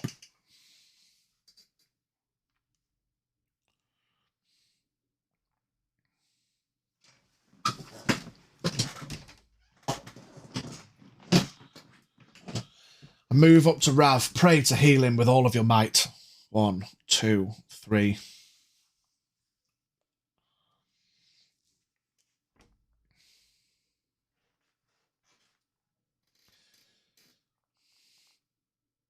The dying music is back again.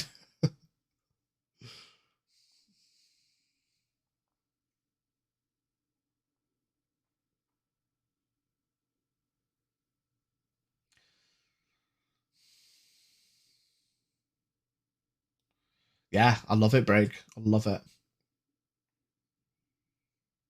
Caution to the wind. Protect the homies. I love it. 2 points. Rav, you awaken. Burning agony rakes across your whole body. Anything you want to do in your next turn, well, until you get sufficiently healed above at least 10, is going to be at disadvantage. So disadvantage to attack and half movement. You have just been thrown across a room after enduring a massive flaming blast. You are fucked. Kasha, your turn. If you want to, if you wanted to use your action to heal, I'll let you do another D4, Hawk. Just run me in as close as I can get to the wizard man. How many movement have you got? 1, 2, 3, 4, 5, 6. Have you got 6 or 7? 7. I'll say you run to there, still taking a bit of cover behind this pillar. I'll give you another D4 heal, Hawk, if you want to use your action as well, because all you did was run forward and bonus action heal. You won't get the D10 like before, but you can have another D4. Hey, Hawk, says Rav. Give me a D4, Hawk. I love that, Rav. The exasperated, pained response as Rav sees his new friend. Another 2 points. Shouting behind me, how you feeling, brother? Shouts Kasha. Kasha, it's the fella's turn. He's going to move 1, 2, 2.5 to 3 squares to take cover from Ash's direct line of sight. Don't move, mate. I've got you. And he is going to attack the Traveller. I just want him. Ah! He is going to hit. 3 more damage as he shoots another blast of eldritch energy towards the Traveller. And then he's going to go 1, 2, 3 back, trying to maintain the cover.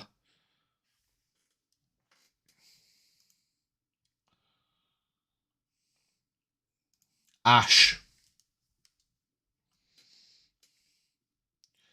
Why don't we talk this through like the fucking adults we all are?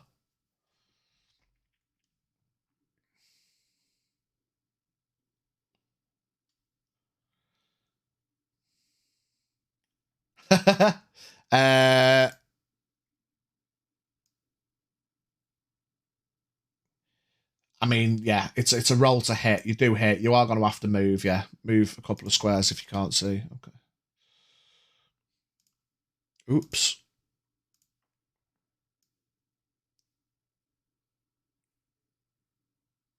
Yeah, let's just put you there. Fuck it.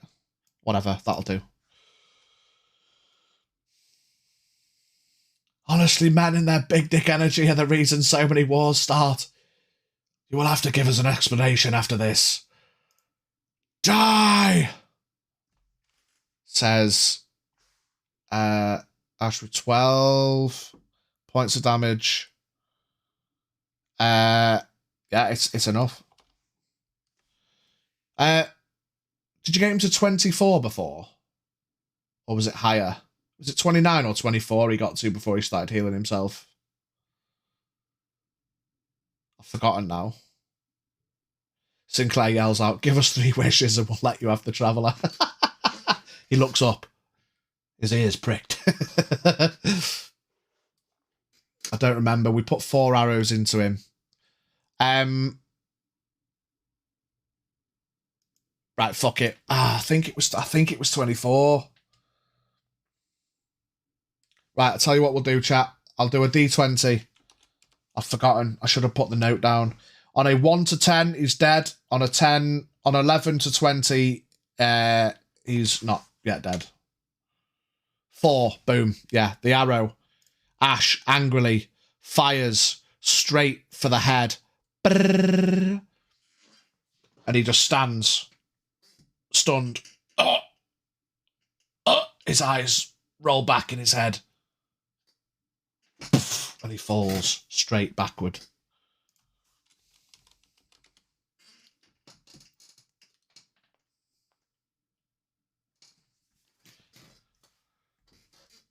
I immediately move forwards in order to search this guy. Is he dead? Did we do it?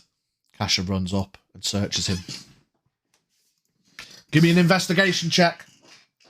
I hope we didn't make a huge mistake here. Ash was fucking fuming. 12. You find a scroll.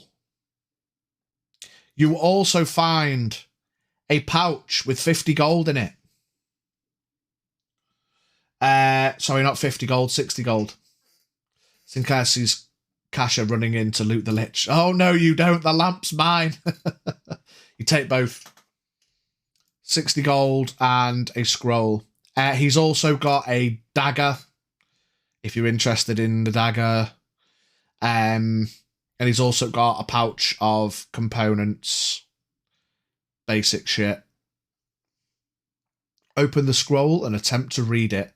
Some of the information on the scroll is written in Infernal,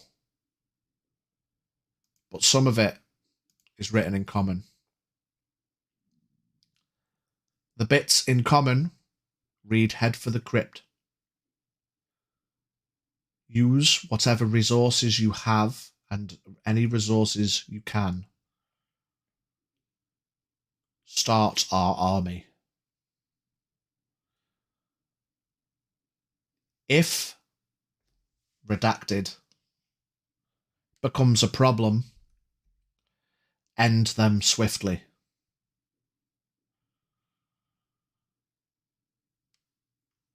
And the rest is in Infernal. Mighty Mouth, I'll grab the pouch for Willow and grab the dagger for Rav, given as he nearly died, okay? Heron is still looking over Rav's wounds, though he's not particularly capable of doing anything about them. So this is absolutely a conspiracy, and this traveller is the issue. Hawk turns to the traveller and holds him from his clothes to intimidate him. Now answer us, says Hawk angrily. The traveller tries to back away but can't. Roynage steps in behind him to block him. Hawk is the tiefling.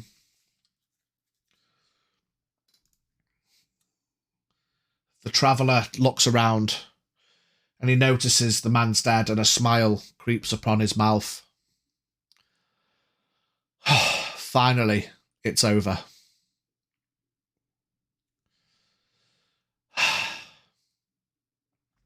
You see him reach into his robe and he pulls out a handful of powder and he throws it at the floor. I will give, because you've got him pinned, Hawk, I will give you an advantage roll to stop him. So 2d20. If you get higher than a 15, you can stop him, what he's about to try and do. If you don't get higher than a 15, we will see. An 11 and a 2. You don't have enough speed. It's a handful of confetti. Pooh! He throws the dust at the floor.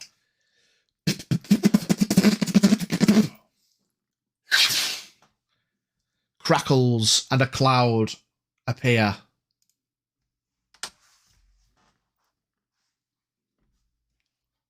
And he disappears.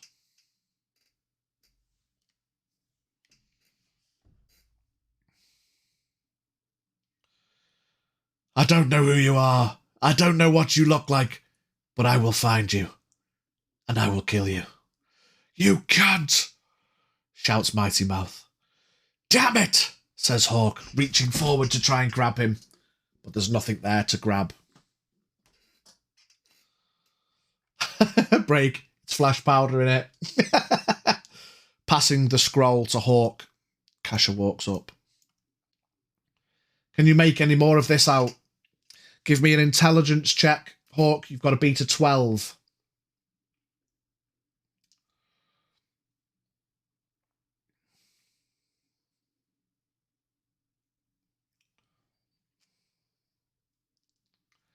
D20, Hawk. 14.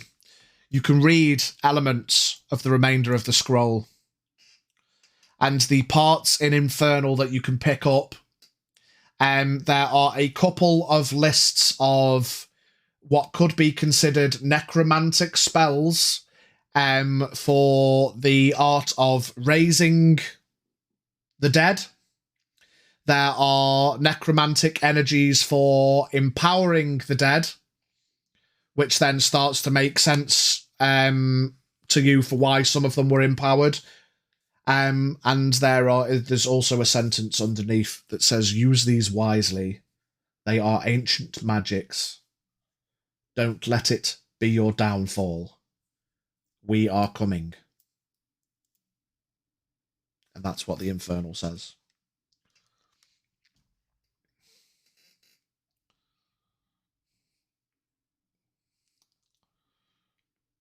Gestures Kasha to come closer. This is a necromancy scroll, ancient magic. I can make use of it. What I will say, Hawk, you would have to find... actually, I mean, you're a guardian. It's not really not your kind of vibe. You could, because you speak Infernal, you could teach a mage the raise dead ability, so to speak, if it was needed. Will you keep on hold of that, Hawk? I will add to your character sheet now. Where are you? Hawk, I will add this in now. Has a scroll written in Infernal. Lists ancient magic, raising of the dead, and empowering the dead. Could teach a mage character the spell/ability.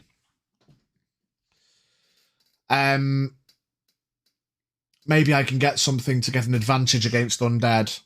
You could, yeah. Okay, I'll allow that. What I will say, okay, I will do this for you then. That's quite cool. Or could learn the secrets of the scroll to give yourself advantage against undead enemies, and yeah.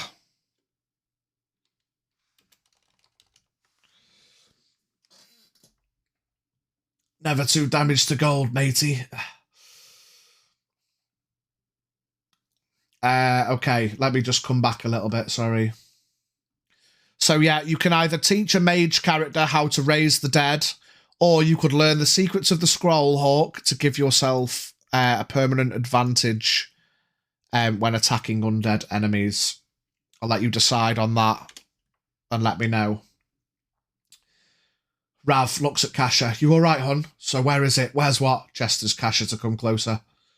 This is a necromancy scroll of ancient magic. I can make use of it. Kasha walks over to Rav whilst Hawk briefs the team. I'd prefer not to, says Hawk. Where is it? What do you need? What does a thief need, you dummy? My gold. Ash huffs. Oh, well, this is a waste of time. Goes to walk out and pauses. Wait. I can't see shit down here. I'm going to have to wait for you guys to leave. Side note, of the 60 gold, I will pass 10 gold each to the others in the active party. Maybe I can get something to get advantage against undead, says Hawk. Here, I was thinking you were lucid. Good to see your brain wasn't damaged. Upon being offered a handful of gold pieces, Heron just points to Rav. Never 2 damage to gold, matey. Tries to barely wink. Kasha gives Rav 20 gold and the dagger, acknowledging Heron's refusal. Someone might need to get properly looked over by a healer. I'm sure that doesn't come free. 20 gold to Rav, 10 gold to Hawk, 10 to Legola, 10 to Notvol. I will teach, you will learn the techniques against undead. Okay. So I will add that to your character sheet. We have a new section unlocked. We like progression and we like development. This is cool. The scroll can be used to sever a connection from undead, or at least to weaken it. That will definitely come in handy, says Hawk. You teach yourself, so you now have advantage to hit undead enemies.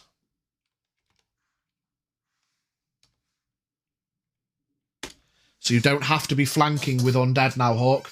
Any undead enemy, you just have a permanent advantage to hit undead enemies. Given what we've been through today, that will come in useful.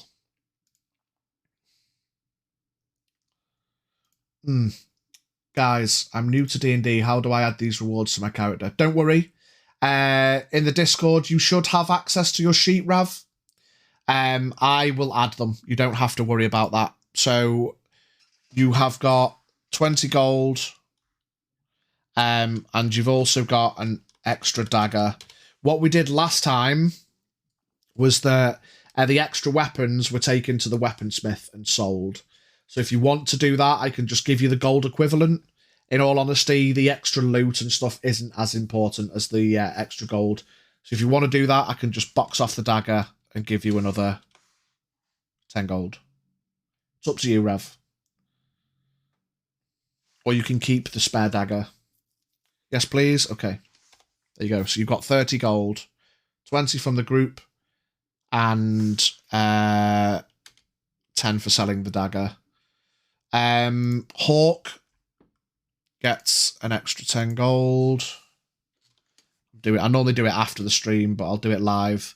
Braig forewent theirs. Ash has got another 10 gold. And Mighty Mouth has got 10 gold.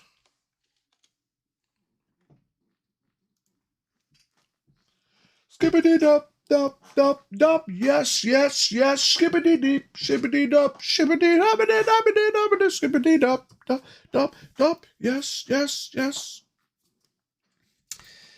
But do we all get to learn the undead attack advantage? Unfortunately not. It's not that strong. That'd be a little bit broken. And it's only because Hawk can speak Infernal because he's a tiefling. That's just a matter of circumstance that he determined before before it happened, that before the stream started, that his character's a tiefling. So if no one else was a tiefling, you wouldn't have been able to read that part of the scroll. But because it's cool, like in the future, it does open up so that people can have their own individual small abilities. There's the character sheets, there's the class abilities, but it does mean there's the potential that anyone could get their own cool little abilities and stuff, which is nice. I like it. So every adventure adds to our character. That's pretty cool. Yeah, there's like things that can develop from it. Agreed. Let's get the fuck out of here. Come on, you. Helps Rav up and helps him back with us. Okay. Good shit, everybody. You all head out of the cave. The traveller disappeared for now. Who was the traveller? What were they really trying to do? Did you help or hinder? I mean, it seems a positive thing that you've stopped this unliving incursion. But was there an ulterior motive? Who knows? Never even asked his name. That's true. That is where we'll end today's session, guys. Well done.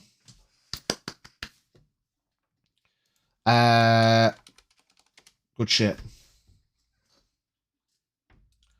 He is forever dubbed as Lying Prick. Can't believe we made it through that. So I have a question. Yes, Rav. Wouldn't have got it even if we asked. Odds on him being that vampire that was brought up before you end. I'm not going to end the stream just yet. We'll have a little chit chat. But that's where we'll end the session. Bravo, tough fight and a hardcore save. Good shit. In that Molotov stunt, yeah. X'd out.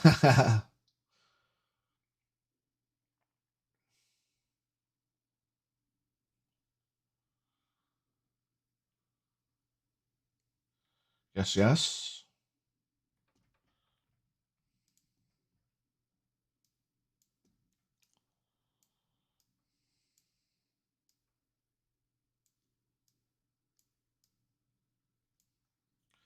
Could I have just used my once per game stealth skill without a roll to save yourself?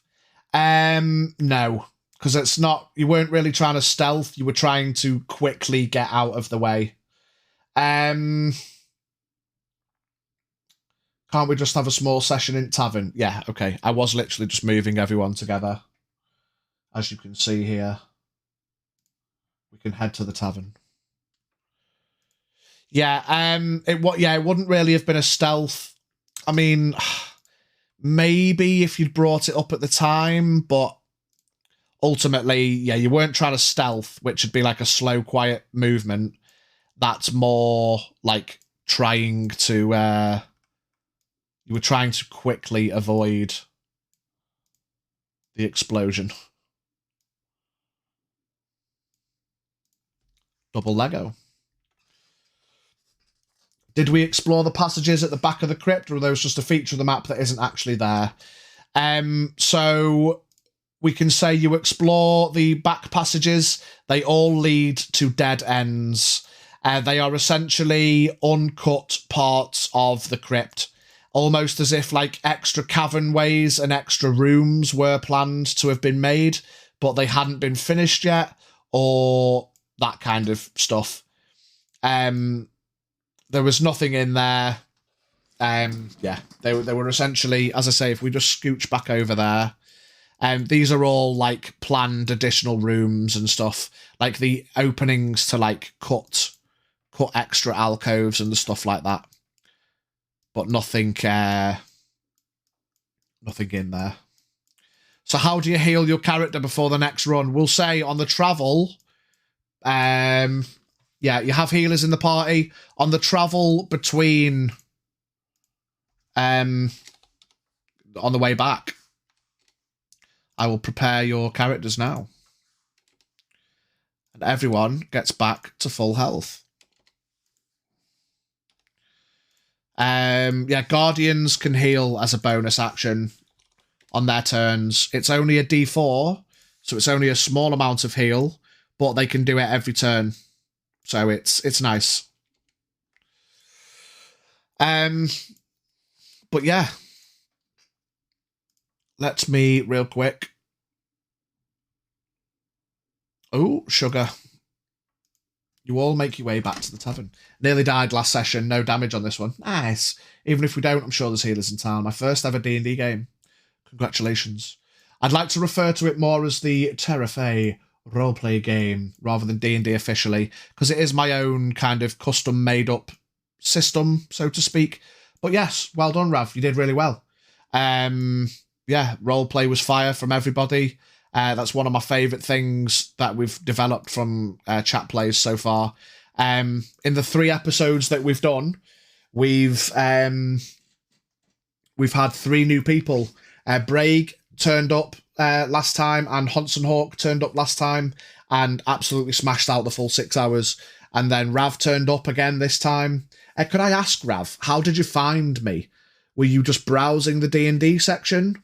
That's that, and Braig and Hawk as well, while I've got you guys here. Were you just browsing the D&D section and saw chat plays? Like, how did you actually find me? Because it's really cool that obviously being a smaller streamer, just browsing the section, sick. Yeah, like being a smaller streamer, just having like new people pop in and like fully commit to hanging about is it obviously makes it all worth it, you know. I was browsing and had the filter set to recently started. Okay, that's cool. I like that. So yes, if I could just show you real quick, for those that aren't aware, where are we?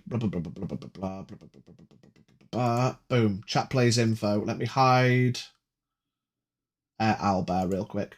So In the Discord, you should have access now. I generally look for new streamers to hang with because it's a smaller community, so it's close knit. Yeah, I love that. So yeah, we've got chat plays, chatter. So this is the section for, as you can see today before the stream, Hawkast, can my character be a tiefling? There you go. So your character, yeah, as Lucy said, you can be any species you want. That doesn't necessarily affect the character itself. So chat plays, chatter is for like stuff about the game, out of character conversations and stuff like that. We have chat plays RP, which is like essentially a continuation after the session. If you guys want to just have some casual role play with each other, that doesn't affect the game, you can't be like, I go out and I make 1 million gold between sessions. That's not how it worked. What a coincidence, by the way, it turned out amazing. Yeah, there you go. Good shit. Necromancy and Infernal Runage. Yeah, so you can feel free to roleplay in the chat plays RP section. Anyone that doesn't have the role, please let me know. You all should have. But anyone that's in here that doesn't have the role, you can go to the role selection section of the Discord. You can't see it on screen because without moving the window. But in there's live notifications. If you want to add that, get that role so I can tag people when they know streams are going live. And we have the chat plays role as well. If you haven't got it and want to add it to yourself, feel free to take the other roles and get involved with the community. Welcome in. Welcome to the Ahoy fam. But yes, so that's the chat plays section of the Discord. Good stuff. We'll whips Owlbear back up. So you guys are in the tavern, you make it back, you get yourselves healed up. Danson, the barkeep, the Dragonborn barkeep, who I've still not got his counter yet.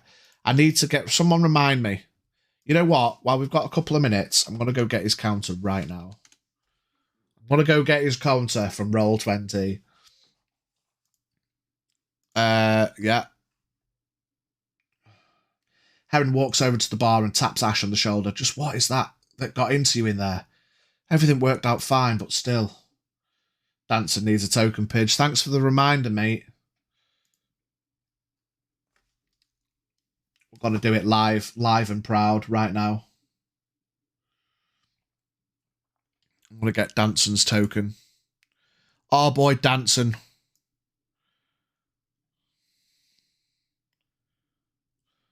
Couple of characters there.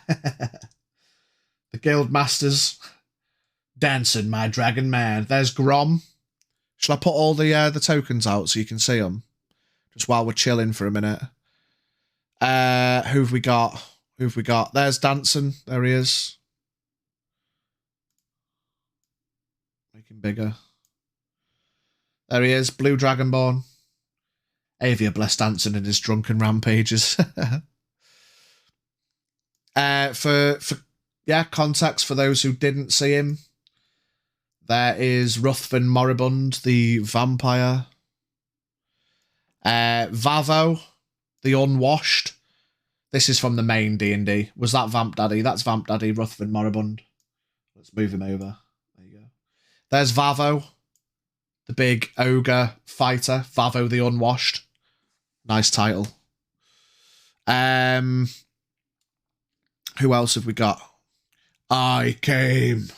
Who are these? These are characters in the main D&D. So Rav, if I hit you with the D&D, boom. On Fridays, we stream Dungeons and Dragons every Friday from around 4 p.m. GMT. All of our D&D sessions are then uploaded to our Terrafae YouTube channel the following Monday. We've also started adding the chat plays games to the YouTube as well. So go subscribe to the YouTube if you want to watch things back. These are characters in the main D&D campaign. Danson is the barkeep in the tavern. This game, so Chat Plays, is set 4 years before the D&D on Friday. We've got Grom, the leader of the Fighters Guild. We've got Tielen, the leader of the Mages Guild. We've got Jerome, leader of the Explorers Guild. Where are we? We've got Galariel, the leader of the Guild of Scholars. Where is she? My girl Tulaz, that no one really interacts with yet, but damn girl. There's Tulaz, the leader of the Guild of Shadow. So there's the guild leaders. Favo the Unwashed, the big champion ogre fighter. Ruthven Moribund, the vampire daddy, who's currently in the crypt. So the crypt got rebuilt into a protective, we need to house this ancient vampire threat. So that crypt that you've just in doesn't look like that anymore. It's just one big room with a solid crypt with chains over it and a staked vampire in the middle. So are we playing 5 years before their events? So the game on Friday, you guys are 4 years in the past. 4 to 5 years in the past. That will potentially happen during our gameplay. How exciting.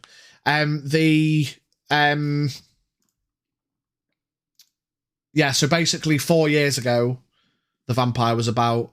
So the Terrafae, obviously, is my own homebrew game, just for a bit of lore. Terrafae is my own homebrewed world, my own homebrewed game. I made up the what's going on. So the first time I ran the game, the party fought the vampire and took him down. So then 4 years later, there was another vampire threat, and it was involving Ruthven Moribund. So I've kind of linked the games, but it's 4 years later. So anyway, yes, I wanted to get Danson's token. So what I will do this off stream. I'll mess about. But yes, you guys, thanks for your patience, by the way. I'm just fucking rambling at this point. As you can tell, I'm proud of my game, you know. But yes, you make it to the tavern. Danson is behind the bar and he pipes up. Welcome back, everybody. It's you all seem all rough and tumble. Drinks, yes. And he coughs, and a cloud of white smoke with crackling lightning energy fills the air, and he starts to pour some drinks. Alcohol, fine ale with everybody. And he also gets out a big jar of orange juice and a jar of water, puts out a plate full of like grapes and bits of fruits and some cold meats. Help yourselves, travellers. More drinks, no more undead, please, says Heron. I'm moving up to my room. Hit me up if anything comes up. Hawk goes up to his room. Danson comes across from the bar and puts the drinks and the food on the table. But yes, well done, everybody. Great sesh. Love that. Love that for us. Love that. We're going to end there, so I'm not dilly-dallying too long on the video for the YouTube. We will hit this last raid, though, because I'm conscious I forgot about that. Every Tuesday is chat plays, yes. Fridays are D&D. So D&D is an established party. Obviously, there's no joining in that one, but if you want to watch, by all means, I'd love to have you here. But chat plays is every Tuesday, mate, yeah. 5 p.m. GMT, 5 p.m. UK time is when we start chat plays. But yeah, if you're interested and you want to watch the game on Friday, the party has just hit level 9. They've just had a big unliving battle themselves. Things got a little bit fruity. We do some fun things with like wild magic and stuff. You get to see the party bard commit war crimes. Yeah, stuff has happened. And things are developing. Our boy Dreaming Bard has got an interesting meeting coming up on Friday. What level are the chat plays characters? The level's less important. Because it's it's not proper D&D.